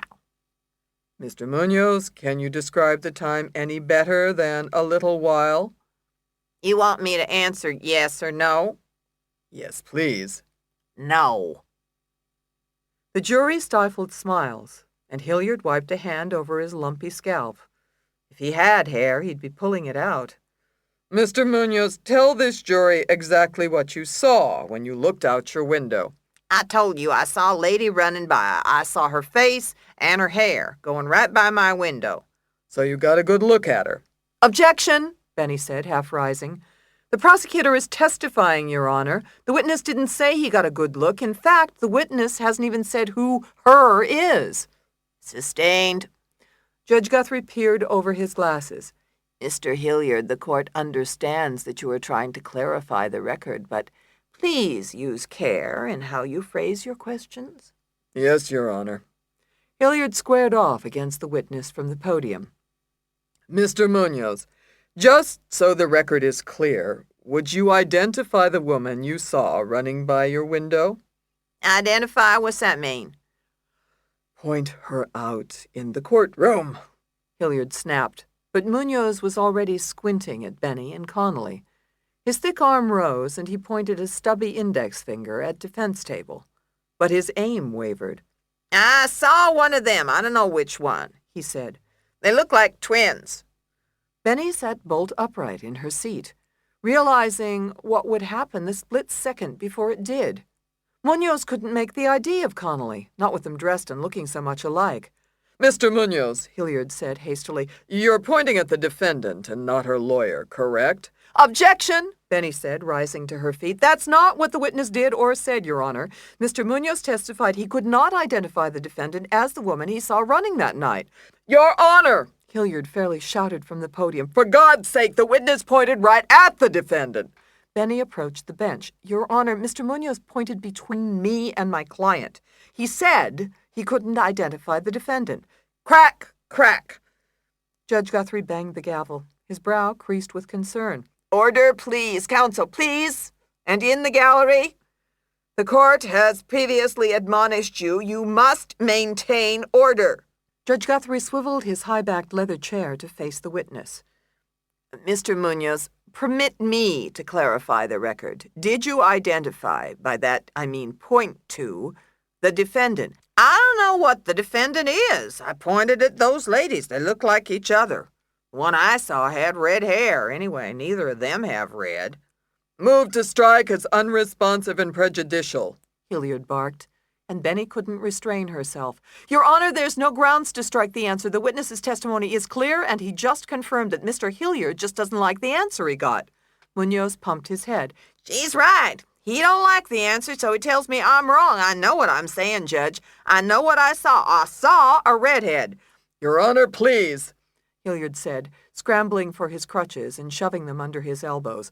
Let me rewind the tape a moment. Mr. Munoz, do you remember being showed a photo array by the police and picking out the defendant's picture? Objection, Your Honor, Benny said, but Judge Guthrie waved her into silence. Overruled. Munoz looked confused. Photo what? Hilliard plucked an exhibit from the podium, hustled with it to the stand, and set it down in front of the witness. Let the record show that I am supplying Mr. Munoz with Commonwealth Exhibit 21, a photo array. Now, Mr. Munoz, have you seen this set of photos before? Yeah? And when you were shown it, didn't you pick out the left middle picture as the woman who you saw running past your window? So what? Munoz tossed the photo array to the side, and Benny couldn't have done it better herself. You asked me, who is the lady I saw out my window? You said, answer yes or no. You said, point to the lady in the courtroom. I can't do that and swear to God. You don't like my answer? That's too damn... Your Honor, Hilliard interrupted. may we continue this discussion in chambers? Objection, Your Honor. Benny stood as if rooted to the spot. The prosecutor interrupted the witness's answer. Mr. Munoz was in the middle of completing his answer. Judge Guthrie slammed the gavel to its pedestal. Crack. Silence. In chambers now. Miss Rosato, Mr. Deputy, dismiss the jury. Mr. Hilliard, the Commonwealth's outstanding motion to strike is granted. This colloquy is not for the record. Place my running objection on the record, please, Benny told the court reporter, a young woman who had lifted her hands from the keyboard. I want the record to show that Mr. Munoz's testimony is being silenced by Prosecutor Dorsey Hilliard and the Honorable Harrison Guthrie. Miss Rosato! Judge Guthrie shouted, whirling around in his leather chair. Don't you dare give orders to my court reporter. Court is in recess. Counsel, in chambers. Deputy, move! Chapter 22. Judge Guthrie stood behind his desk, his black robe unhooked at the top, and his starchy white shirt exposed. His lined hands clutched the top of his leather chair. And Benny wasn't surprised that his fingertips made deep indentations in its buttery burgundy hide. The trial had veered out of his control, and any guilty verdict he'd guaranteed hung in jeopardy. He didn't look at Benny as he spoke, and he could barely keep his tone civil. Ms. Rosato, he said, I was shocked by your conduct this morning. The accusations, the innuendo in open court. The judge glanced at the court reporter. But my personal feelings are of no consequence at this juncture. We must settle a legal issue of grave importance. Please state your position, Mr. Hilliard. Your Honor, Ms. Rosato is intentionally confusing and manipulating the jury. She came to court today dressed identically to her client in a gray suit with gray shoes, and she looks exactly like her client. Her scheme has succeeded in confusing a vital fact witness. Ms. Rosato cannot continue as defense counsel, Your Honor. The Commonwealth is requesting she be removed. Benny almost exploded. There's no grounds for quiet, Ms. Rosato, Judge Guthrie ordered. Hilliard edged forward on his seat. Ms. Rosato's conduct has been outrageous and unethical. She should be replaced by one of her associates. There would be no prejudice to the defendant because Ms. Rosato's associates have been in the courtroom every day. Judge Guthrie faced Benny, his expression cold. Ms. Rosato, what do you have to say for yourself? Judge, I did not plan to dress like my client today. I had no idea what my client would wear. I look like my client, that's true. But it's unprecedented to remove me as trial counsel merely for my physical appearance. There's no case law that holds that a client on trial for her life may not retain her lawyer of choice because that lawyer looks like her. Hilliard's smooth pate snapped around. There's no precedent because it's never happened. How many times do you think a twin represents her twin in a murder trial? Excuse me. Benny talked over him directly to Judge Guthrie. In addition, if the court recalls, I did attempt to withdraw my appearance in this matter after my mother's passing, partly because of my difficulty in representing Miss Connolly, and the court denied my motion. Judge Guthrie stiffened. This court did not and could not have anticipated that you would attempt to so boldly exploit the situation. I didn't do that, Your Honor. The courtroom ID was requested by the prosecutor and the testimony was given by Mr. Munoz, the Commonwealth's own witness. I merely acted to protect the record and the witness's testimony, and was under a legal and ethical duty to make a mistaken identity argument at that point. The record is clear that Mr. Munoz could not make a positive ID of my client in court. The jury is entitled to weigh that testimony as any other, and we should all be back in court right now, starting on my cross. What? Hilliard was so frustrated he banged his crutches into the soft rug. After that stunt you just pulled, you should be held in contempt. There's no basis for a contempt citation, Benny shot back. I haven't violated a judge's ruling. Judge Guthrie held up a cautionary finger. Not so fast, Miss Rosato. He paused and sighed. The court finds itself between a rock and a hard place, counsel. The question is where we go from here. My law clerks tell me that Ms. Rosato may stay on as counsel regardless of the physical similarity between her and her client. The cases suggest, and they are scant indeed, that if the court were to sua sponte, or on the Commonwealth's oral motion, ask her to withdraw in these circumstances at this point, it could constitute reversible error and create a colorable issue for appeal. Hilliard addressed the judge. But going forward with Ms. Rosato prejudices the Commonwealth.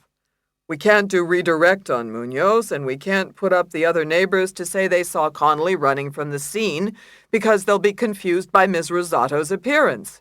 It eliminates my afternoon witnesses. Benny edged forward. Your Honor, if his witnesses can't make the ID, they can't make the ID. If his people can say only that they saw a woman who looks a lot like me running by, then that's not proof of identity beyond a reasonable doubt. Save your closing for the jury, Hilliard snapped. But Benny was speaking for the record. Your Honor, the prosecution already has Mrs. Lambertson's ID. The rest of the witnesses are cumulative, and there's no prejudice to the Commonwealth. They were corroborative witnesses, Hilliard shouted. Don't tell me how to try my case. Judge Guthrie walked around to the front of his chair and sat down slowly, his eyes avoiding both lawyers. Mr. Prosecutor, I understand your frustration, but there are no other options at this point. We find ourselves in a quandary. The only alternative is a mistrial, and the court doubts the Commonwealth will request that. Absolutely not, Hilliard said. The Commonwealth can't take the chance on double jeopardy attaching. Then we couldn't retry Connolly. Judge Guthrie nodded slowly, his gaze straying from both lawyers to the window. Then we must go forward. After lunch. Court resumes at 1:30. Thank you, Your Honor, Hilliard said, almost sarcastically, hoisting himself to his feet, and Benny followed him to the door without a word to Judge Guthrie. The judge's mood mirrored Hilliard's. They were both trapped and hated her for it. It gave Benny no satisfaction. She hadn't acted to confuse Munoz, Connolly had, and Benny no longer wanted to cheat to win. Worse, the victory she'd gained was only temporary, and the forces behind the conspiracy would redouble their efforts. Having a tiger by the tail wasn't all it was cracked up to be, especially in a murder case. Chapter 23. Lou glanced at the sky through the windshield of his Honda. The sun struggled through thick gray clouds that blanketed the red brick skyline in this part of town. At least it wasn't raining. He'd worn his good loafers again. He was parked catty-corner to the parking lot in back of the 11th, waiting for Citroni to report back. So far, he'd had more luck waiting for the sun to come out. The girl at the front desk told him Citroni was expected around 10 in the morning. But that was 2 hours ago. Lou drained his coffee cup and bided his time, watching the uniforms come and go. No sign of Citroni or Vega. He went inside the precinct house and checked, but the girl kept saying Citroni should be coming in soon. Lou tried calling him at home from a payphone on the corner, but Citroni's phone was unlisted. There were 2 other Citronis in the book, and Lou called both. One never heard of Joe Citroni, and the other no speak the English. Nobody bothered to learn the language anymore.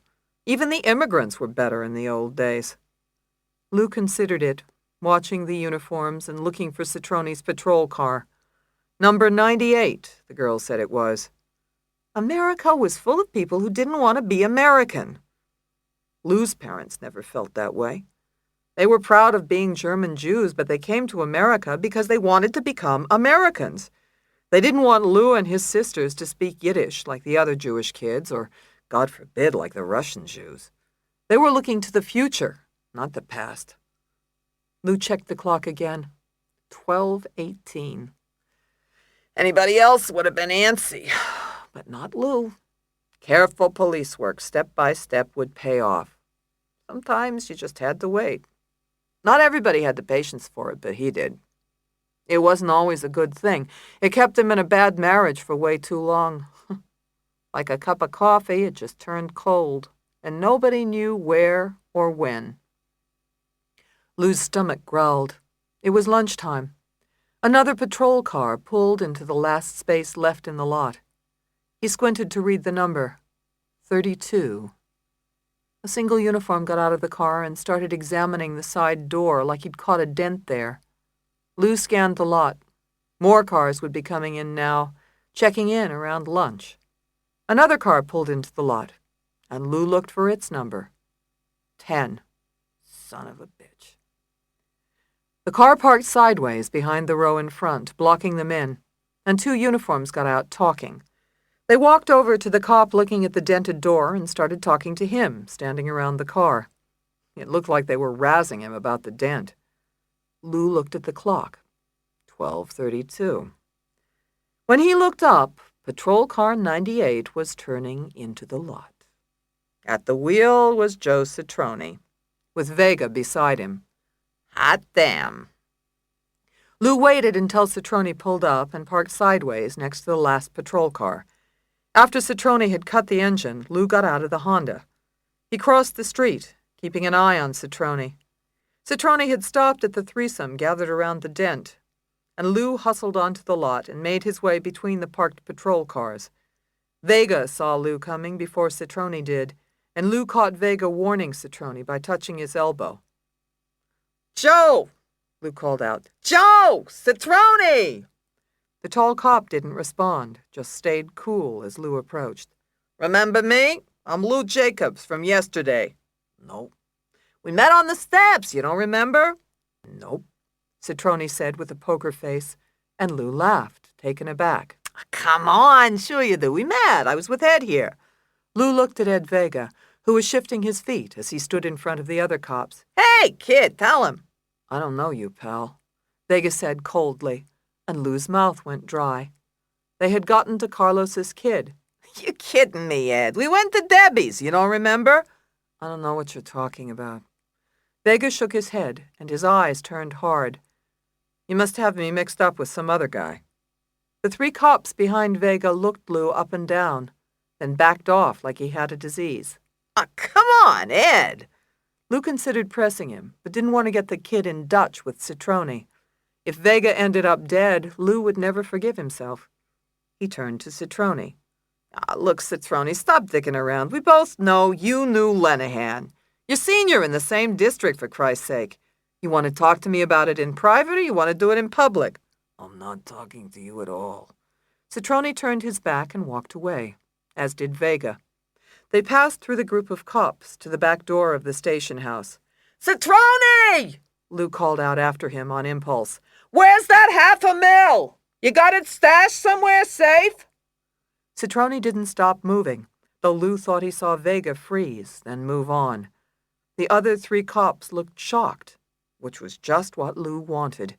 Get them all asking questions, talking, whispering. More shit got traded in the locker room than the New York Stock Exchange. Lou felt suddenly inspired. Citroni! He shouted again. You were in business with Lenahan, and we all know it. You, Lenahan, and God knows who else, making a fortune pushing drugs. You sent Lenahan to kill Rosato, Citroni.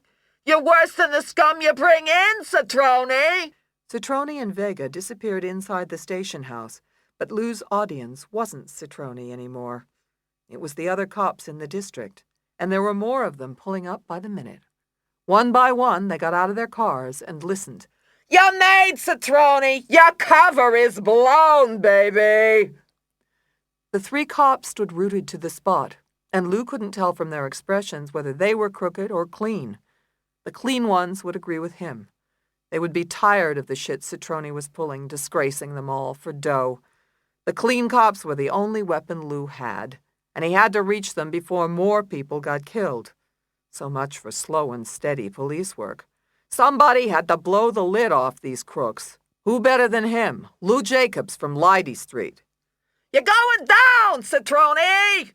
Lou bellowed, making a liver-spotted megaphone of his hands. "You and every single crook in this house, because you're dirty, Citrone! You're dirty as they come! You ruin it for all of us! You give good cops a bad name! You're a disgrace to the 11th, you sack of shit!" Lou's words echoed in the chill air. Every cop standing around heard them. Cops on the second floor of the precinct house gathered at the windows. "I served in the 4th, where crooks like you don't exist, Citrone. Crooks like you weren't tolerated. Any cop in this house, any cop here who won't tolerate this shit should call me. Lou Jacobs, I'm in the book, in town." Lou had to catch his breath. "You hear that, Citrone? You hear me? I'm gonna take you down. I've had all I can stand, and I can't stand no more." With that last shout, Lou stopped and looked around. The parking lot was stone silent. Cops stood like statues between the cars.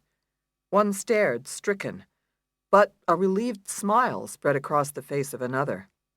Lou figured it wouldn't be long before he got a call from one of them. Or from Internal Affairs. Or from Citrone himself. Whatever it would be, Lou would be ready for it. He turned on his best loafers and walked back to his Honda like a much taller man. "I am what I am." Chapter 24.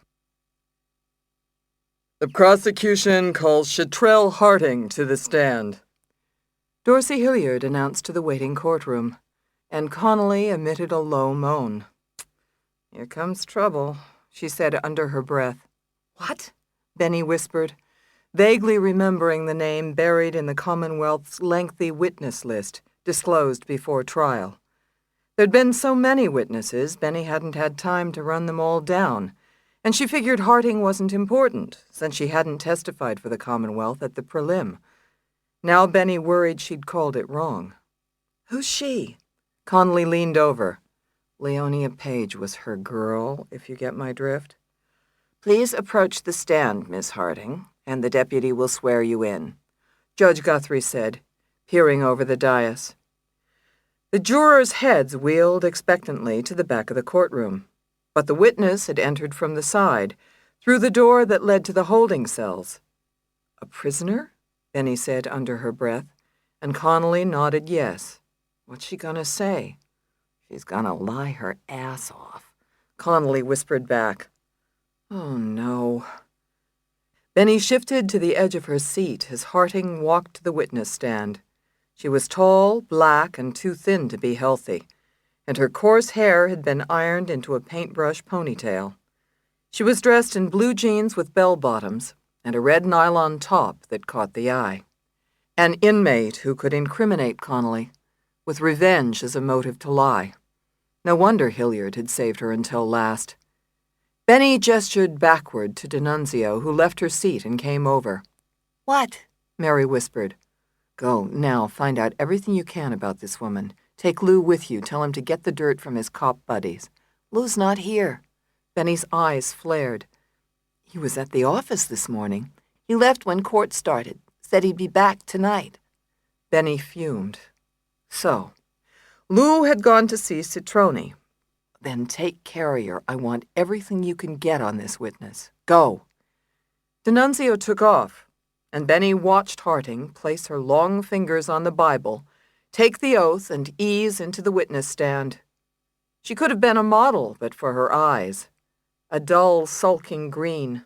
They didn't bother to please, and engaged no one directly, least of all the prosecutor. Miss Harding, Hilliard began, his tone almost stern, please tell this jury where you have been living for the past year. County prison, sir.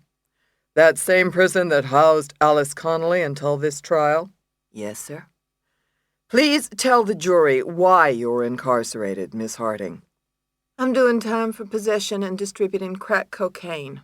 Also some weapons violations, I think. The jurors in the front row sat engrossed while the videographer stifled a smile. The court reporter typed away, the steno machine spitting a white paper tape into a tray in folded strips. Miss Harding, did I contact you and ask for your testimony, or did you contact me? I called up your office from the prison. Miss Harding, have I or anyone else representing the Commonwealth made any threats or promises to you in return for your testimony today? No. So, Miss Harding, it's your testimony that you came here today on your own initiative? Yeah. Yes. I called you and asked could I come. Fine. Hilliard nodded and thumbed through a folder on the podium. Now, would you please tell us how you know the defendant? We own the same unit. We're friends, her and me. She teaches the computer class I take. At the defense table, Benny was gauging the jury's response. Each juror was listening carefully, many of them seeing a felon for the first time. Connolly passed Benny a legal pad. On it was written, "Lies, she hates my guts, she's trying to bury me." Ms. Harding, Hilliard continued, did there come a time when the defendant had a conversation with you alone after computer class? Yeah. Do you remember when that conversation took place? Oh, it was sometime last year. That's all I remember. Connolly scribbled, never happened. But Benny waved her to stop writing. The jury was watching Connolly's reaction to the testimony. Hilliard checked his notes. Ms. Harding, please tell the jury about the conversation you had with the defendant on the day in question, if you would. Well, Alice told me. Objection, Benny said on her feet. Your Honor, this is hearsay. Hilliard shook his head. Your Honor, it's not hearsay. It's not offered for the truth, and again, it's an admission. Overruled, Ms. Rosato. Judge Guthrie waved Benny into her seat and nodded in the direction of the prosecutor. Please continue, Mr. Hilliard. Ms. Harding, please face the jury and tell them what the defendant said to you. The witness turned her chair toward the jury. Well, Alice told me that she capped her boyfriend, Anthony, that she killed him. She said that nobody would never catch her. She said she was too smart for the cops, too smart for everybody. A juror in the front row gasped, and two others exchanged looks. Benny forced herself to sit stoic, though Connolly glared straight ahead at the witness. Harding crossed her legs, seeming to relax in her new role as star witness for the Commonwealth, and faced Hilliard. Miss Harding, he said, what did you say to the defendant when she said this? I told her, you kill a cop in this town, you pay with your life. And what did she say in response? Benny half rose. I have a running objection to this line of questioning. Duly noted, Judge Guthrie said dismissively. Harding nodded, shaking off the interruption. She said she'd get away with it, 'cause she was about to hire her the best lawyer in Philly. Was going to try and convince the lawyer she was her twin so she'd take her case on. On the dais, Judge Guthrie cocked an eyebrow and looked over. And at the defense table, Benny felt her face flush with embarrassment. Connolly, next to her, was writing hastily. Don't believe a word of it. Ms. Harding, did you believe what the defendant told you about her plans? Yes, sir, I did. Why was that? 'Cause I seen her. Alice was a computer teacher, like I said. And she got in the computer room all the time. She studied about that lawyer on the computer, looked up pictures of her, got all kind of information. She had it all planned out. Benny struggled to control her emotions. It explained Connolly's accuracy in matching her wardrobe down to her shoes. She'd been had. It had all been a carefully devised scheme from the outset. Her thoughts raced ahead. Still, even if Connolly had planned to dupe her, Connolly didn't kill Della Porta. Lenehan had tried to kill Benny for a reason, but the jury would never know about Lenehan's attempt on her life. They would credit Harting and convict Connolly. Hilliard skimmed his notes. "I have no further questions, Your Honor." Judge Guthrie nodded at defense table. Ms. Rosato, do you wish to cross-examine? Benny stood up, slightly weak at the knees. Your Honor, my associates are busy gathering valuable information for the defense's cross-examination of this witness. They will not be finished until the end of the day, if that. I request that we begin my cross first thing tomorrow morning, Your Honor." "Your Honor," Hilliard said, raising his chin, "the Commonwealth objects to recessing right now. My office promised the warden of the county prison we would return Miss Harting tonight." "Your Honor," Benny argued, "this testimony comes as a surprise, as Miss Harting did not testify at the preliminary hearing. The defense questions the reliability of her testimony. Surely the court wants to ensure the reliability of all the testimony before the jury." Judge Guthrie paused, undoubtedly aware that the jury awaited his ruling.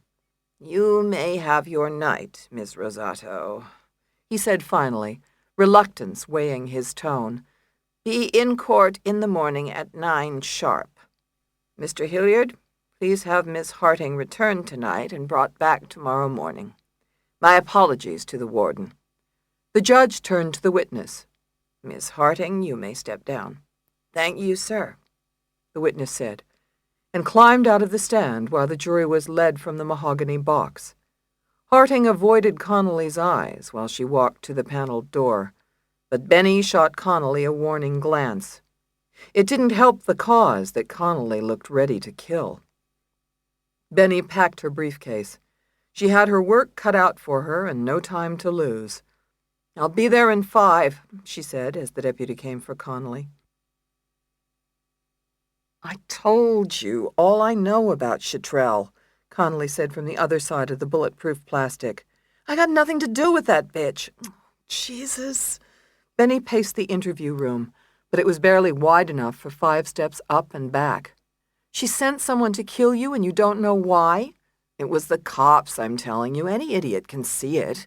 They put a contract out on me. Shit, they tried to kill me, and when they fucked up, they tried to kill you. Why use Harting? Why not? She's connected on the outside. She'd be easy to reach. Plus, she's a gangbanger, and she had people to do it for her. Chitrell's a good choice, a great choice. If I was going to put out a contract, I'd use her too." It was very damaging testimony. Benny reached the blank white wall and turned around. "I have to cross her with something." "You want to put me up? I'll sell it, believe me." Benny glared at her. "It was true, what Harting said about the pictures in the computer. You researched my life, my clothes. The twin story was all bullshit. I told you she was lying." "Then how did she know it?" Connolly's eyelids fluttered. Okay, some of it's true. I did research you on the web, your clothes and shit, your website. She must have spied on me. Bitch has spies everywhere. Half the gang sells for her. She runs a drug business in prison? How is that possible? How is any of it possible?" "Money," Connolly said with a grim smile. "You know how much money is in drugs? You can buy girls, boys, guards, and cops, judges and lawyers, police and deputy mayors, anything and everybody tax-free. How do you think the cops bought Hilliard and Guthrie?" Benny's heart sank, and for the first time since the trial started, she saw that the defense was going to lose. Connolly would go on to death row for a crime she didn't commit. Benny would be invited to witness the execution. As much as she loathed Connolly, she couldn't bear that sight. "I have to get to the office," she said, ashamed at the thickness in her throat, and left the interview room. Chapter 25. "All we got is this," Benny said, reading the documents back at the office. The conference room table was blanketed with sheets of Chitrell Harting's prior convictions. It was after hours, so the office was empty except for the 3 lawyers working on Connolly. The air smelled faintly of hazelnut coffee and leftover pizza. Benny would have felt good to be back on her own turf if her case hadn't been sliding down the tubes. But drugs, prostitution, it's not enough. It's standard cross of a jailhouse snitch. Well, it's the best I could do, Mary said, and Benny waved her off, her hand reflected in the dark windows. I'm not criticizing you. We need something more, something better. Judy came around and read over Benny's shoulder. Don't underestimate its impact on a jury. You think those old ladies are going to like that Harding sold herself for money? You just got to play it up. I agree, Mary said, reaching for the jury diagrams. The librarian, she wears a crucifix. The Asian woman in the back row, Ms. Hugh, she was frowning the whole time Harding testified. They don't like her. Oh, Christ. Benny gulped coffee, but couldn't wait for it to kick in. We have to go forward. We were in decent shape until Harding. We have to get back on track. We'll counter Harding with a good defense case. Ping went the elevator, and they all looked through the glass wall of the conference room to the elevator bank. In the other conference room across the hall, Mike and Ike came to attention over their dinner and newspapers. The elevator doors opened, and out came Lou, stepping nimbly toward the conference room, waving his hand like he was hailing a cab. "Hey, Rosato!" he shouted, so loud they could hear him through the glass. Somebody's excited, Benny said, hopeful. She'd been worried about him, too, though she hadn't realized it until he burst grinning through the conference room door. "Go ahead. Ask me how was work." Lou flung his arms wide. He couldn't remember when he'd felt this good. "You were supposed to be canvassing the neighbors. You went to see Citrone." "You could say that." Lou yanked out a chair and told them the whole story about seeing Citrone and the Popeye in the precinct parking lot. "Then I went home, had myself a beer, and waited." "For what?" Benny asked, nervous. "For a phone call." "Did you get one?" "Naturally," Lou answered, obviously enjoying the suspense. "From who?" "From a cop who says he has the goods on Citrone." We arranged to meet." "Wow!" Judy hooted, and Mary looked astounded. Only Benny's expression showed dismay.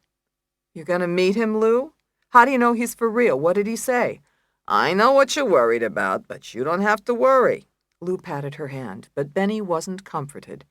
"What's his name?" "He wouldn't tell me. He was afraid, said he couldn't trust me yet. I don't blame him. He's from the 11th, though.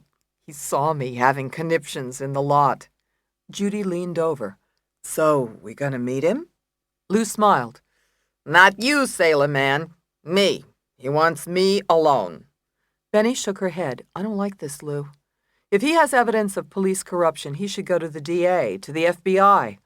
We can meet him there, even take him there." "He ain't going to the DA or the feds. He doesn't want to be a crusader. He just wants to get it done. He trusts me because I'm a cop. He gives me the skinny. I'll take it forward." "He told you all this?" "No, but I can tell." Benny shuddered. "If this guy was setting you up, it's just what he'd say. You made yourself a target today, Lou. You declared open season on yourself. These cops are killers." It's not a setup. He's a cop. Sounds my age. He wants to meet with me, and I'm going to do it. You don't have to worry. I can handle myself." Lou stood and smoothed down his jacket. "I know the mentality better than you do. You do the courtroom bit. I'll handle the cops." "Where's the meeting?" "I'm going with you." Lou's lips set firmly, his grizzled jowls soft. "The hell you are." Then he stood up. "I'm going. If I don't go, I'll follow you. I'll take Mike and Ike with me." "We'll be right behind her, Lou," Mary said, and found herself standing up. She wasn't about to let Lou get hurt. She'd grown to like him when they canvassed together. "I'll bring my parents, too." "My mother, Lou." Judy rose, too, beside Mary. "I'm standing up only because everybody else is. I don't have anybody to bring, but I can box." "You can't box," Mary said. "Well, I can, kind of. I watched people boxing. I know how to stand while someone else is boxing." Lou shook his head. "I know. I shouldn't have said anything." "But you did," Benny said. "So we make a deal. You and I meet the cop, and Mike and Ike back us up in a car. The associates stay here in case we get killed, so there's somebody left to try the case." "Damn," Mary said, and Judy looked over with a surprised smile. The night got blacker outside Mary's office window, but the associates huddled at the computer. Mary sat at the keyboard, chewing doublemint like a demon.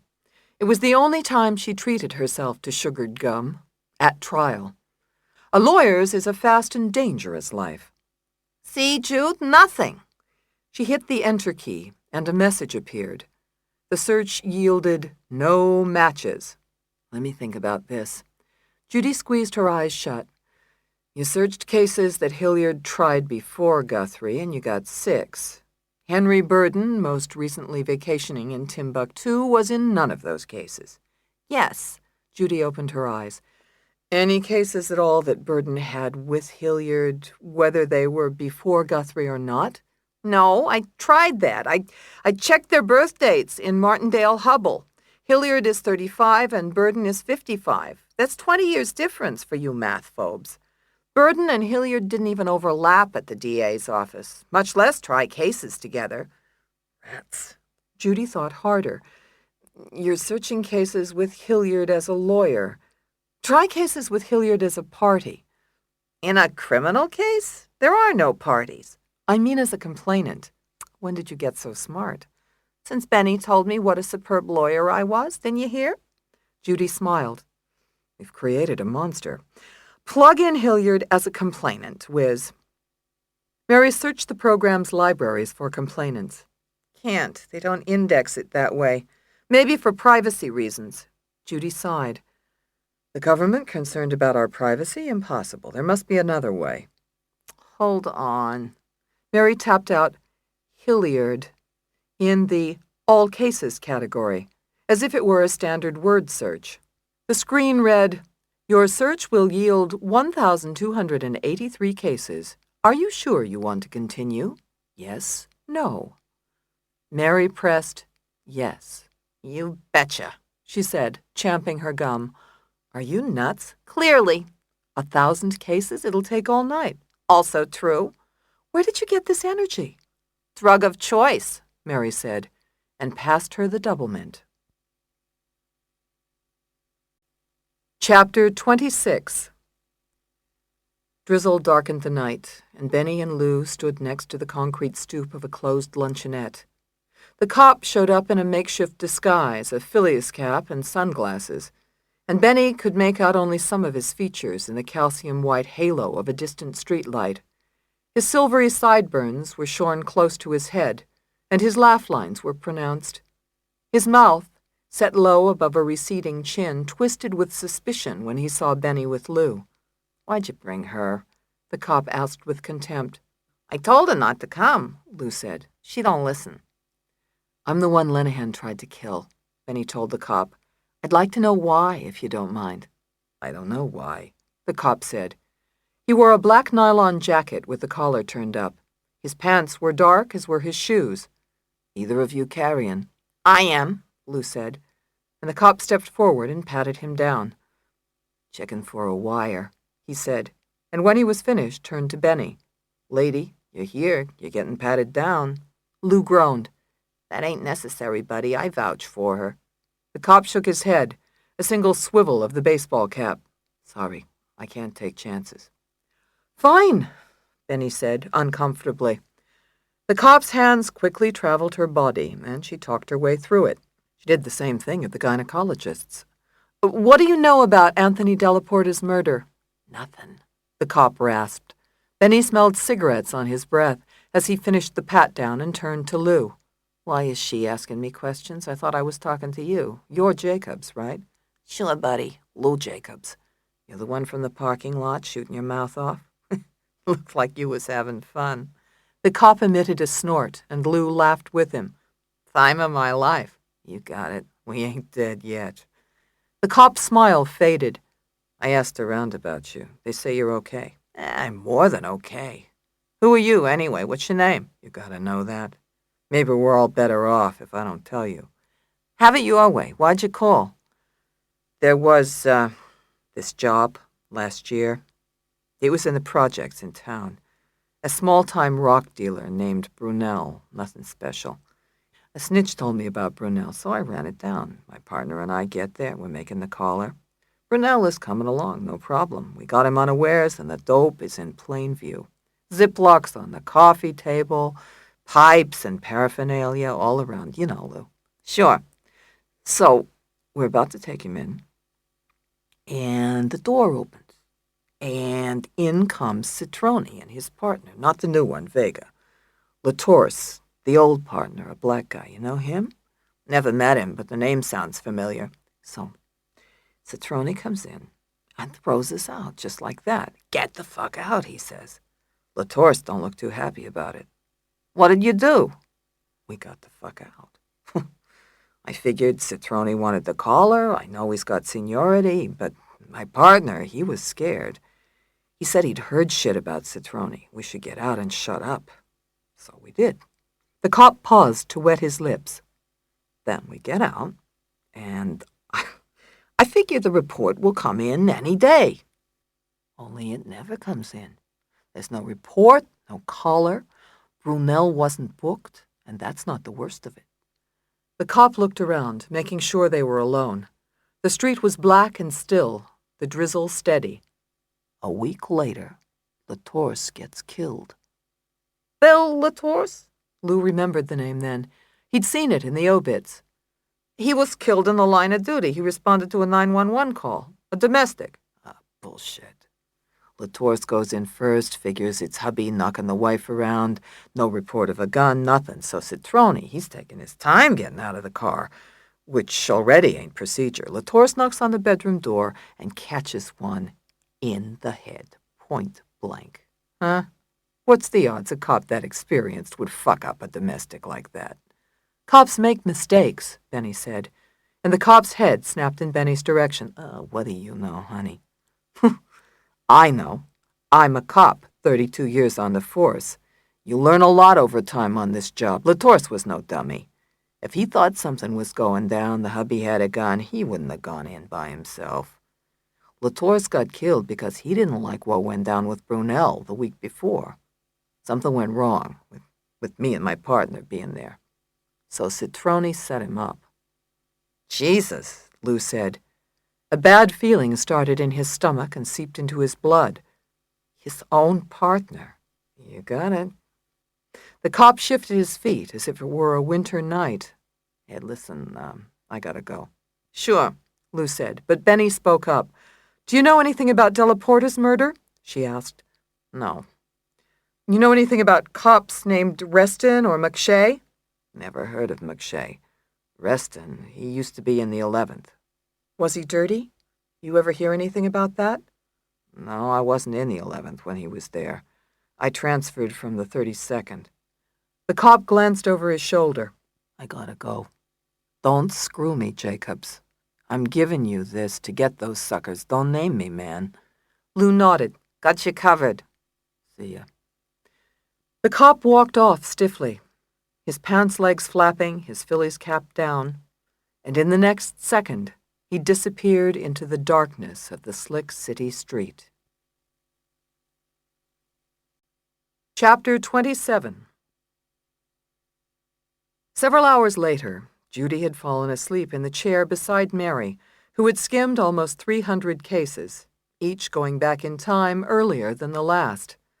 Though she hadn't read each one completely, Mary had gotten a thorough overview of Dorsey Hilliard's career as a prosecutor. He had won many more than he lost, and his legal arguments were right on the money. He'd never been found ineffective as a lawyer, the most common grounds for collateral appeal, and many of the judicial opinions referred to the clarity of his closing, which didn't bode well for the Connolly case. Mary had found endless cases that Hilliard had tried, and several in which he had appeared as a witness, to testify about the effectiveness of other counsel. She had even found a civil case he had bought against an insurer on his own behalf for expenses relating to physical therapy for his handicap. The insurer had balked at reimbursing Hilliard, and at 21 years of age, he had sued them for it, and won. Mary found herself cheering inside. Hilliard hadn't even been to law school at the time. How long had he wanted to be a lawyer? How long had he lived with his disability? Mary remembered the little boy on the white pony, being taught to ride by her classmate, his dark eyes waiting for her answer. He understands more than you and me, Joy had said. Mary sensed that she had let him and Joy down. But part of her wasn't ready to let go of the law. It wasn't that she enjoyed being a lawyer, but she had become intrigued in this case after they'd attacked Benny.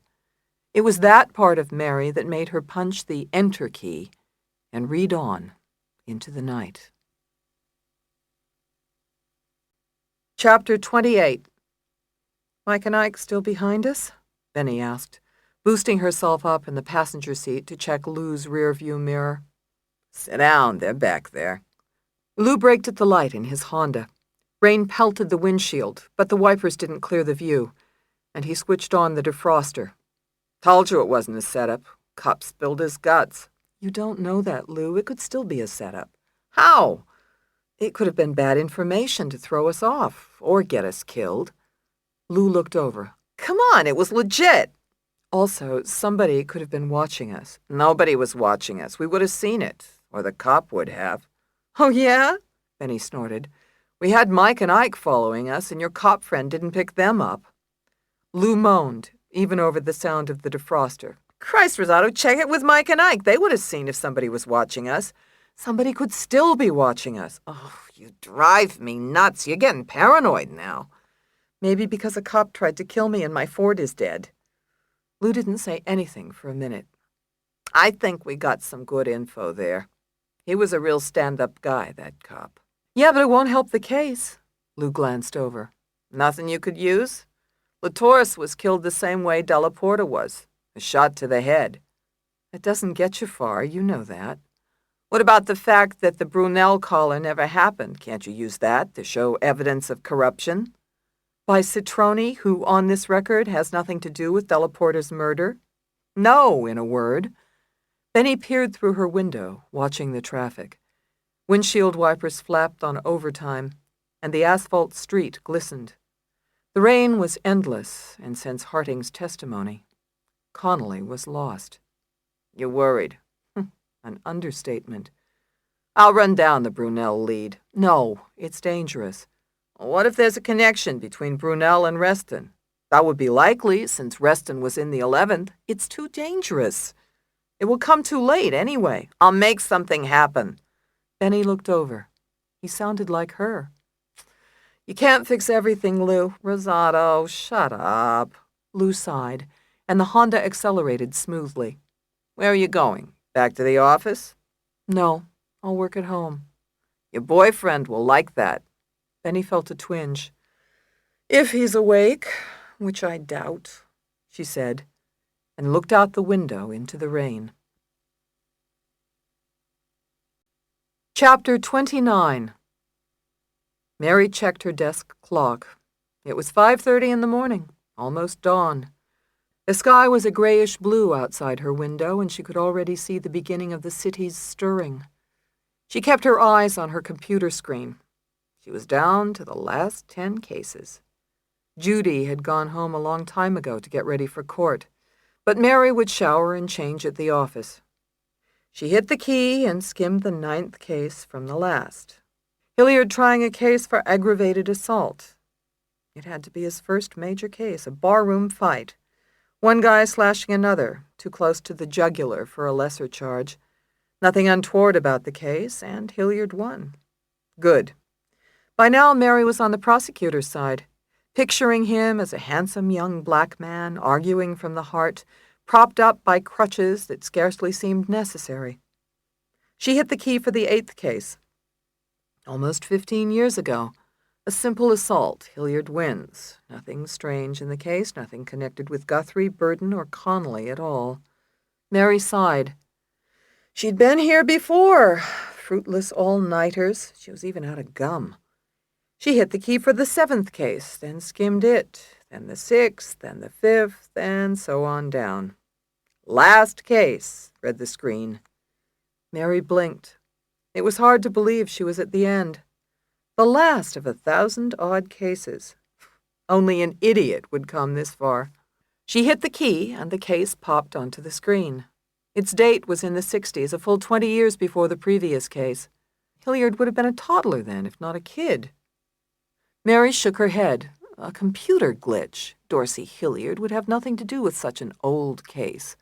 Commonwealth versus Severy, read the caption. And Mary skimmed the headnote summary with disappointment. The defendant, Andre Severy, had been convicted of murder in the death of a kid stepping off a SEPTA bus. Severy had been aiming at a rival gang member on the street, and a stray bullet had killed one child and wounded another. Mary sat up in her seat, her body tensing as she read. The bullet had cut the spinal cord of the wounded child who had lived only a block away. Mary's eyes raced to the end of the sentence. The child's name was Dorsey Hilliard. Mary sat still at the keyboard. My God. That was how Dorsey got his injury. She hit the key for the next page, though she guessed what she'd find. Under the prosecution was a single name. Henry R. Burden, Esquire. Mary read it over and over, but it didn't change. It had to be Burden's first case in the district attorney's office. He was only an assistant then. What did it mean? Burden had convicted the man who put Hilliard on crutches, gotten a life sentence without parole. Mary thought about it. Severy was convicted of murder, though it smacked of overcharging. It was a heinous crime, but not premeditated enough. Was Hilliard beholden to Burden for the conviction? Mary felt she would be. Was there a connection here that was germane to the Connolly case? Mary reached for the phone to call Benny. Then she thought a minute. It was early to wake Benny up, and Mary had one short assignment to go. It was a legal research question, slightly off the point, but Mary had a hunch it might come in handy. Fueled by adrenaline, she let the receiver go and hit the key to begin a new search. Chapter 30. The courtroom fell silent as Chatrell Harting entered, took her seat in the witness box, and was reminded by the judge that she was still under oath. "I understand, Your Honor," Harting said, settling her slim form into the black bucket seat. "Ms. Rosato, you may begin your cross-examination," Judge Guthrie said, without looking up, and Benny strode to the podium, instinctively wanting to keep the inmate at arm's length. "Miss Harting, you are currently an inmate at County Prison, is that right?" "Yeah." Harting had changed her outfit and wore a light white cotton sweater with her blue jeans, but her expression remained as remote as yesterday. "And you testified yesterday that you were serving time for possession and distribution of crack cocaine, is that right?" "Yeah." "That conviction wasn't the first time you've broken the law, was it?" "No." "You have another conviction 2 years before that, also for drug dealing, is that correct?" "Yes." "And several before that for solicitation?" Yes." "In fact, 3 times in a 2-year period you were convicted for solicitation, is that right?" "Yes." Benny checked the jury, alert this morning, listening tensely. The videographer had edged to the front of his seat, as had the librarian. They wanted to see what Benny could do to Harting, which only confirmed the lawyer's theory about the impact of her testimony. "Now, Miss Harting, you testified yesterday that you and Alice Connolly were friends, didn't you?" "Yes." "And you testified about a conversation you had with Alice Connolly after computer class one day?" "Yes." "And you testified that Alice Connolly told you that she had killed Detective Della Porta. Is that right?" "Yeah, I said that, but I'm thinking I should tell the truth today." Benny blinked. "Pardon me?" "I'm going to tell the truth today." Benny thought she'd misheard. "The truth?" I mean, that was wrong, what I said yesterday." Benny fumbled for her bearings. "You mean that Alice Connolly did not tell you that she killed Detective Della Porta?" "Yeah." Harting's eyes flickered a flat green. "Alice never told me nothing like that." Benny hid her bewilderment. Out of the corner of her eye, she could see Judge Guthrie cocking his head, his reaction restrained, and most of the jurors looked confused. Dorsey Hilliard's face morphed into a horrified mask. She remembered what D'Annunzio had told her this morning about Burden's prosecuting the man who had injured him, and concluded that Connolly was payback for the conviction. "Miss Harding," Benny asked, "do you mean that your testimony of yesterday, that Alice Connolly told you that she had killed Detective Delaporta, was false?" Yes, I lied on her yesterday. "Objection," Hilliard said, snatching his crutches and rising to his feet almost before they were completely supporting him. "On what grounds?" Benny asked. Hilliard looked over, his mouth open slightly. "The question was leading." "It's your witness," Benny shot back. "This is cross, remember?" Order. Judge Guthrie barked, reaching for his gavel. Mr. Hilliard, please take your seat. Ms. Rosato, please address your questions to the witness. "Thank you, Your Honor," Benny said. She had no idea why Harting was recanting, but she had to pin down this testimony. "Miss Harting, were you lying when you testified that Alice Connolly told you she killed Anthony Delaporta?" Yes. "Were you lying when you testified that Alice Connolly said she thought she'd get away with the murder because she was too smart for everybody?" Yes. "Miss Harding, is it your testimony today that everything you said on this stand yesterday was false?" Judge Guthrie leaned toward the witness, his mouth set in a grim line and his forehead wrinkling deeply. For the first time in this trial, his plaid bow tie looked askew. Miss Harding, it is incumbent upon the court, since you appear without counsel in this matter, to inform you that perjury, which is the making of a false material statement under oath, carries a heavy penalty in Pennsylvania. Do you understand that, Miss Harding? "Yeah," the witness answered, and blinked once. It was the only reaction evident on her face. All I said yesterday was a lie. I lied on Alice, and I'm sorry. For a minute, Benny had no idea how to follow up. So she asked the only question she wanted answered, which had to be on the minds of the jurors. "Miss Harting, there is one last question. Why did you lie yesterday?" Because I wanted Alice to go up for the murder. We was never friends. She did something bad on me, something real terrible between us. Now I wanted to get her back, so I called up the DA. Harting paused. But last night in bed I thought about it, and I prayed to my Lord Jesus, and I knew I couldn't go through with it. I'm sorry. I truly am. Benny didn't believe a word of it. Something must have changed Harting's mind about testifying against Connolly. Someone had gotten to her overnight. Who? Connolly, or someone sent by her. Benny felt torn, sickened. Harting's testimony today was the truth, but it had come the wrong way. "I have no further questions," she said, and returned to her seat without looking at Connolly. Hilliard took the podium and swiped his head with an open palm. "Miss Harting, I must say I am absolutely astounded at your testimony this morning." "Objection," Benny said. "The prosecutor may not comment on the testimony, Your Honor." Judge Guthrie shifted forward in his chair. Mr. Hilliard, please. "Yes, sir," Hilliard said, sighing theatrically. "Miss Harting, is it your testimony today that everything you said yesterday was a complete and utter fabrication?" "Objection, asked and answered," Benny said, and Judge Guthrie groaned. Sustained. Mr. Hilliard. Hilliard raised a hand. "I'm sorry, Your Honor, this comes as such a shock." Benny stifled her motion to strike.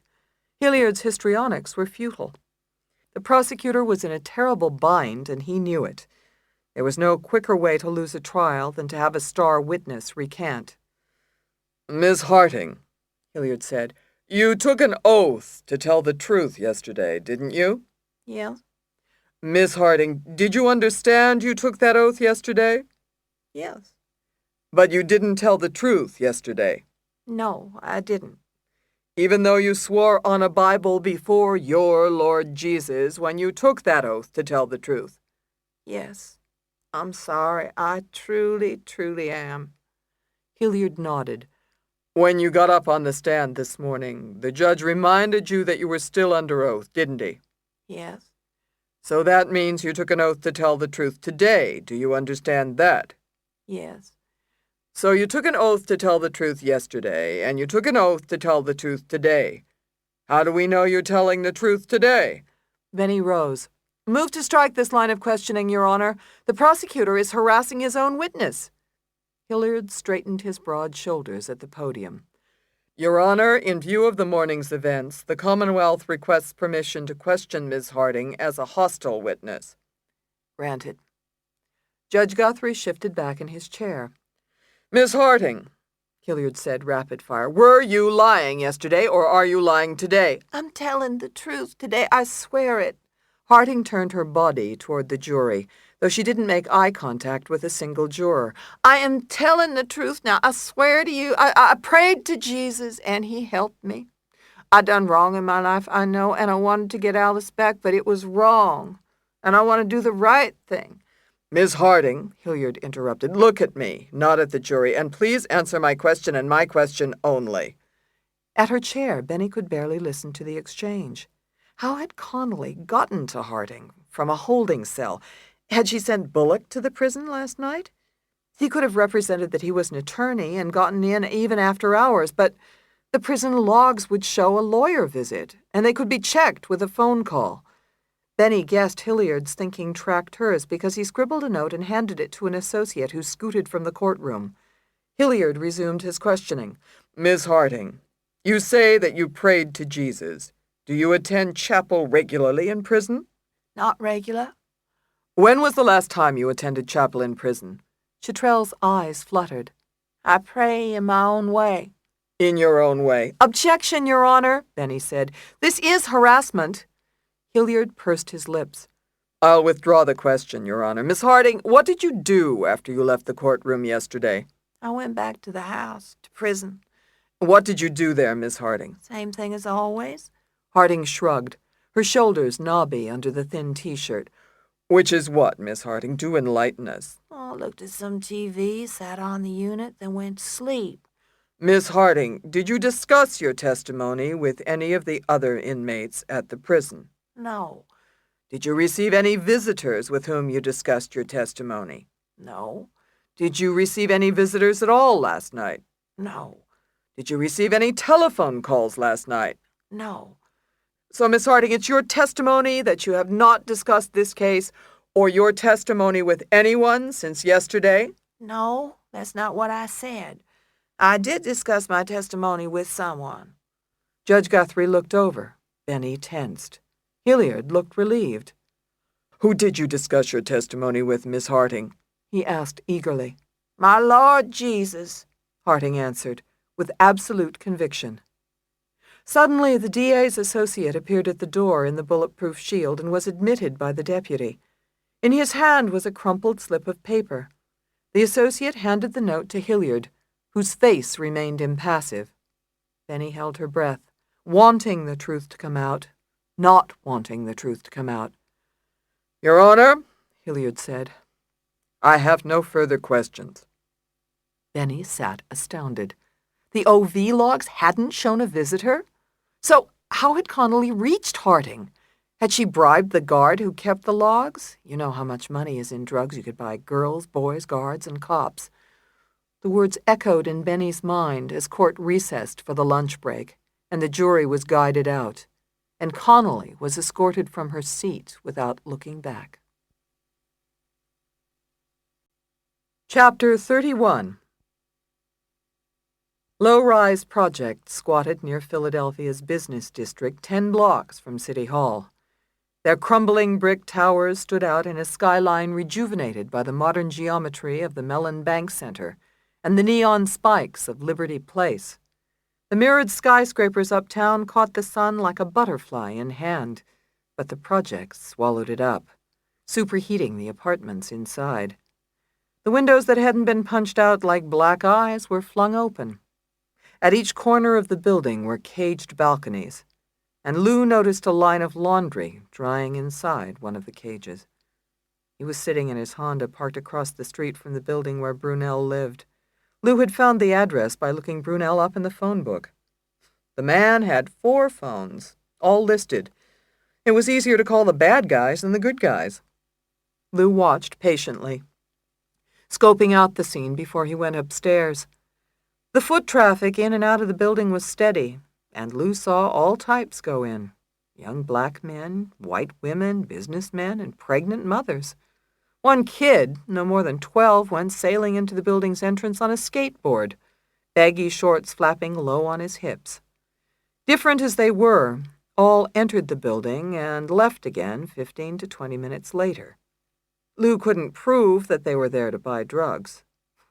He couldn't prove the sun was hot, either. He got out of the Honda, crossed the street, and asked the first person he saw if she knew Brunel. "Up on 803, the older woman said. She seemed resigned to being asked and evidently wasn't worried that Lou was a cop. The drug dealer did business as openly as Woolworth's. How much could that kind of security cost? $500,000 under the friggin' floor? Lou found the elevator near the front entrance, but it hadn't worked in ages. The call button had been yanked out of its plate, and the doors spray-painted with graffiti. He looked around for a stairway. The hall was filthy and reeked of urine. Bags of trash had been set outside apartment doors, contributing to the foul air, though in front of one door sat a tied sack of papers for recycling. Television blared through walls so thin Lou could identify Rosie O'Donnell's laughter. A hip-hop beat pounded from behind a closed door, making him yearn for Stan Getz. Lou spotted a broken exit sign on the wall and followed it around the corner to the stairs. The stairs, concrete with scored metal on the steps, were dark with grime. Cigarette butts and a dead Elmo toy littered the narrow passage. 8 floors. Lou sighed and took the first step. "I'm here to see Pace Brunel," Lou said, talking through the closed door to the apartment. He was trying to catch his breath from the walk upstairs, staring at the painted-on 803 in cockeyed black letters. "Come on in," said a man's voice. The door swung open onto a well-built young man with light blue eyes, densely coiled reddish-brown hair, and a dotting of tiny freckles across his cheeks. His wide nose and broad lips suggested an African-American heritage, but his skin was white, even pale. He wore a T-shirt and baggy blue basketball shorts that said Nova. "Are you Pace Brunel?" Lou asked. "Sure am." "Lou Jacobs. Like to come in if I can." "Step into my office," Brunel said breezily, then closed the door behind Lou, who glanced quickly around. A saggy tan couch sat in front of a teak coffee table, but the furniture wasn't what Lou noticed right off. Wrinkled stacks of 50s, 10s, and 20s sat on the table, at least 30 thou to Lou's eye. Ah, damn Sam. Next to the dough was a digital money-counting machine like they have in Vegas. Press a button and it fans out money like cards. Coke packets wrapped in cellophane and twisted shut at both ends lay scattered on the table like hard candy. "See some you like?" Brunel asked, and Lou shook his head slowly. "You know, they used to put cigarettes on coffee tables in china boxes. Very classy. You could lift off the top, and there were the Camels, or Pall Malls, or Old Gold. It smelled like tobacco when you opened the box. Cigarettes'll kill you. I know, I miss 'em every minute." Brunel smiled and flopped on the couch. His gym shorts rode up, revealing a long scar on his thigh, knotty with keloids. "It's Friday, you know. I'm busy before the weekend. You a buyer or what, Pop?" "No," Lou said. "I came to talk about Joe Citrone. You know him." "Oh, shit, I knew you was a cop." Brunel slapped his leg in self-admiration. "You from the 11th, too?" "No, I'm retired. I know Citrone protects you. Your operation?" "This ain't a shakedown, is it?" "At my age? No. I'm trying to find out why a cop named Bill LaTorse got dead. I think it has something to do with Citrone." "Now, why you think that?" Brunel said. his smile vanishing. I heard it over the shuffleboard courts. You remember Latorce, a black cop? He was working with Citrone, keeping you in business. Brunel stood up quickly. Time for you to go, buddy. But we're having such a nice talk. I think we're, what do they say, bonding? You crazy old man. Brunel crossed the room, opened the door, and in one smooth move yanked a matte gray Glock from the back of his shorts and aimed it at Lou. Get the fuck out. Lou eased out of the chair and went to the door. The sight of the gun wasn't good for his heart, but Brunel wasn't stupid enough to kill him. You remember my name, Brunel? Lou the Jew, motherfucker. Get it right when you call Citrone. Tell him I'm the one from the parking lot at the 11th. Lou walked out, and Brunel slammed the door behind him. Chapter 32. The press attacked Benny the moment she pressed through the courtroom doors, shining TV lights in her face and shouting questions in her ear. Miss Rosado, what do you have to say about Miss Harding's testimony? Miss Rosado, were you shocked by this turnaround? How's your twin? Benny shielded her eyes and fought her way down the marble corridor, with Mike and Ike running interference. Thanks, guys, she said, as she slammed the door to the courthouse conference room closed to face two jubilant associates. Benny, we scored. Do you realize that? Judy exulted from her customary seat, and Mary applauded a standing ovation. Her face was flushed with excitement. It's over, Mary said. Way to go! Cool it, guys, Benny said, sitting down wearily. Judy's brow buckled with bewilderment. Benny, will you at least smile? Chitrell Harding was the big bang, and she just went bust. Hilliard is dead. The prosecution is dead. Benny looked up. Question number 1, why did Harding recant? Who cares? She did. Question number 2, what if our client got to her? Judy fell abruptly silent, but Mary looked positively stricken. Did she? I think so. I just can't figure out how. Mary sank into her chair. I don't think it was anything Connolly did, Benny. Harding was believable, at least I believed her. She started to do something, then she thought better of it. She bit off more than she could chew. Haven't you ever done that? Yeah, this case. Benny smiled bitterly. Why do you think Connolly got to her? Do you have any facts? What you just saw was too good to be true. You know the expression, D'Annunzio. Yeah, Mary's father always used to say that. So what do we do? I'm thinking about that, Benny said. But Judy, standing above them both, planted her hands on her strong hips and frowned. I can't believe I'm hearing this. Benny, you lectured me at the crime scene on how a defense lawyer isn't supposed to seek justice. He's supposed to get the defendant off. What happened to that? Get the defendant off within the rules, Carrier. Witness tampering is not a trial strategy. I don't like benefiting from obstruction of justice. I play fair. But it's not about you, Benny. You're not the one who's benefiting. Connolly is. It's not you on trial, it's Connolly. I know that, Benny said, though a sinking feeling told her she hadn't been thinking that way. Separating her identity and fate from Connolly's was growing impossible. Judy leaned forward urgently. Besides, you don't know Connolly had anything to do with Harding's recanting.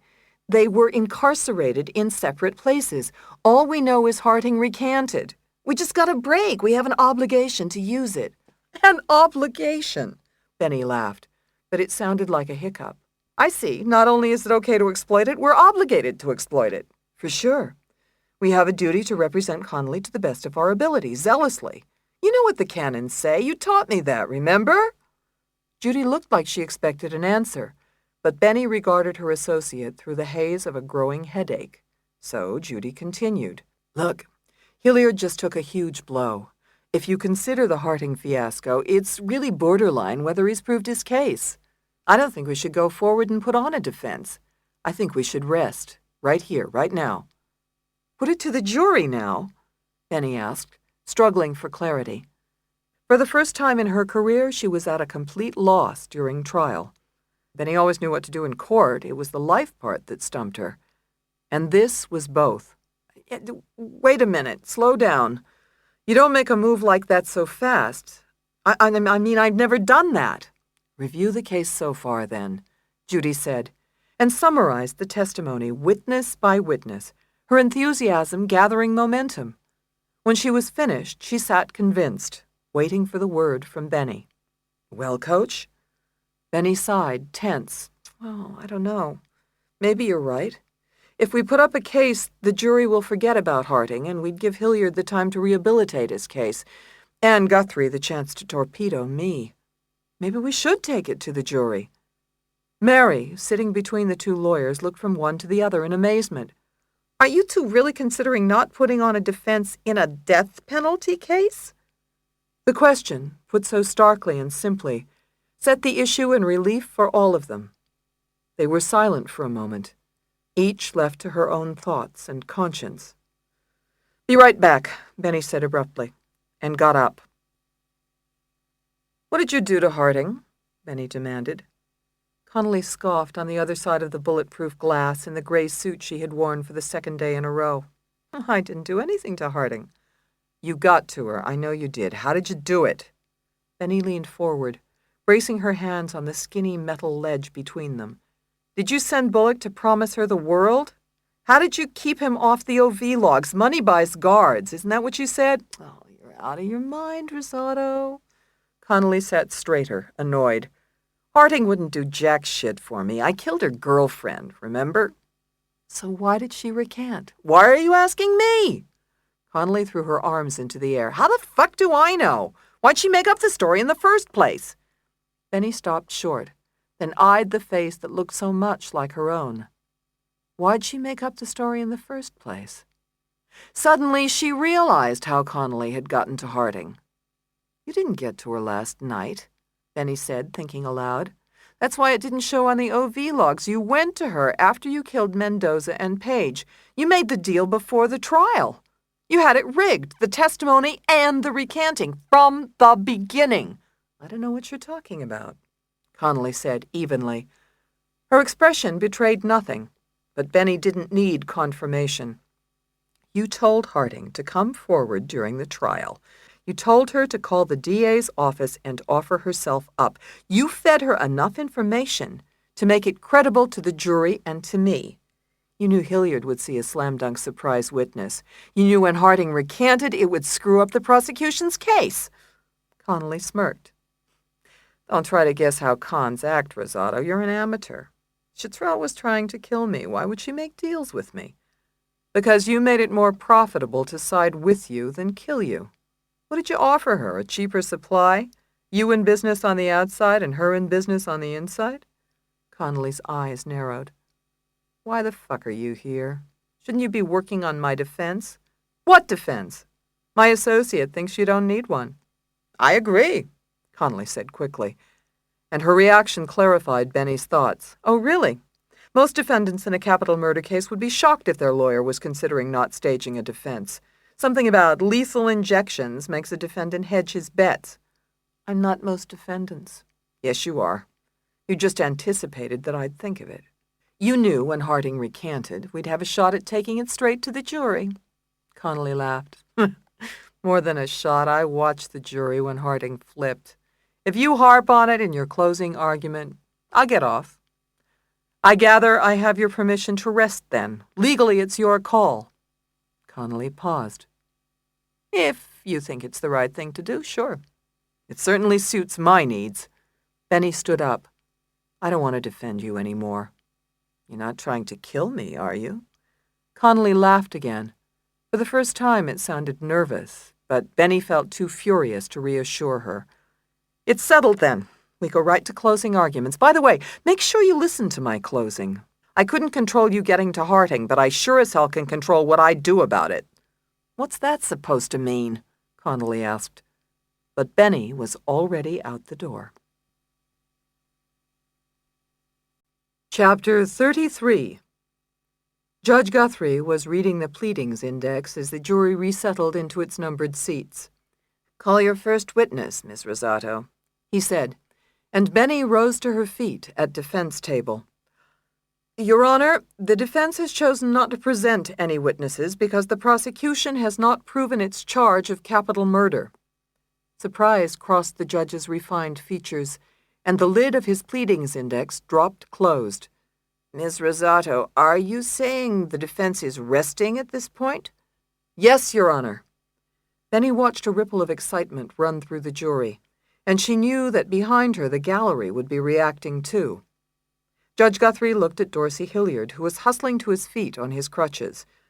Mr. Prosecutor, are you prepared to proceed to your closing argument? Of course, Your Honor, Hilliard said, too quickly to be credible. He collected some papers hastily, either for show or security, since Benny doubted he'd have written his closing already, and he walked to the podium. Ladies and gentlemen, Hilliard began, this is sooner than I expected to be speaking to you, but just the same, I'm delighted with the opportunity.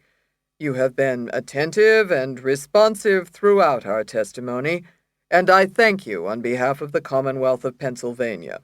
We thank you also for your common sense and your sound judgment, which is what you will need when you go into the jury room to deliberate today. You heard the defense attorney tell you in her opening argument that the prosecution case against the defendant is circumstantial, as if circumstantial is a dirty word. I beg to differ. Murders are rarely committed in broad daylight, in full view of an array of witnesses. In fact, most murders take place without an audience and between people who know each other, people who loved each other and who fight. Objection, Your Honor, Benny said. None of those facts are in evidence in this case. Sustained, Judge Guthrie ruled, unexpectedly to Benny, though he knew the bell couldn't be unrung. The circumstances of a murder can easily and quite reliably point to the killer. Officers Sean McShay and Officer Arthur Reston caught the defendant running from the scene of the crime, and she confessed and attempted to bribe them in order to avoid being brought to justice. Mrs. Lambertson saw the defendant running from the scene after she heard the defendant fighting with her lover, and after she heard a gunshot. The fact that Mrs. Lambertson may have been somewhat unsure as to the exact minute she saw the defendant run by is of no legal or factual significance. You also learned from Dr. Liam Pettis that the blood spatter on the sweatshirt was consistent with the officer's testimony. And Dr. Mark Merwick told you, over defense counsel objection, that the previous defense counsel had prevented the Commonwealth from testing the defendant's hands for residue from firing a gun. Objection, Your Honor, Benny said, rising, and Judge Guthrie shook his head discreetly. overruled. Hilliard held up a finger. A word about the murder weapon, the gun. Judge Guthrie will charge you that you're not to speculate in the jury room as to the facts of this case. And so I suggest to you that the fact that the murder weapon was not recovered is not the result of mysterious scheming of a cabal of police officers. The truth is simpler than that. We aren't perfect. We're not TV cops. We don't always find the murder weapon.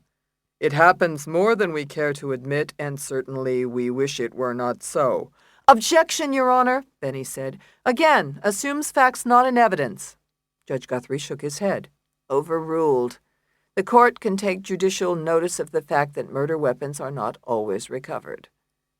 Hilliard glanced at the dais, then focused on the jury. You will hear much when defense counsel addresses you of conspiracies and cabals, of plots and schemes, of drug deals, of crooked cops. It reminds me of Alice in Wonderland. Remember the walrus scamming the oysters?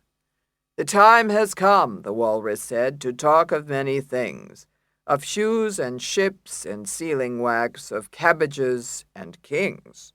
The jury smiled, and the librarian in the front row mouthed the passage with Hilliard. The defense has to say something to respond to the wealth of state's evidence, so they say what they think you'll respond to. A buzzword, conspiracy. Conspiracy? Are we talking UFOs and little green people? Are we talking grassy knolls and lone gunmen? Are we talking Washington bigwigs and sleazy payoffs? Hilliard paused. The defense underestimates you, my friends. I have every faith and every prayer that when you retire to the jury room to deliberate, you will see through the stories of cabbages and kings and find the defendant guilty as charged of capital murder. Thank you." Hilliard left the podium, and Benny stood up, feeling the full onus of the risk she had taken in not presenting a defense. There was no buffer between her and the verdict, no testimony to point to, not even physical evidence. It wasn't between her and Hilliard anymore, or her and Judge Guthrie, or even her and Connolly. It was between Benny and the jurors. It was a relationship, a compact between them. It would happen now, or it wouldn't happen at all. She felt a shiver shoot up her spine and approached the jury. Chapter 34. To Lou, nothing was right about the scene. The sun shone too brightly, the afternoon was too pretty, the cop was too young, and he was killed trying to murder a citizen. The 11th was at the cemetery in force, a blue square of dress uniforms, but the inspector hadn't made his typical cameo, and neither had the mayor. Lou stood with the press, about 50 yards away from the flag-draped casket. Even the reporters looked second string. Lenehan's death wasn't front-page news anymore, and Lou would have missed the obit if he hadn't been looking for it. It made Lou feel sad, like he'd lived too long. He didn't want to see a world where drug dealers did business in the open and cops murdered their own partners. His eyes hurt suddenly. It was so goddamn bright. And he looked at Lenehan's mother and father, crying behind their son's casket. Then he spotted Citrone, standing behind Lenehan's mother, and his heart hardened.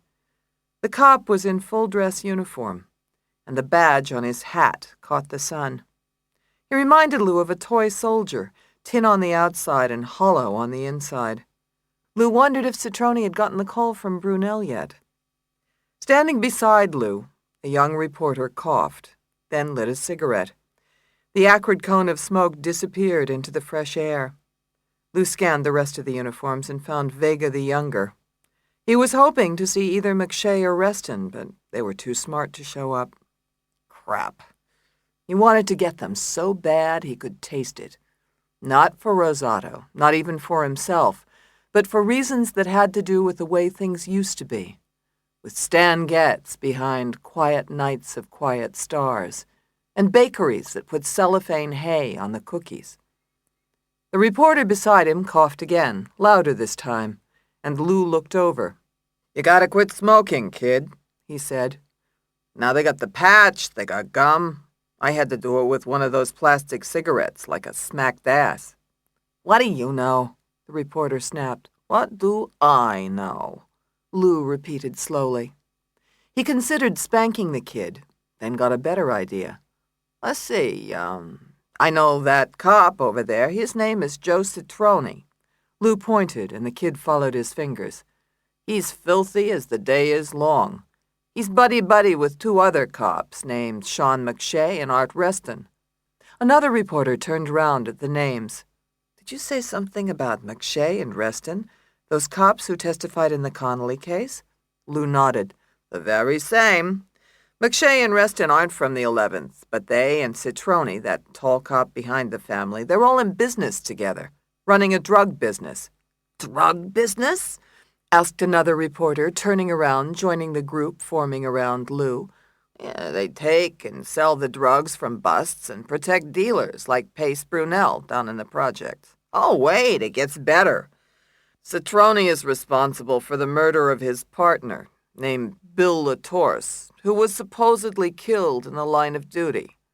One of you smartasses ought to be looking into why a domestic got an experienced cop dead, you ask me." The reporter started interrupting, but Lou put up his hands. "My advice to you is to get on this story right away. It'll be the story of the decade, probably win a Pulitzer. Does anybody say scoop anymore?" Then Lou turned to the kid next to him, whose cigarette hung by its paper from his open mouth. "Put that in your pipe and smoke it," he said, and walked away. Chapter 35. Benny stood in front of the jury and paused before she began her closing to calm her nerves and gather her thoughts. Again, she decided to go with the truth. It was all she had. Ladies and gentlemen, I made the highly unusual decision not to put on a defense case for Alice Connolly because I do not think the Commonwealth proved its case of murder beyond a reasonable doubt. I do not share the prosecutor's lofty regard for circumstantial evidence, especially in death penalty cases. The prosecutor soft-pedaled that fact in his closing, but I stand here to remind you the Commonwealth ultimately seeks the death penalty in this case. Keep that in mind at all times. Let it inform your judgment. How sure do you have to be to send a human being to her death? Sure beyond any reasonable doubt. Then he paused to let it sink in, and the faces of the jurors were properly grave. Yet the Commonwealth hasn't provided you with anywhere near that quantum of proof. Nobody saw the crime being committed, and contrary to the prosecutor's assertion in his closing, there are many murders that take place in front of witnesses. You can read in the newspaper every day accounts of drive-by— "Objection, Your Honor," Hilliard barked. "There is no record evidence of such shootings." "Sustained," Judge Guthrie ruled. But Benny didn't break stride. "There are no witnesses to this killing. At least the Commonwealth could not produce one, and there are many other facts that the Commonwealth couldn't prove, all of which add up to more than reasonable doubt. First, the Commonwealth didn't produce the murder weapon. The prosecutor wants you to forget about the gun. But can you? Fairly?" Benny stepped closer to the jury rail. "Remember their theory of what happened that night? They posit that Alice Connolly shot the deceased, changed her clothes, and threw them in a dumpster to get rid of the evidence. If that's the truth, why wasn't the gun in the dumpster with the other evidence? Are you supposed to believe that Alice kept the gun with her? Why would she do that when she had disposed of far less incriminating evidence? And if she did keep it, why wasn't it found on her?" Then he paused, hoping her words had an impact. "It doesn't make sense because it isn't the truth. The truth is that Alice Connolly never had the gun. The real killer had the gun and kept it because it would show his fingerprints and not Alice Connolly's. As you heard Dr. Liam Pettis testify, the gun could prove that Alice did not kill Anthony Della Porta." "Objection, Your Honor," Hilliard said. "Ms. Rosato misstates Dr. Pettit's testimony." "Sustained," Judge Guthrie ruled, before Benny could argue, but she had too much momentum to stop now. "Let's consider the laundry list of other facts the Commonwealth didn't prove. 1. The Commonwealth didn't prove motive. A fight? Every couple has rough patches. I myself haven't spoken to my boyfriend in days, but I'm not killing him." The jury smiled, and Benny forced one too. "Secondly, the Commonwealth didn't prove how the blood spatter got on the sweatshirt. Third, the Commonwealth didn't prove what time Alice ran by Mrs. Lambertson's door. Fourth, the Commonwealth didn't prove it was Alice who ran by Mr. Munoz's window. Who can forget Mr. Munoz?" The videographer laughed, as did the young black man in the back row. It was Mr. Speaker, the talkative one. Benny smiled in spite of the tightening in her chest. "Unlike the prosecution, I don't think conspiracy involves little green people.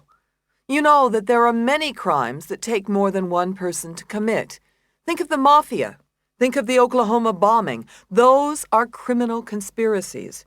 And you don't have to believe in little green people to know that conspiracies are real." Then he made eye contact with the jurors, and an inquisitive tilt to the librarian's chin encouraged her, so she went for the jugular.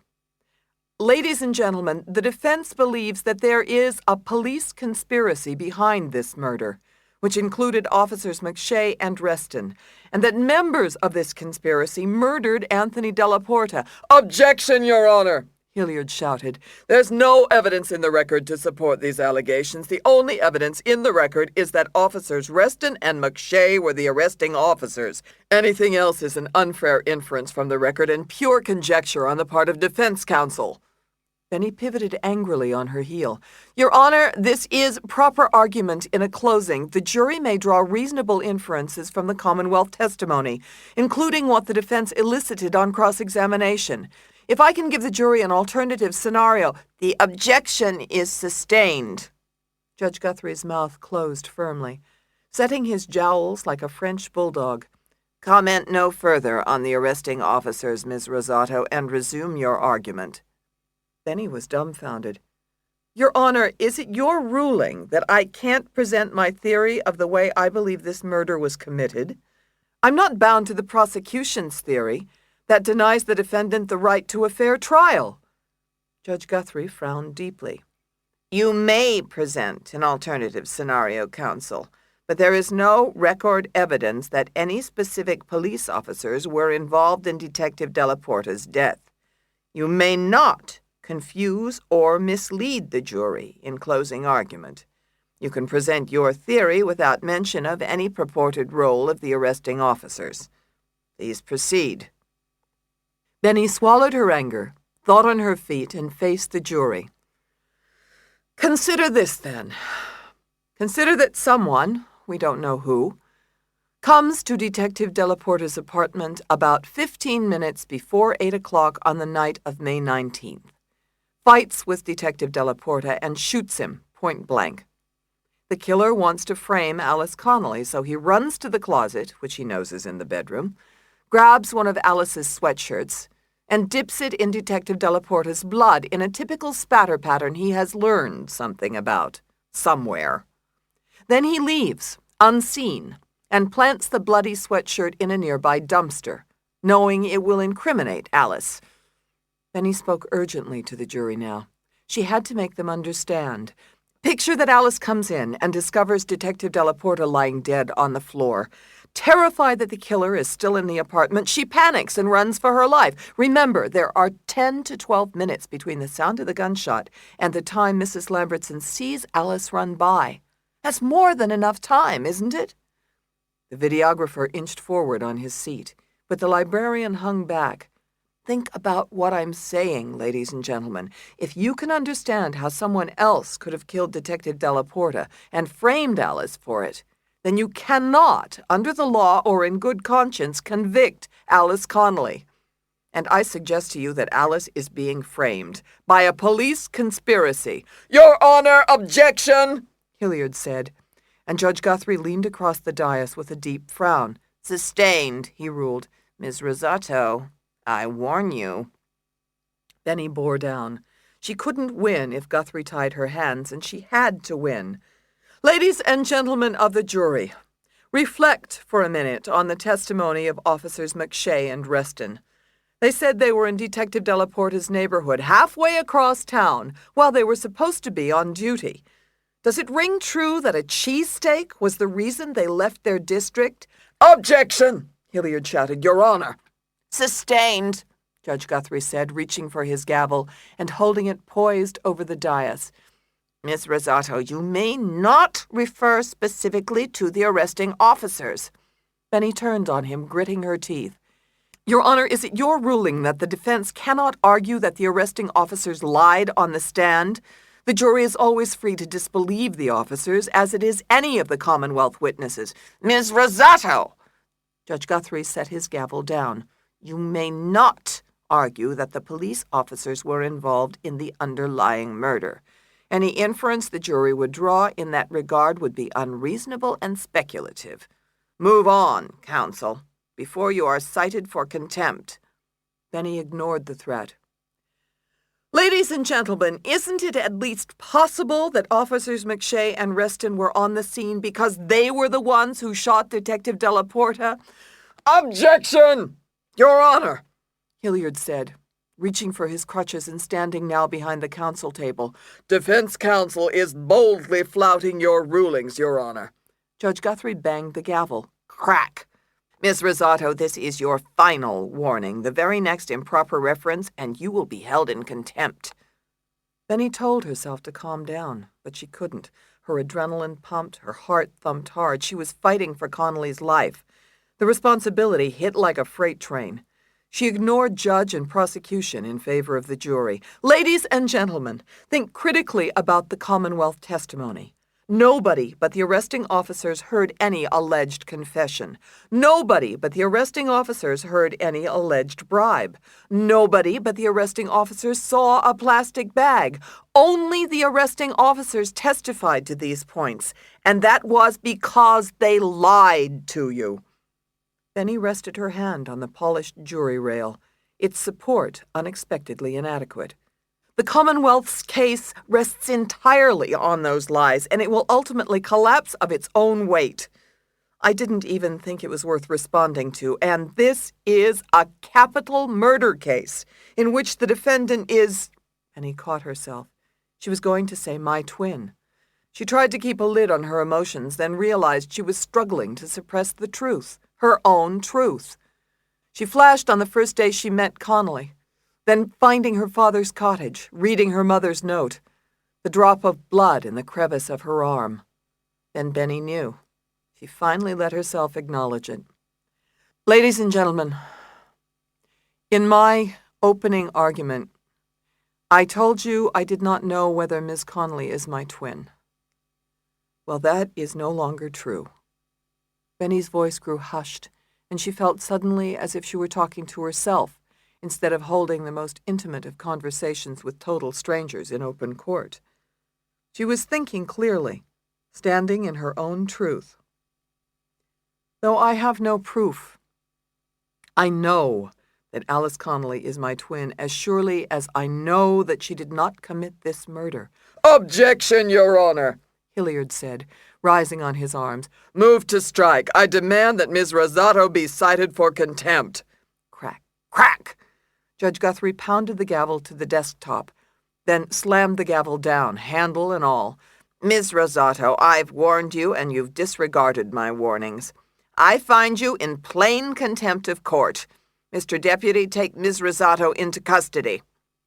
In the jury box, the librarian gasped, the videographer looked stunned, and the other jurors looked equally shocked.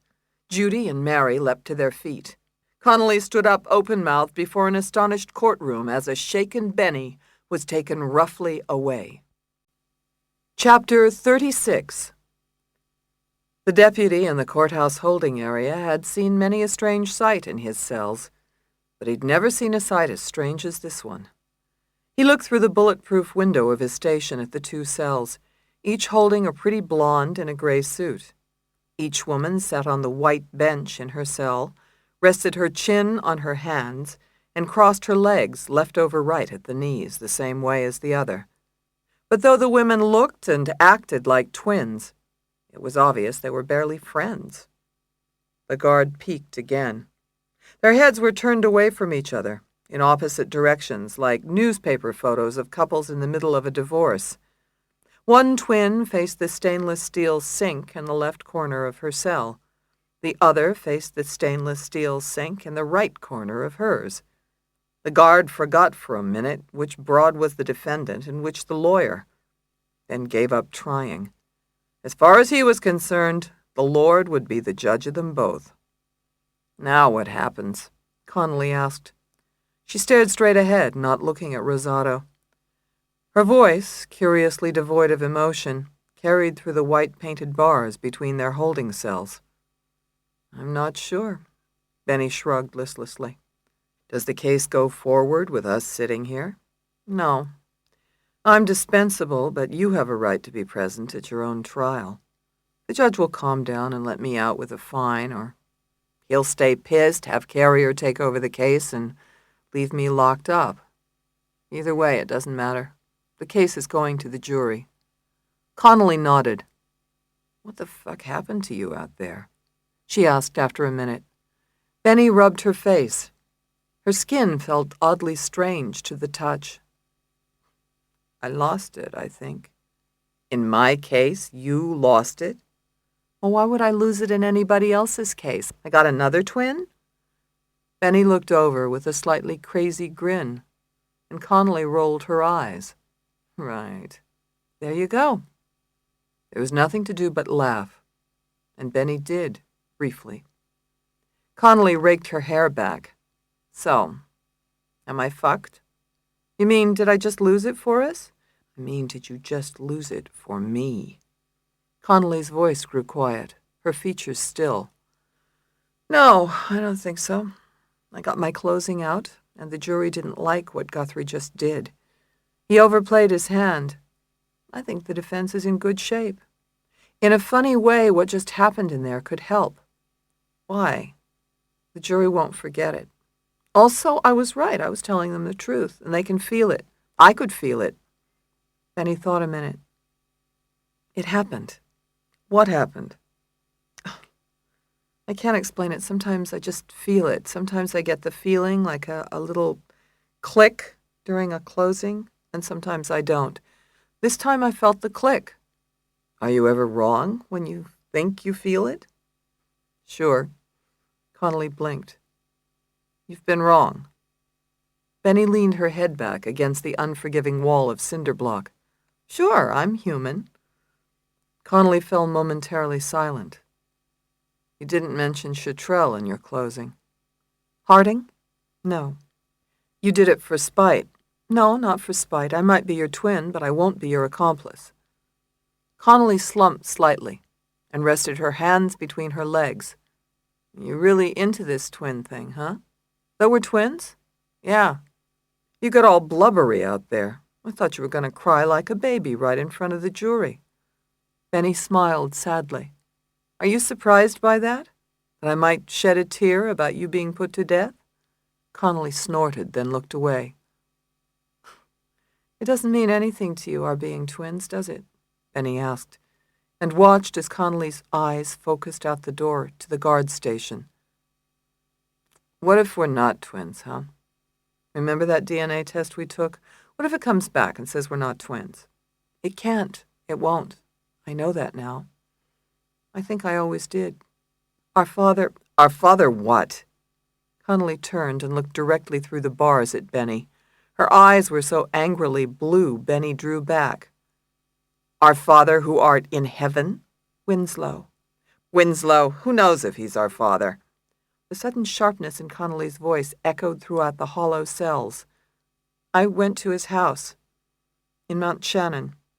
He was away, but I found his clippings of me, of my career. There's books of them. So maybe he's a freak. Ever think of that? Connolly didn't wait for an answer. There's a lot of freaks out there. They hear voices. They think the FBI is following them. They think they're married to rich guys. They think they're Mel Gibson. They think they're friends with Steven Spielberg or that he's their real son. You don't know about those people, girl, but I do. You don't live in that world. I do. Benny shook her head, no. There's that picture you gave me of him holding two babies. So maybe one was a friend's baby, for fuck's sake, or maybe both. Do they look alike to you? You can't tell a friggin' thing from that photo. I don't believe the guy for a minute. I thought he was a crackpot. I found a Dear John note from our mother leaving him. He even came to her funeral. So what? So maybe she left him when she had you. It doesn't mean we're twins. Maybe you're his kid, not me. Connolly grew louder, almost shouting in the cells. Or maybe it's the other way around, huh? Maybe he's some freak and I'm his real daughter, but I grew up to be a dope dealer. So one day he's watching the TV and he sees you, a big success. We look alike and he gets it into his head that I'm like you, that I'm really your twin, that we're both his kids, his twin girls. So he comes to me and tells me my twin will help me. Then he tried to wrap her mind around the situation. When they first met, Connolly had tried to convince Benny they were twins. Now that Benny had finally come around, Connolly was trying to convince her they weren't. The reversal made her head spin. Why are you saying this? What? You're trying to convince me I'm not your twin. I'm just saying I don't think we're twins, is all. Connolly's features returned to their familiar lines, and her tone went cold. I don't need a twin. I don't want a twin. If I get off when this is over, I don't want a twin. Got it? There was a loud rap at Benny's door, and the guard's face loomed at the bulletproof window. Will the real Miss Rosado please stand up? I'm Rosado. Benny stood up as the guard slid a key into the locked door to her cell. Judge wants you in the courtroom. Said you don't need no cuffs. What a guy. Benny walked out into the hallway, which was barely narrow enough to fit one person and flooded with harsh fluorescent light. The guard moved next door and unlocked Connolly's door with an expert twist of the wrist. "This could be my big chance, Rosato," Connolly said loudly. "I could tell the guard I was really you. Then you'd be the one on the hot seat, and I'd go free no matter what the verdict." Connolly stepped into the tight hallway and offered her wrists for cuffing. "How about it? Would you trade places with me now? Would you bet your life on this case?" "That's enough of that talk," the guard said gently, but Benny felt too stricken to speak. Would you bet your life on this case? Benny felt like she already had. As soon as the door to the courtroom opened, Benny caught sight of Judge Guthrie, who had evidently regained his judicial temperament, for his features seemed composed and his manner calm. The jury was sitting in their paneled box, and a chagrined Dorsey Hilliard was in place next to the prosecutor's table. At the bar of court, Carrier and D'Annunzio sat on the edge of their chairs, visibly concerned. Benny entered the courtroom, and the gallery reacted instantly, fidgeting in the pews for a better look. Reporters wrote furiously in their skinny notebooks next to sketch artists who drew so deftly they appeared to be scribbling. Mike and Ike sat wedged among them, unhappy as linemen benched in the playoffs. "Miss Rosato," Judge Guthrie said, "please approach. Mr. Sheriff, please escort the defendant to her seat at counsel table." "Yes, Your Honor," Benny said, her tone professional as she faced the dais and looked Judge Guthrie in the eye. Behind her, Connolly was escorted to counsel table. "Ms. Rosato," Judge Guthrie began, "the court found you in contempt for disobeying my order during your closing argument. However, after vigorous argument by one of your associates, the court finds it would be in the interests of justice for the matter to proceed." The judge nodded grimly in the direction of Carrier and D'Annunzio, and Benny thanked God for Carrier. "You are hereby released from your incarceration and fined a sum of $500. Your associate has already paid the sum on your behalf to the clerk of the court. Are you finished with your closing argument?" "I am, Your Honor." "Then take your seat, counsel, while we continue this final phase of trial. Mr. Hilliard, you may have rebuttal." Benny returned to counsel table and checked the jury's reaction. They seemed subdued as a group. The librarian didn't look at her, and even the lively videographer seemed impassive. "Would you trade places with me now? Would you bet your life on this case?" Benny had felt the click during her closing, but she'd been wrong before. "Ladies and gentlemen of the jury," Hilliard said from the podium, and began his rebuttal, repeating that the jury couldn't infer a police conspiracy from the absence of the murder weapon. He concluded quickly, and when he was finished, the jury looked somber. Benny wasn't certain what conclusion to draw from their grave faces. In her experience, jurors usually grew serious when the time of decision was at hand. She wished she could argue again, but the defense didn't get the second shot, the Commonwealth did. Judge Guthrie proceeded immediately to charge the jury, reading them a lengthy recitation of the relevant points of law both sides had submitted, while Benny sat quietly, only half listening, slowly realizing that the case was ebbing out of her control. Usually it came as a relief to Benny when the power and the ultimate responsibility shifted from her to the jury. In the past, it had meant her job was finished, and after the verdict, she could return to her life. She'd loll around in bed with Grady, and get up and work on the house. She'd visit with her mother, sit with her in the elegant hospital until she'd dozed off. But when this trial ended, there would be none of these things. Nothing but a vacuum. And that was the best-case scenario. What if they lost? Benny shuddered as the jury filed out to begin deliberations, disappearing through the paneled door, departing to decide Connolly's fate, leaving Benny with nothing but emptiness and fear. Chapter 37. The lawyers awaited the verdict back at the office, and Benny helped the associates gather the trial exhibits and return them to the file.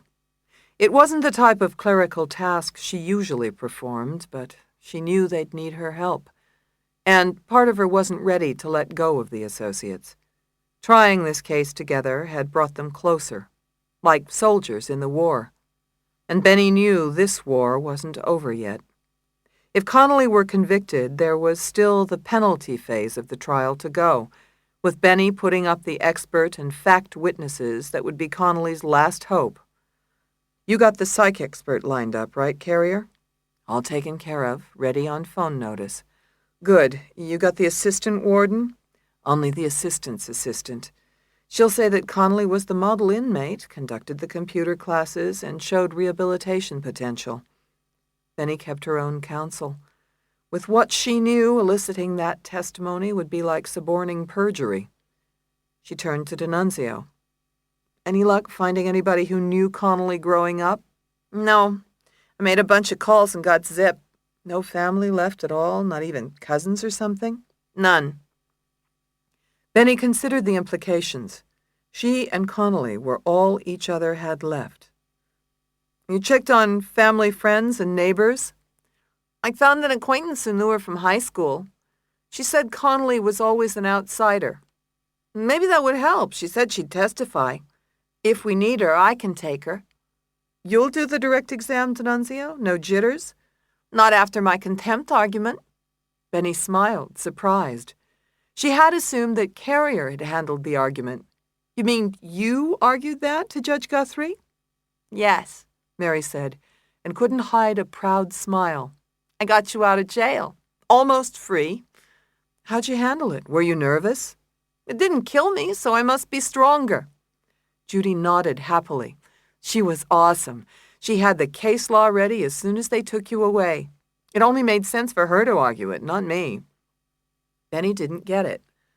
You had contempt cases ready? Why? How? I thought you might get into trouble down the line. I would have, in your position. As nuts as my twin makes me, she's still my twin. So I found a few cases this morning. Benny laughed, a brief break from the tension. Well, thanks. You done good. Then her thoughts returned to Connolly. So, we don't have much for the penalty phase, is what I'm hearing. Wonderful. Benny thought of trying to contact her father. He could tell the story of how he'd abandoned Connolly, help her in a way he'd never helped her before. She shook it off. Then, unaccountably, thought of Lou. You didn't hear anything from Lou, did you? Benny asked, and Mary shook her head. No, not since this morning. He hasn't called in. I checked the messages. Benny's mouth made a grim line. I don't like the sound of that. He should be here. Did he tell you where he was going when he left court?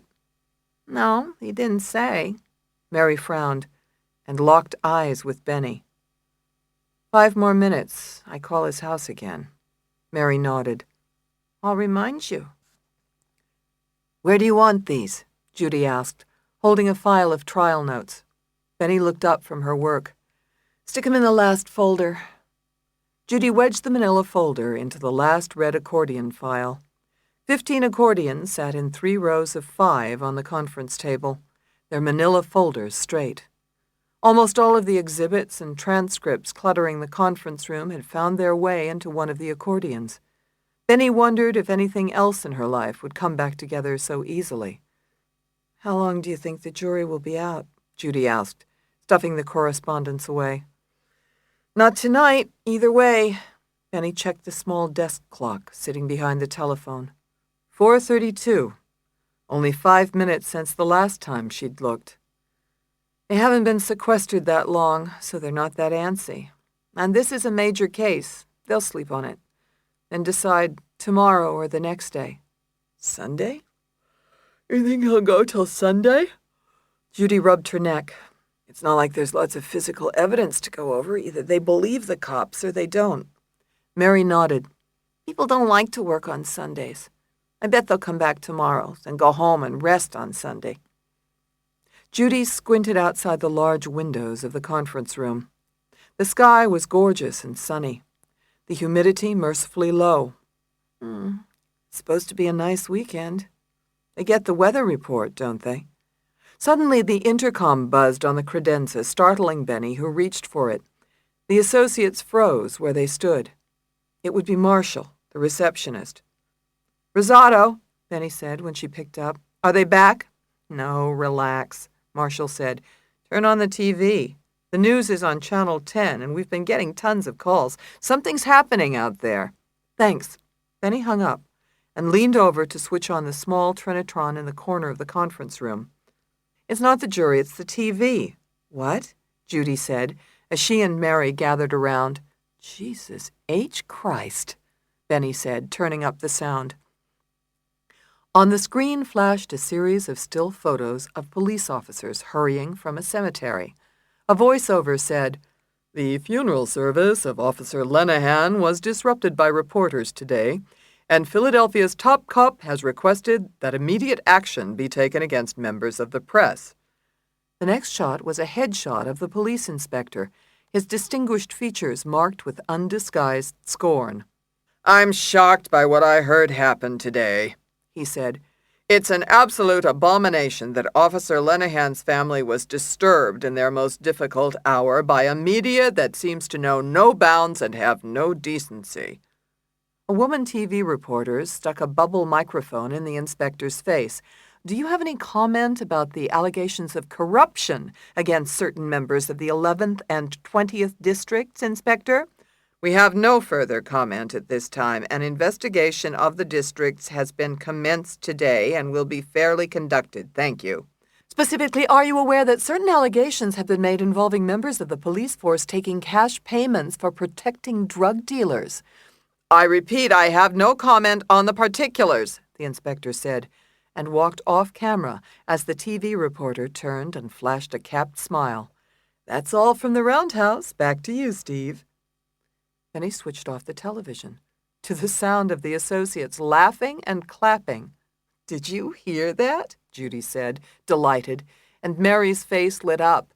"The word is out. How did that happen?" Benny looked grim. "A sailor man we know?" "Lou?" they both said in unison.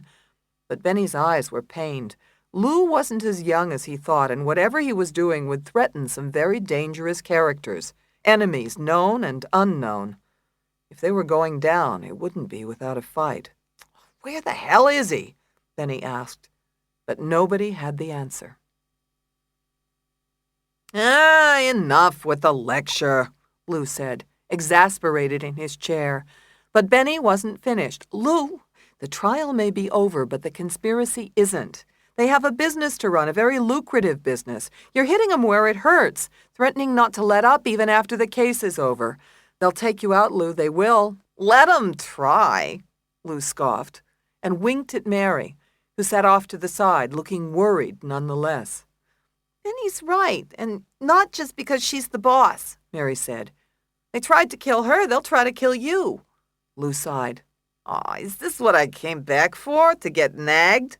At least men lawyers don't nag you." "Fine." Benny stood up. "I'm not going to nag you about it. For the next couple of days, you take Ike." She gestured to the opposite conference room, where the bodyguards thumbed through the newspapers. "I'll keep Mike." Lou looked over his shoulder at the bodyguards. "Split up the kids? Ah, Benny, we can't do that." But Benny wasn't laughing. They worked into the night, preparing the death penalty phase of the case, transforming the conference room into a telethon headquarters. Benny worked the phones and interviewed potential character witnesses, and the associates and Lou called any leads they could reach. No new witnesses could be raised, and the phones outside the conference room's private lines rang until all hours. It was the press, but Benny wasn't answering.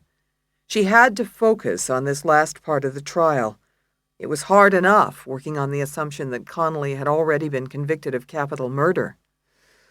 "Oh, I'm whipped," Mary said, brushing her hair from her eyes, and Judy looked tired. Even Lou, previously battery-powered, had come down from his high. He hung up the phone from his last call, beat. Let's call it a night."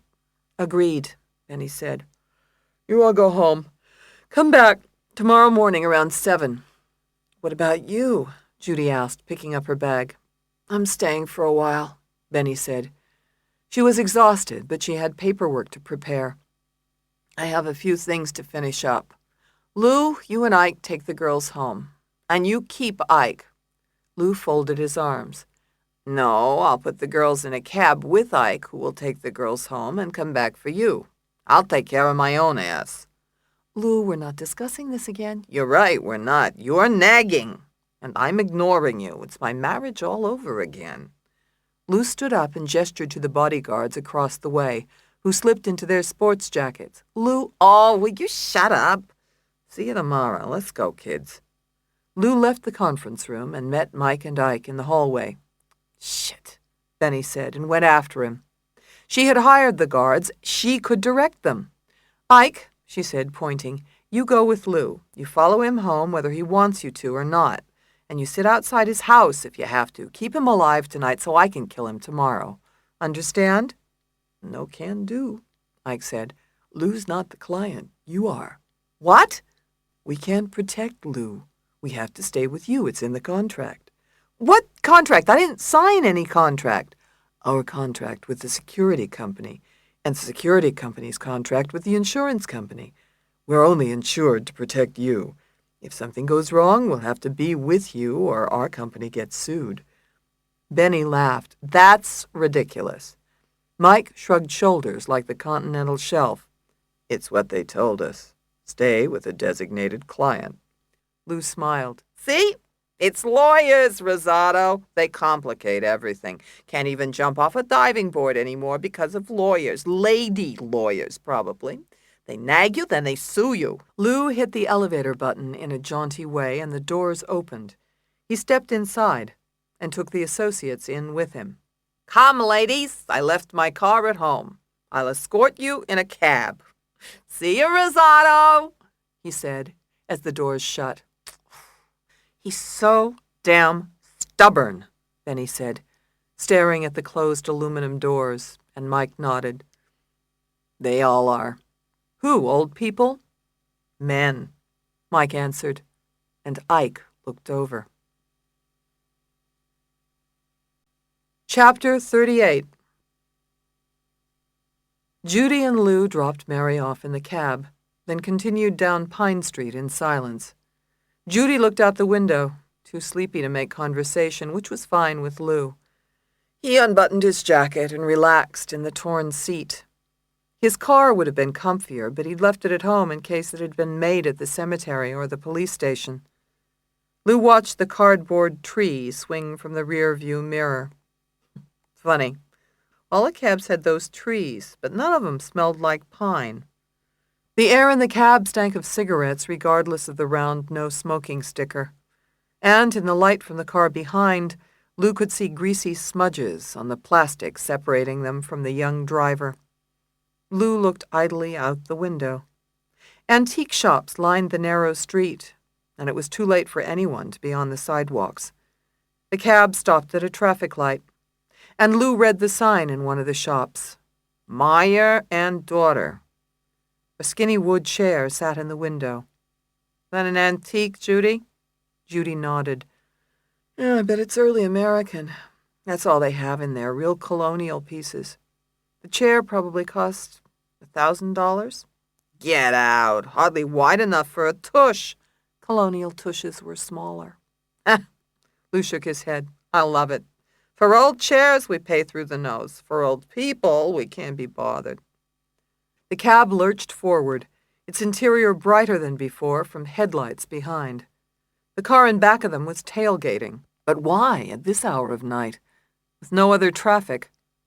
Lou stiffened instinctively and twisted around. The sight shocked him. There was a patrol car on their bumper. The lights on its roof blazed to life, filling the cab with red, white, and blue. Patrol car 98. Fear jolted Lou to alertness. It was Citrone, alone. No siren to attract attention.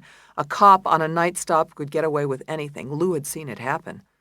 The cab was slowing down, and Lou pounded on the plastic divider. Keep driving, he ordered. Go, go, go! You nuts? The cabbie asked, recoiling. It's the cops. Judy looked back at the lights, the patrol car. Lou? She asked, panicky. Stay calm, Lou ordered. He would have locked the doors, but he wanted Judy out of the picture. The cabbie pulled to the curb and got out. A white spotlight seared through the back window. Beside it stood a tall silhouette whose arm ended in a gun. Citrone was coming at them. Lou's heart fluttered. He was packing, but he couldn't chance anything until Judy was free. Get out of the car, Citrone shouted. He pulled open the back door and yanked Lou out of the cab, jamming the revolver into his sternum. Relax, Citrone. Lou flattened against the cab, momentarily breathless. The gun bored into his chest. In a second, he would be dead. He'd had a good run. It wouldn't be the worst thing, but there was Judy. I'll go with you. Leave the kid. Lou took a step forward, but Citrone drilled him back with a gun barrel. Get out of the car, Counselor, Citrone called to Judy. Make it fast. I'm coming, Judy said, her heart in her throat.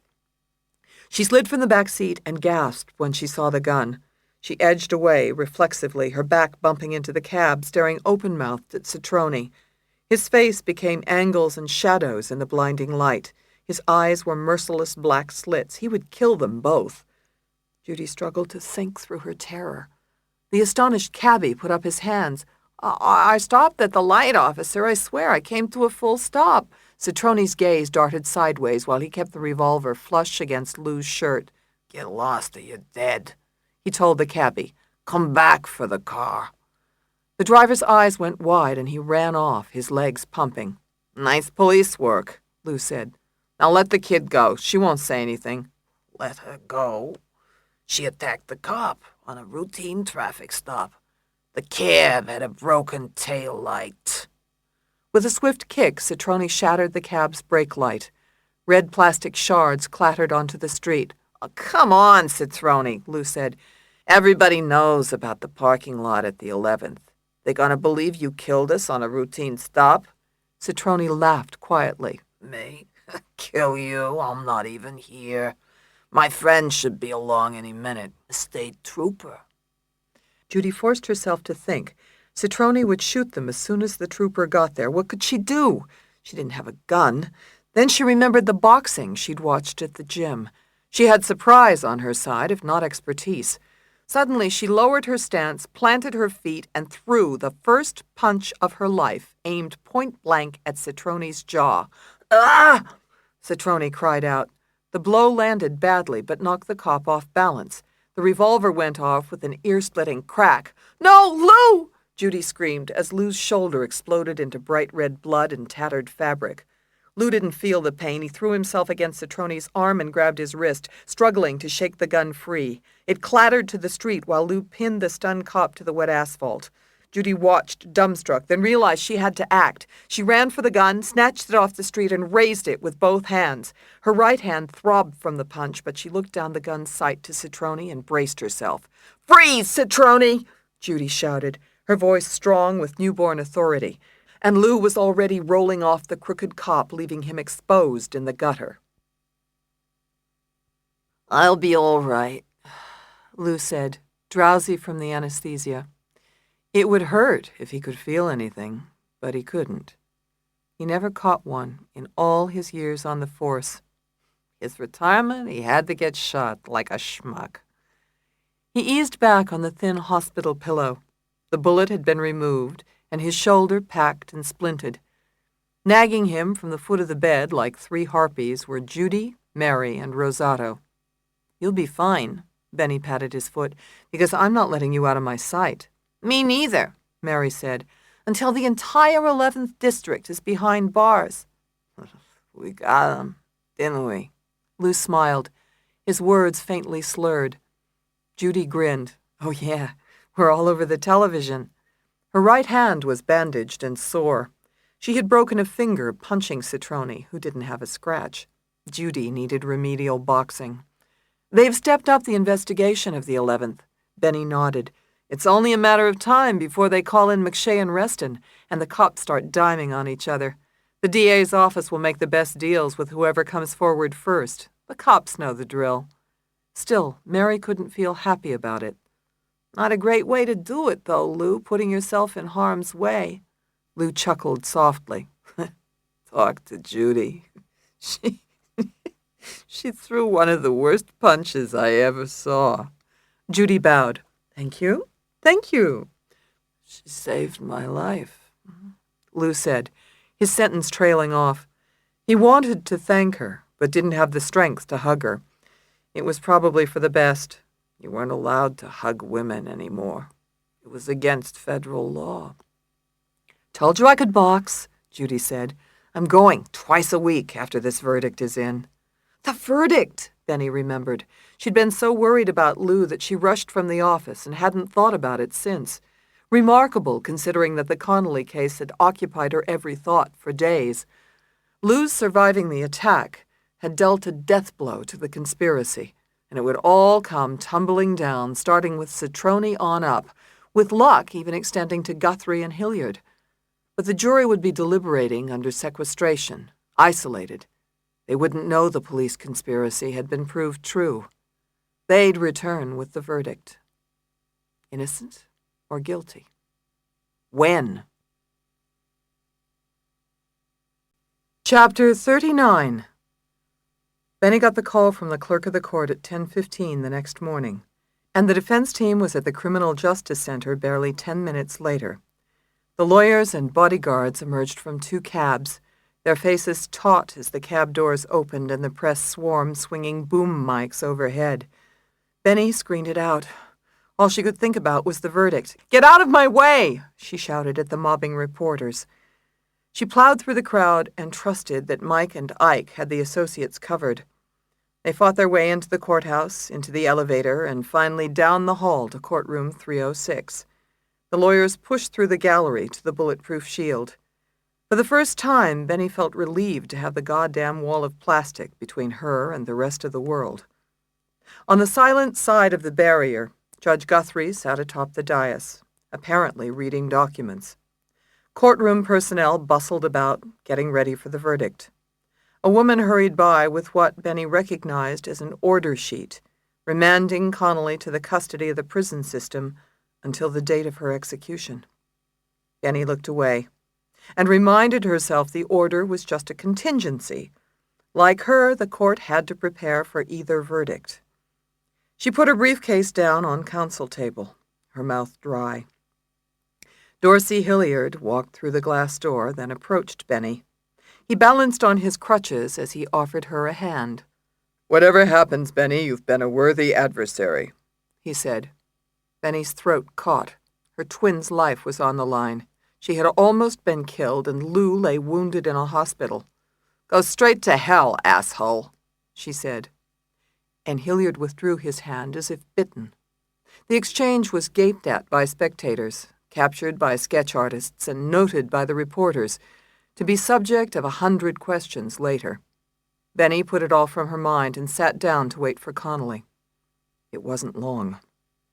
Connolly came through the paneled door of the courtroom, led by the guard, and Benny felt a painful tug inside. What the tug was, she wasn't sure. Sympathy? Affection? Loathing? She didn't know. But the connection was there, undeniable. They had both chosen the gray suit, for God's sake. But if Connolly felt any connection, it didn't show. Her eyes were slightly sunken, her face drawn, and she walked in a stilted fashion toward her seat at defense table. She sat beside Benny without looking over, so Benny stared straight ahead. "Mr. Deputy," Judge Guthrie said, his lined features tense, "please call the jury." The deputy retrieved the jury, and everyone in the courtroom craned their necks to see them as they filed in, searching their faces for clues as to the verdict. But the jury entered the courtroom on the final day as they had on the first, with their heads lowered and their eyes avoiding contact with anyone. The videographer looked grave, and the librarian remained businesslike, her lips pressed together. Benny took it as a bad sign. Jurors looked solemn when they were about to deliver bad news. A hush fell over the courtroom. Even the jaded courtroom personnel grew still, and Hilliard shifted forward in his seat.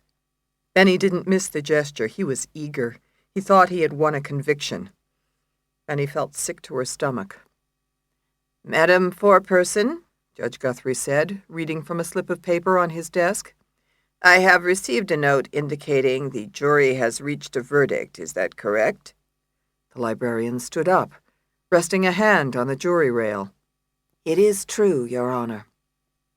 Is this a unanimous verdict, Madam Foreperson? Yes, it is, Your Honor. May I have the verdict slip, Mr. Deputy? Benny watched almost breathlessly as the deputy walked to the librarian, took the slip of paper, and handed it up to the judge on the dais. Judge Guthrie opened the paper without betraying its verdict, his actions prescribed by law and tradition. Then, wordlessly, the judge handed the paper back to the deputy, who returned it to the librarian. Will the defendant please stand? Judge Guthrie said, his voice echoing in the stillness of the courtroom. Connolly rose in tandem with Benny. Benny couldn't breathe and couldn't see. The courtroom, the judge, and the world seemed to fall away. She imagined she could hear the pounding of her own heart, then of Connolly's beating in time with hers. Madam Foreperson, will you please read the verdict? Yes, Your Honor. The librarian cleared her throat and read from the sheet. We, the jury in the matter of the Commonwealth of Pennsylvania versus Connolly, find the defendant, Ms. Alice Connolly, not guilty of murder. Benny's knees buckled at the words, and at first she couldn't believe her ears. What had they said? Had they said not guilty? A shout went up behind her, then a whoop she recognized as Mary's, but which sounded far away. Benny saw Hilliard's face drop into his hands. Only then did it hit her. They won. They won! Connolly was acquitted. It hit Benny like a wave, flooding her heart with relief, but not happiness. Happiness was reserved for the truly innocent, and Benny knew it when she felt it. She couldn't bring herself to face Connolly. She wasn't completely sure why. Hilliard was rising to his feet. I request that the jurors be polled, Your Honor. Certainly, Mr. Prosecutor. Judge Guthrie faced the jury, as did Hilliard and everyone else in the courtroom, including Benny, who sat down at counsel table. Polling was more than a formality. She'd seen it disturb jury verdicts before. Juror number 1, is the verdict of the court just read your verdict? Yes, Your Honor. Juror number 2, is the verdict the court just read your verdict? Yes, Your Honor. Judge Guthrie asked each juror in turn, and as each answered in the affirmative, Benny began to relax into her chair. Her breathing returned to normal, and the courtroom came back into focus. She looked at Connolly, who looked pale and shaken as they locked eyes. Benny imagined the expression mirrored her own, this time not by contrivance. Finally, Judge Guthrie polled the last juror. Juror number 12, is the verdict the court just read your verdict? Yes, Your Honor. Judge Guthrie nodded quickly. The court accepts the verdict of this jury, it having been duly impaneled, having heard the testimony and the evidence, and having duly deliberated. It is hereby the order, judgment, and decree of this court that the defendant is found not guilty of the crime of capital murder as charged. Miss Connolly, you are released from custody, effective immediately. Connolly nodded but said nothing, even after a year in custody for a crime she didn't commit. Benny could understand it, somehow. She felt her eyes brimming and blinked the wetness away. Judge Guthrie finished the formalities. Members of the jury, the court thanks you very much for your service to the Commonwealth. Please leave your plastic ID holders on the jury rail. You are hereby discharged from your secrecy, and you may discuss this matter with anyone, including its particulars. Likewise, you are free not to discuss this matter, and may decline any requests for interviews that will undoubtedly come your way. Judge Guthrie picked up his gavel and struck it down lightly. Crack. The court is now adjourned. Benny stood up, watching in a daze as Judge Guthrie left the courtroom. Then Hilliard. Both of the associates rushed up, hugging her and shaking Connolly's hand stiffly. "Get me out of here," Connolly said, speaking finally to Benny, who was already opening the door in the bulletproof shield, preparing for the media as it surged forward to meet them. Chapter 40. Benny had no comment for the excited press and managed to get through them and into the back seat of a cab with Connolly. She put Mike up front with the driver to intimidate the reporters banging on the cab doors and filming through the windows. The cab could barely inch forward in the crush. "You have my permission to run them over," Benny said, and the cabbie grinned. "I read all about you in the papers, Miss Rosato. You too, Miss Connolly. Congratulations, you all must be real happy." The cabbie hit the gas, and the cab took off. "So where you ladies going to celebrate?" "The train station," Connolly answered quickly, and Benny looked at her in surprise. "Are you serious?" "Absolutely." "You're leaving right now?" "I told you I wouldn't be hanging around." "Well, I didn't think you'd leave right away." Benny felt confused, her emotions bollocksed up. She didn't know what to say. She felt too full to say anything somehow. The cab left the throng at the Criminal Justice Center and stopped at the traffic light. Ahead stretched the wide avenue that was John F. Kennedy Boulevard, which ended in 30th Street Station, a massive edifice in Grecian style. It loomed so close, only 5 minutes from the courthouse with no traffic. Benny found her voice. "I thought you'd want to come by the office." "I think I should get out of town. I heard about what happened to your investigator last night." "But you're safe with me. I've got Mike here, under contract." Benny gestured at the front seat. "We even have insurance companies on our side." "No, I have to go." Connolly looked out the open window as the cab traveled smoothly up the boulevard, her blonde hair blowing willy-nilly in the humid air. "But we didn't get time to talk." "There's nothing to talk about," Connolly said as the cab approached the train station. "How can you say that? I mean—" Benny glanced embarrassed at the cabbie and Mike, who were pretending not to listen. "We haven't even gotten the blood test back yet. Don't you want to wait until that comes back?" "Will you give it up?" Connolly turned on Benny, her brow knotted in contempt. "I told you, I don't want a twin. I don't want a sister. Thanks for getting me off, but don't act like I owe you. I don't. I have to go." "Where?" Benny asked, stung. "None of your business." The cab entered the drop-off area and braked, and Connolly opened the cab door and climbed out. "Bye," she said abruptly, slamming the door closed. "Should I walk you—" "No, go." Connolly waved without missing a beat. She then turned away, jogged across the drop-off island, and disappeared through the entrance to the station. Benny sat in the cab, frozen despite the heat, watching the doors of the train station swing closed. It was so strange and sudden. Connolly's departure was as unexpected as her arrival. She didn't have money. She didn't have her effects. How would she get a train? And Benny didn't know exactly why, but she wasn't ready for Connolly to go just yet. She flung open the cab door. "I'll be back," she called out.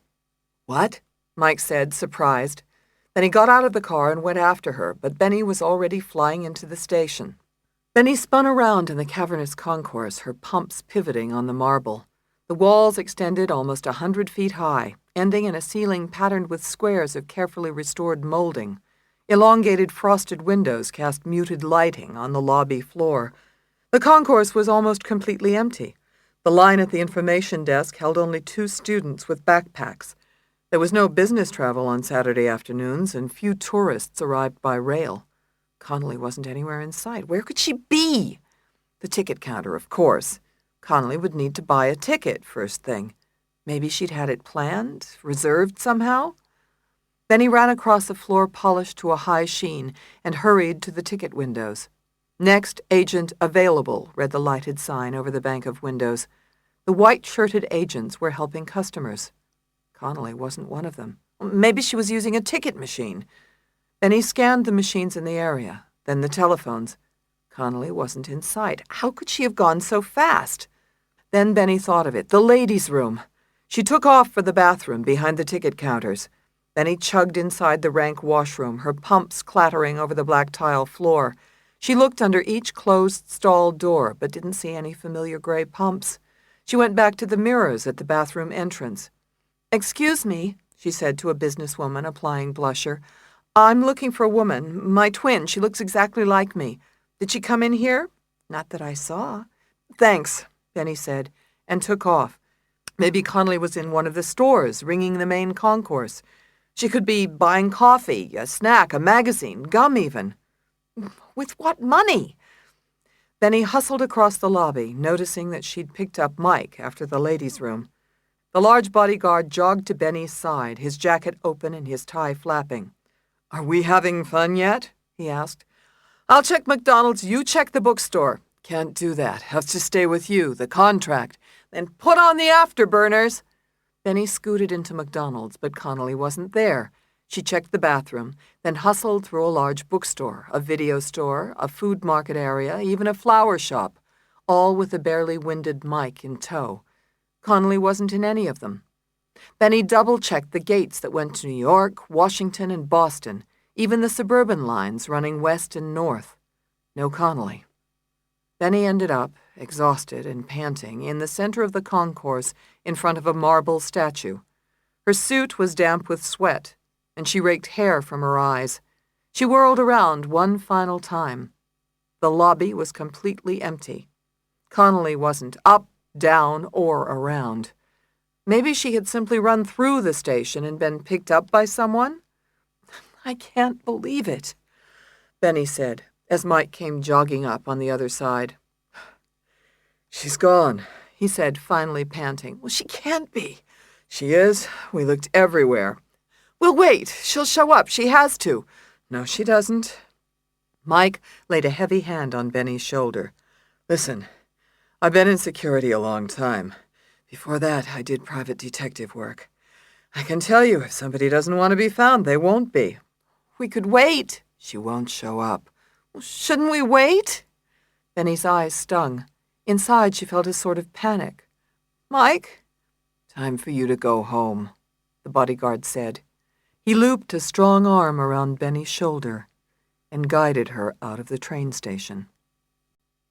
Chapter 41. Benny opened her front door and was greeted by an exuberant dog and the aroma of fresh coffee. "No jumping! No jumping!" she said to the Golden, clawing her suit. But her heart wasn't in it.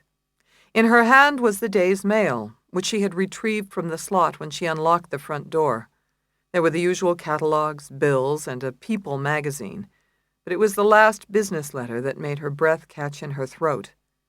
The envelope was business white, and it had the name of a lab printed in the upper left corner. The lab in Virginia. It was the DNA test results. They'd come in today's mail after Connolly had vanished.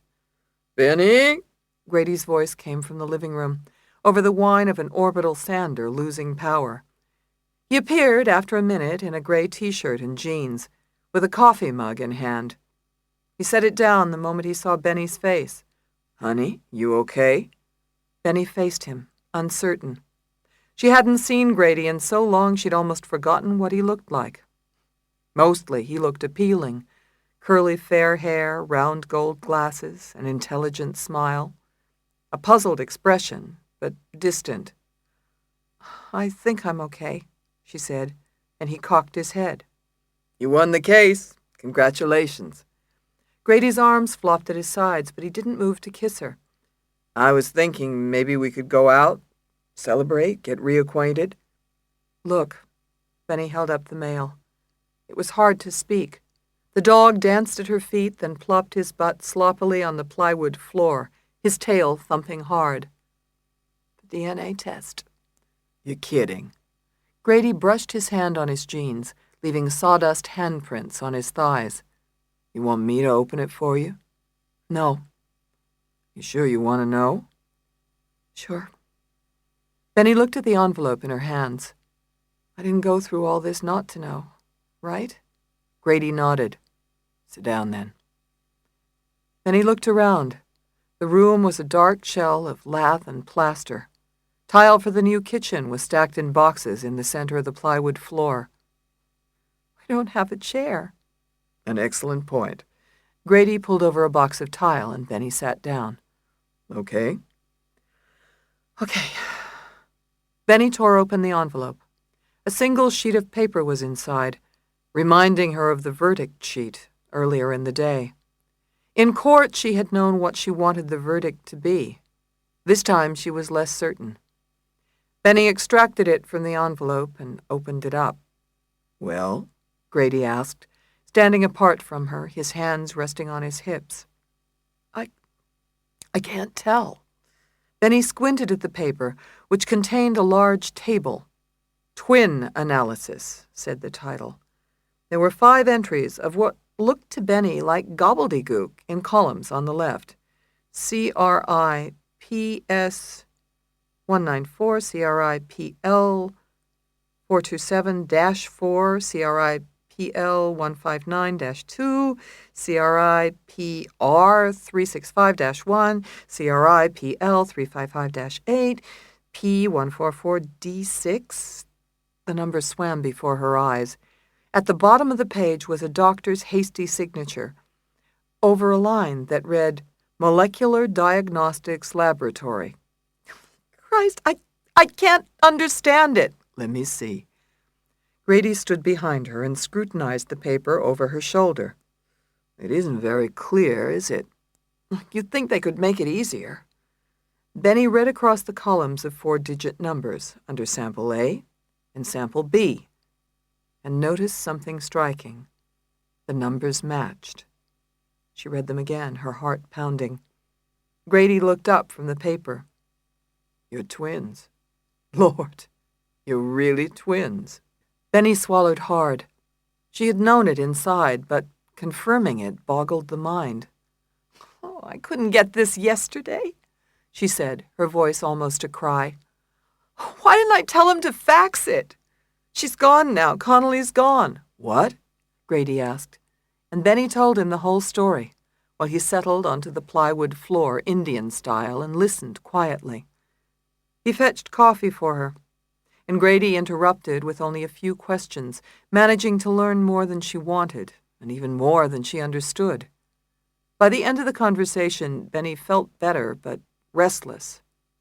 So, do you think I should try to find her? Connolly? No. But she's my twin. I know it now for sure. She should know that, too. It doesn't sound like she cares, hon. She treated you terribly. You almost got killed because of her, and she dumped you at the station. Why would you want to seek her out?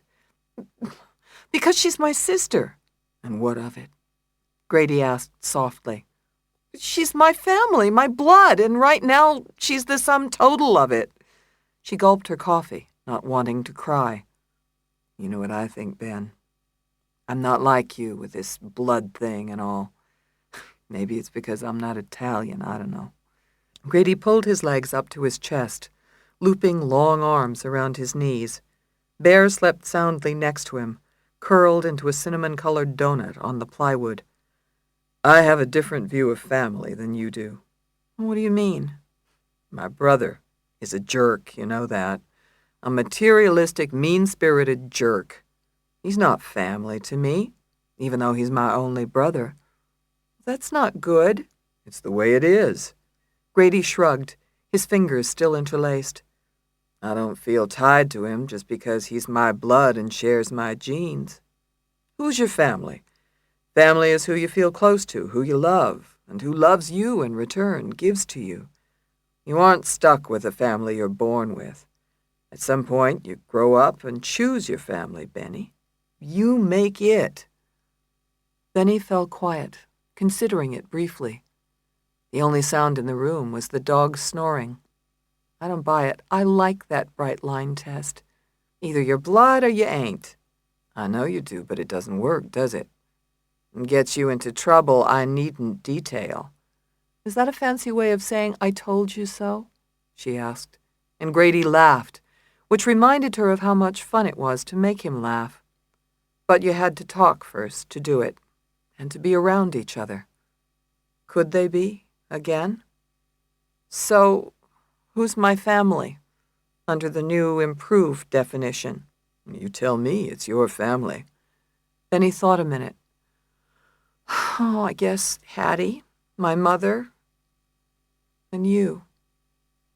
Not Connolly, not my father? Neither, not in my definition. Benny swallowed hard. Well, at least he kept clippings about me and came to my mother's funeral. And we know he didn't leave her, she left him. We don't know much about him to judge him so harshly. Maybe you should find out. Maybe I should. Benny set her coffee cup on the floor and stood up. Can I borrow your car? Grady laughed in disbelief. Now? Can you think of a better time than now? She asked. And Grady knew any response was futile. Chapter 42. It was dusk when Judge Harrison Guthrie set sail in his 16-footer, the Jurist Prudent. Other sailboats and motorboats were coming in as he set out. To a man, their skippers were burnt from a full day of sun. "Don't stay out too long, buddy," somebody shouted to him, boozy from a motorboat. The judge waved back dismissively. He didn't know the man's name. He hadn't made any friends at the marina, or on the bay for that matter. He liked his solitude when he sailed, and the only friend he needed was his wife, Maudie. The judge tacked the Jurist Prudent into the breeze, a mild gust puffing eastward across the bay. The mainsail luffed as he turned, then snapped as it filled with wind. His wrinkled hand gripped the heavy line with the strength of a much younger man.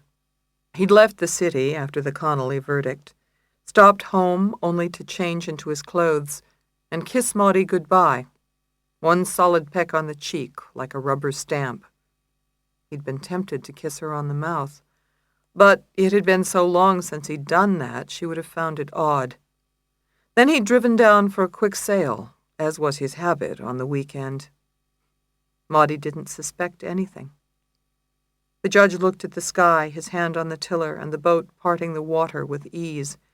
The western half of the sky, where the weather came from, was darkening quickly. Nimbus clouds gathered, a deepening gray tinged with soft black at the fringe. The judge could smell the water hanging in the air and feel its dampness on his cheek. The storm was coming, but he anticipated it with a kind of hope. Maybe there would be lightning. The judge knew a fair amount about lightning, had even studied its history. In early times it was believed to be evil spirits, and villages had rung church bells to ward it off. Later, lightning was assumed to be fire. Finally, Ben Franklin proved otherwise. Its anatomy was remarkable, too, a ribbon of pure electric energy, 3 to 4 miles long but only an inch in diameter. The judge's watery eyes searched the sky, growing darker. The storm clouds collected, milling together like old friends. The wind picked up, filling the sails and testing their thick nylon. Judge Guthrie wasn't afraid. He would leave Maudie well provided for, and the children and grandchildren. He had done good work as a lawyer, filed papers to be proud of. Then he had become a judge, the capstone of his legal career. Any of the opinions, concurrences, or dissents that bore his name would stand forever, making law for all time, making legal history. Judge Guthrie had always written with that in mind, deciding cases under the law with fairness, decency, and justice. There had been only one exception, the Connolly case. The judge had been indebted to Henry Burden, and it would have been dishonorable to turn him down once the inevitable request had been made. The judge knew that the prosecutor, Dorsey Hilliard, owed a debt to Henry Burden as well. But at least the prosecutor had been acting in faith with his sworn duty as he fulfilled Burden's bidding. The judge had not. For the first and only time, Harrison Guthrie had opposed the law. The judge's hand held fast to the tiller and didn't waver, even as his thoughts darkened like the clouds. He had made rulings contrary to law for the purpose of achieving the wrong result. He had violated his oath, and he had disgraced the bench. Even if his misdeeds never came to light, Judge Guthrie knew what he had done. He had acted in combination with murderers, causing death and mayhem. He had profaned the name of justice and transgressed as surely as the robbers, murderers, and miscreants who stood before him day after day. Even Judge Guthrie conceded he should pay for what he had done. No one was above the law, and especially not a judge. And so Harrison Guthrie judged himself in the end, and sailed swiftly into the darkness. Chapter 43. Star connected with a right cross that split the skin under Mojo Harris's eyebrow like a boiled hot dog. Yeah, Star thought. Sweat poured from his face and chest. He danced backward, light on his feet. It was late in the sixth, and he was a round away from winning. The crowd knew it, too. The blue horizon rocked with shouting and cheering. Harris staggered back, and blood bubbled instantly to the cut. It gaped open, skin flaps flopping on either side. Star would have punched Harris again, but the ref rushed between the fighters and steadied Harris's bruised face while he squinted at the cut. "Can you see, Mojo?" the ref shouted over the crowd noise. "How many fingers I got?" "2. "Then box," the ref said, and Star lunged forward, swinging. He didn't want the fight stopped. Nobody did. Star knew he'd fought the fight of his life. He'd beaten Harris on points so far, each round but the third. Ring! Went the bell, ending the sixth, and Harris's arms dropped. He was whipped, dead on his feet. Star glared at Harris before Harris hustled back to his corner. Star was telling Harris he was licked, telling him that he, Star Harold, owned this ring now, that the next time Harris came out, Star would pound his eye till it fucking exploded. "Star, come on back!" Star's corner shouted. It was Browning calling him in. Star stayed in the ring, letting Harris know. Serving notice, demanding respect. The crowd roared at the grandstanding, and Star gulped it down like cold beer. His first professional fight, an 8-rounder, and he was about to win it. A TV camera focused on him, and reporters took notes. Star felt the best he had ever felt in his life. Except Anthony wasn't here to see it. "Come on, Star!" Browning yelled. "Come on back! You only got a second, man!" Star looked at the crowd standing up for him. The men clapping, hands over their heads. The women giving him the eye. Their faces all excited, so close to the ring he could make them out. Everybody from the gym was there. Mr. Gaines, Danny Morales, his foxy wife. Everybody but Anthony. It killed Star, when he should have been the happiest. Where the fuck was that squirrel with the hair plugs? Star scanned the crowd and found the dude. He was in the back, his head wrapped in goddamn bandages, making sure Star kept up his end of the bargain. Harris in 7. Dude better keep up his end. "Star, come in! Get your ass back here! Get your fucking ass back here!" Star turned and sauntered back to his corner, the crowd on its feet going crazy for him. They were seeing history, and they knew it. Years from now, they could say they were at Star Harold's first professional fight. He wouldn't be fighting at the Blue anymore. He'd be at the convention center or Bally's. Bruce Willis would sit ringside, and the TV cameras would be pay-per-view. Star's purse would go from 20 grand to 20 million. "You got him, man," Brown shouted as Star sat down in his corner. "You opened him up. When you get back out there, stay upstairs, circle to the right. Look for a right cross behind your left." Star tuned out Browning. His thoughts were on that bitch. She better be dead. He spit his mouthguard into a hand covered in a latex glove, while another glove wiped sweat off his face and squirted water into his mouth. A third set of gloves smeared Vaseline on his eyebrows, but Star waved them off. Harris wasn't going to be landing anything in the 7th. Star would knock him out in the 7th. Ring! It was the round bell. Star got off the stool and jumped to get his blood moving. "Loosen up." A gloved hand popped in his mouthguard. "You know what to do, Star." Browning started up again. "Finish him off, man. He don't want no more. Can't take no more. Finish him the fuck off." Star charged out of his corner, gloves up, light on his feet. He went straight at Harris, who backed off, his left high, trying to protect his eye. Star waited for his moment. Harris didn't throw anything, just danced back like a pussy, gloves in front of his cut eye, fresh red blood dripping like tears in a line down his cheek. The crowd screamed for the knockout punch. They smelled the blood. They knew it was coming. Star had to throw it. Harris blinked blood out of his eye and backed onto the ropes. The cut was so bad the ref would call the fight any second. Starr pushed Harris against the ropes, throwing left jabs. Had to get Harris looking for the left so he could throw the right into the cut.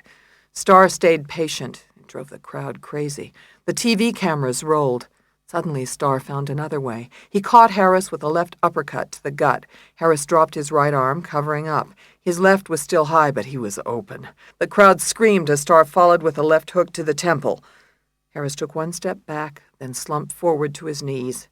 The ref waved Starr to a neutral corner, but Starr didn't move. It was too sweet a sight. Mojo Harris, kneeling, unconscious, in front of him. The ref shoved Starr to the corner and started his count. By the time he got to 3, it was over. The ref waved the fight off. A knockout as Starr threw his fists into the air and roared. After the fight, Starr gave interview after interview, talking to the newspapers, Ring Magazine, and even a guy from Sports Illustrated. There were so many reporters, Starr couldn't even make it into the locker room. He stood outside, jawing into microphones with white boxes showing the stations, USA, ESPN, KYW. Browning yapped more than Starr did, acting like Don King, while the other managers sucked up. They was coming to Starr now, but the boxer didn't want to see him. Only dude he wanted to see was that squirrel with the hair plugs. "Starr, yo," said a voice behind him, and Starr finished signing another autograph and turned around. It was the squirrel wearing head bandages that made him look like a dot head. In his hand was a black Adidas gym bag. Make sure it got done. "Get your ass inside," Starr said.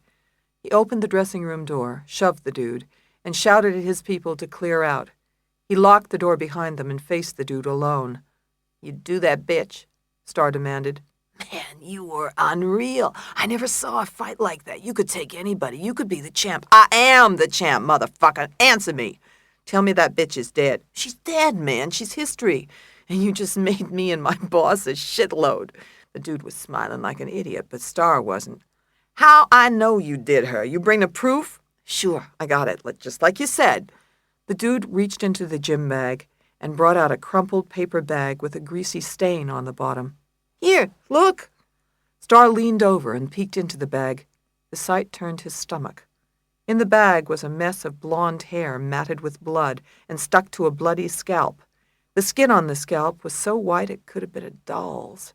The smell was disgusting, like a fresh roadkill. Starr pushed it away. "Get that out of my face, asshole." "You said show me." The dude closed the bag fast and stuck it back in the gym bag. "You wanted proof." Then Starr realized something. "How am I supposed to know it's Conley's, asshole? Could be somebody else's hair, any bitch's hair." "Shit, of course it's Conley's, dyed blonde and all, just like you said, Starr. Look, man, look, it's even got black roots." The dude reached in the bag again, but Starr reared back in disgust. "Get that shit out of my sight." Starr waved at the bag and watched as the dude put the bag away. It had to be Conley's, didn't it? Conley was dead. The bitch was dead. They had held up their side of the bargain, and Starr had done more than his part. He'd won by a TKO in the 7th. It made him feel good where his heart ached. Finally, there was an end to it. Starr had gotten justice for Anthony, and he was on his way to the top. Chapter 44. Benny didn't reach the cottage until dark. If she hadn't been there before, she would never have found the place. She pulled Grady's old Saab up the fork in the road and took the unpaved driveway to the cottage, where she found herself in luck. A light was on inside the house, shining gold through the trees. Winslow was home. Benny would get to see him, meet him, her father.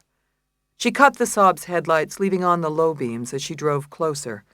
Rocks and gravel crunched under the car's tires. A rusty red pickup stood out in front of the cottage, and Benny parked next to it. She cut the ignition, got out of the Saab, and walked slowly up to the house.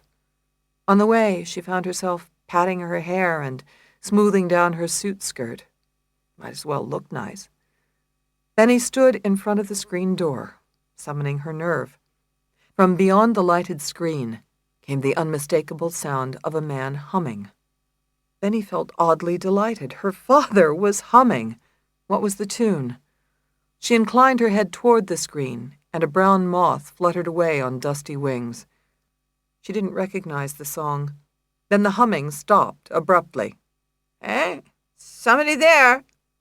Asked a voice, elderly, uncertain, even frightened.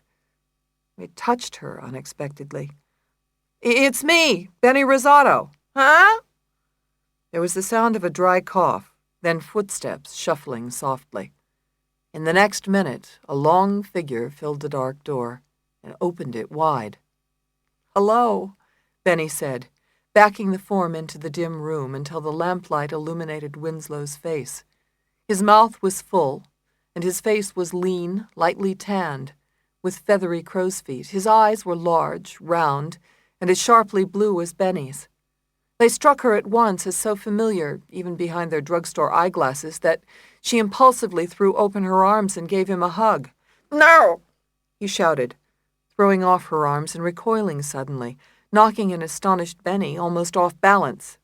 I'm sorry, she said, flustered. She wasn't even sure what had happened. His response had been so immediate, so violent. Benny's face flushed with embarrassment and a sort of shame. She didn't even know why she hugged him in the first place. I didn't mean... I'm sorry. "It's all right." Winslow patted his chest over a buttoned-up blue work shirt, as if he'd just received a shock. I was only... "Quite all right." His wrinkled hand fluttered against his shirt, then moved to right his glasses, though they weren't crooked. "It's all right. It's fine. Fine. Well." Winslow coughed again and focused on Benny. "So we meet," he said without ceremony, and Benny nodded. Yes, we do. He was trying to recover from her faux pas. Starting off on the right foot, she said, laughing uncomfortably. "I thought you might come when it was over. I didn't know you'd get here before I left. I was hoping you wouldn't." Winslow turned slightly, and Benny looked down. On the floor stood an ancient tan suitcase, its leather dry and cracked, with a stand-up handle, and next to the suitcase sat a large cardboard box of books. She couldn't help but notice his scrapbooks weren't going with him. She had so many questions she didn't know where to start. "Where are you going?" she asked. "South." Winslow eased his glasses up his long nose with an index finger, its nail dirty. "Is that all you're taking?" She was thinking of the clippings and the note from her mother. Had he even noticed it was gone? "I must keep packing, if you don't mind, my books." He walked to the bookshelf and ran his fingertips over the book's spines. He stopped when he got to one, tapped it thoughtfully, and slid it off the shelf. Then he went to the box and eased the book into it, spine up. "I must take as many of my books with me as possible." Is this a vacation or what? No, I just came off one of those, though it wasn't much of a respite, was it? Winslow smiled tightly, though his voice remained curiously humorless. "You won the case." "Yes, I did." "How did you know that?" "I was there." "Where?" Benny blinked, amazed. "I didn't see you." Winslow returned to the bookshelf, the second shelf this time, and after a brief examination selected a volume and walked back to the cardboard box with it. "That's why I put Alice onto you," he said, without looking up from his task. "I knew you'd win." "How did you know that? I didn't know I'd win." "Oh, I know all about you, you and Alice. I take care of you both." "You do?" Benny would have found it funny if it weren't her life. "How? I've never met you before." "I take care of my girls. I step in when I'm needed." "His girls?" Benny didn't reply. "Alice and I are twins, right?" "Yes, quite right." Winslow peered at the shelf and slid out a book, and put it back. "No, not Robert Penn Warren. I can't take the Warren." "Oh, well, My mother left you." a long time ago." Winslow picked a book off the shelf, rubbed non-existent dust from the cloth cover with his fingertips, then brought the volume back to the box. "Only room for one more." Why would she do that? Seemed to think I wouldn't make a good father. Always told me that." He snorted softly, his head bent as he wedged the book into the box. He had a growing bald spot, and his hair, once blonde, had thinned to gray and was slicked down, curling over his tight collar. She had lots of ideas like that, her own ideas. Was she right? Ask her. The statement, coldly delivered, struck bone. "You know I can't do that," Benny said, dry-mouthed. "No, and so you'll never know. It's a lot more complicated than you think, not that it matters now." Winslow straightened up, went back to the bookshelf, and removed one more book. He seemed to know which one he wanted, and he placed it in the box with an attention Benny found infuriating. "I think it matters. I want to know. How could my mother give up a child? How could she do it even, and how could you let her? Why didn't you fight for us, or at least take Alice? You've made a success of yourself, and Alice is out of jail. All's well that ends well. Help me with these books, would you? Pick up the box from your side and put it on the couch." As if he hadn't heard her, Winslow bent over and lifted the box, but Benny snatched it from his hands and stood back in anger. "Stop and answer me," she said. The heavy box pulled at her shoulders, but she was strengthened by a bitterness she didn't know she harbored. "Why didn't you take Alice? Why didn't you try to see us?" "Give me my books." Winslow stretched out his arm, calloused palms up. "Answer me first." Winslow stretched out his arms, calloused palms up. "Answer me first." "Give me my books." His voice went stern and hard. "My books." "Here." Then he shoved the box at him, and he stooped slightly as he absorbed its impact. He struggled to set the box down on the couch, a fact Benny noted with only a smidgen of guilt. "You have your books. Now answer me." When Winslow straightened, his face was red with effort. "You're angry." An understatement. "You expect me to justify myself," he said, though his tone remained harsh. "You think I don't care for you or Alice." "Right, as a matter of fact, as the lawyers say. You weren't there for us, and you didn't try to be. You didn't need me. You were doing fine. You never gave anyone any trouble. But Alice, I had to watch more closely. She would fall in with the wrong men. I had to step in. When I was needed, I was there." "What do you mean?" "When she was 16, there was a young man who, well, I stepped in. I took care of her. She never knew it was me. I wasn't looking for credit. I saw the situation that arose, and I dealt with it." "How?" Benny didn't understand, but she didn't like the sound of it. "What are you talking about?" "The details aren't your concern. I dealt with the situations that arose.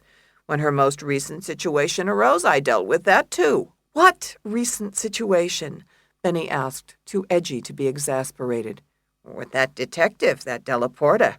He was bad for Alice, a hypocrite, a thief, the worst of a bad lot." Winslow shook his head righteously, but Benny felt stunned. "What are you saying?" "I saw that Alice was falling in with Mr. Della Porta and those others. You were right about them. You figured it out. They were selling cocaine, and they involved Alice in their dirty business. They corrupted her." Benny listened, astounded. "I went to try to convince Mr. Della Porta to let Alice alone. He wouldn't listen. He refused to let her go. He called me names. He called Alice filthy names, too. Filthy! He said she did horrible things, things I knew no daughter of mine could ever do." Then he thought back to the trial, the fighting that Mrs. Lambertson had heard. It hadn't been Della Porta and the cops. It had been Della Porta and her father. "So I shot him. I didn't plan to. There was no other way. He would have ruined her. He'd choke the life from her if I let him, like a weed." Benny felt a wrenching deep within her chest. She wasn't sure if she could speak. She didn't try. "Don't let it upset you, child. He was destroying Alice. I had to take care of her. I'm her father." Benny shook her head, uncomprehending. "You killed a human being." "For Alice. I did it for Alice. To save her." "Save her? You put her on the hook." Winslow's upper lip twitched slightly. I didn't know she'd be charged with the murder." Benny could barely imagine it. "But you let your child be charged with the murder you committed." "Well, that's why I showed myself. Told her to call you. I knew you'd prove her innocent." "But what if I hadn't?" Benny exploded, bewildered. I almost didn't. Don't you realize that? It took everything I had, everything, and I almost got killed. You killed a man. You almost killed both of your children. Winslow looked at her without batting an eye. If you hadn't won, I would have come forward. They wouldn't have sent Alice to jail then. What the fuck are you talking about? They wouldn't have believed you. I barely believe you. Oh, they would have believed me. I kept the gun, the murder weapon. The statement shocked Benny into silence. The only sound in the still cottage was the shallow huff of her own breathing. Winslow closed the box and looked to the window. Too bad it's dark outside. I'd show you my garden. The foxglove is in, and the rudbeckia just blooming. It took decades to make that garden. It needed to be weeded, tended. Gardens, they need tending. Benny's mind reeled. She felt almost dizzy, sick to her stomach. She didn't know what to do, what to say. She had wondered about her father her whole life, but couldn't bear to be in his presence a moment longer. He made her skin crawl. He was crazy, insane. He had to be. She swallowed her rising gorge, turned on her heel, and hurried to the door of the cottage. She banged open the screen door, heard it slam behind her, and didn't look back. She ran to the Saab, twisted on the ignition, and drove off in a cold, scared sweat. It took Benny all the way to the Pennsylvania border to calm her stomach and begin to understand her reaction. It only became clear because the farther she drove from Winslow's cottage, the easier she breathed. Her heart rate returned to normal. Her viscera stilled. Her tongue tasted vaguely of bile, but she gritted her teeth, stiff-armed the Saab, and steered into the night, racing to lay down as much mileage as possible between her and Winslow. A lifetime of distance. Benny's hair whipped from her face, and she hit the gas. The Saab responded as soon as its winded turbos allowed. The car was almost 10 years old, and Grady had bought it used, but he took care of his car. She thought about Grady then. He took care of things he loved, like his ancient Saab and her. He made Benny coffee, held her when she needed it, even backed off when she didn't. Grady was a caretaker of things that caused trouble, talked back, and fell into foul and selfish moods, of things that could hurt and wound, of things imperfect, of human beings. Benny floored the gas pedal when she spotted the orange lights of the airport that marked Philadelphia's southern perimeter. Oil refineries encircled the airport and spewed billows of clouds into the summer night. The air hung a hazy orange and smelled like dry cleaning chemicals.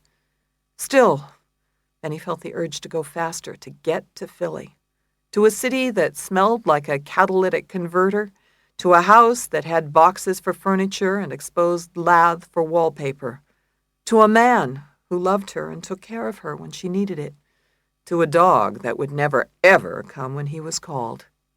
Benny wanted to go home.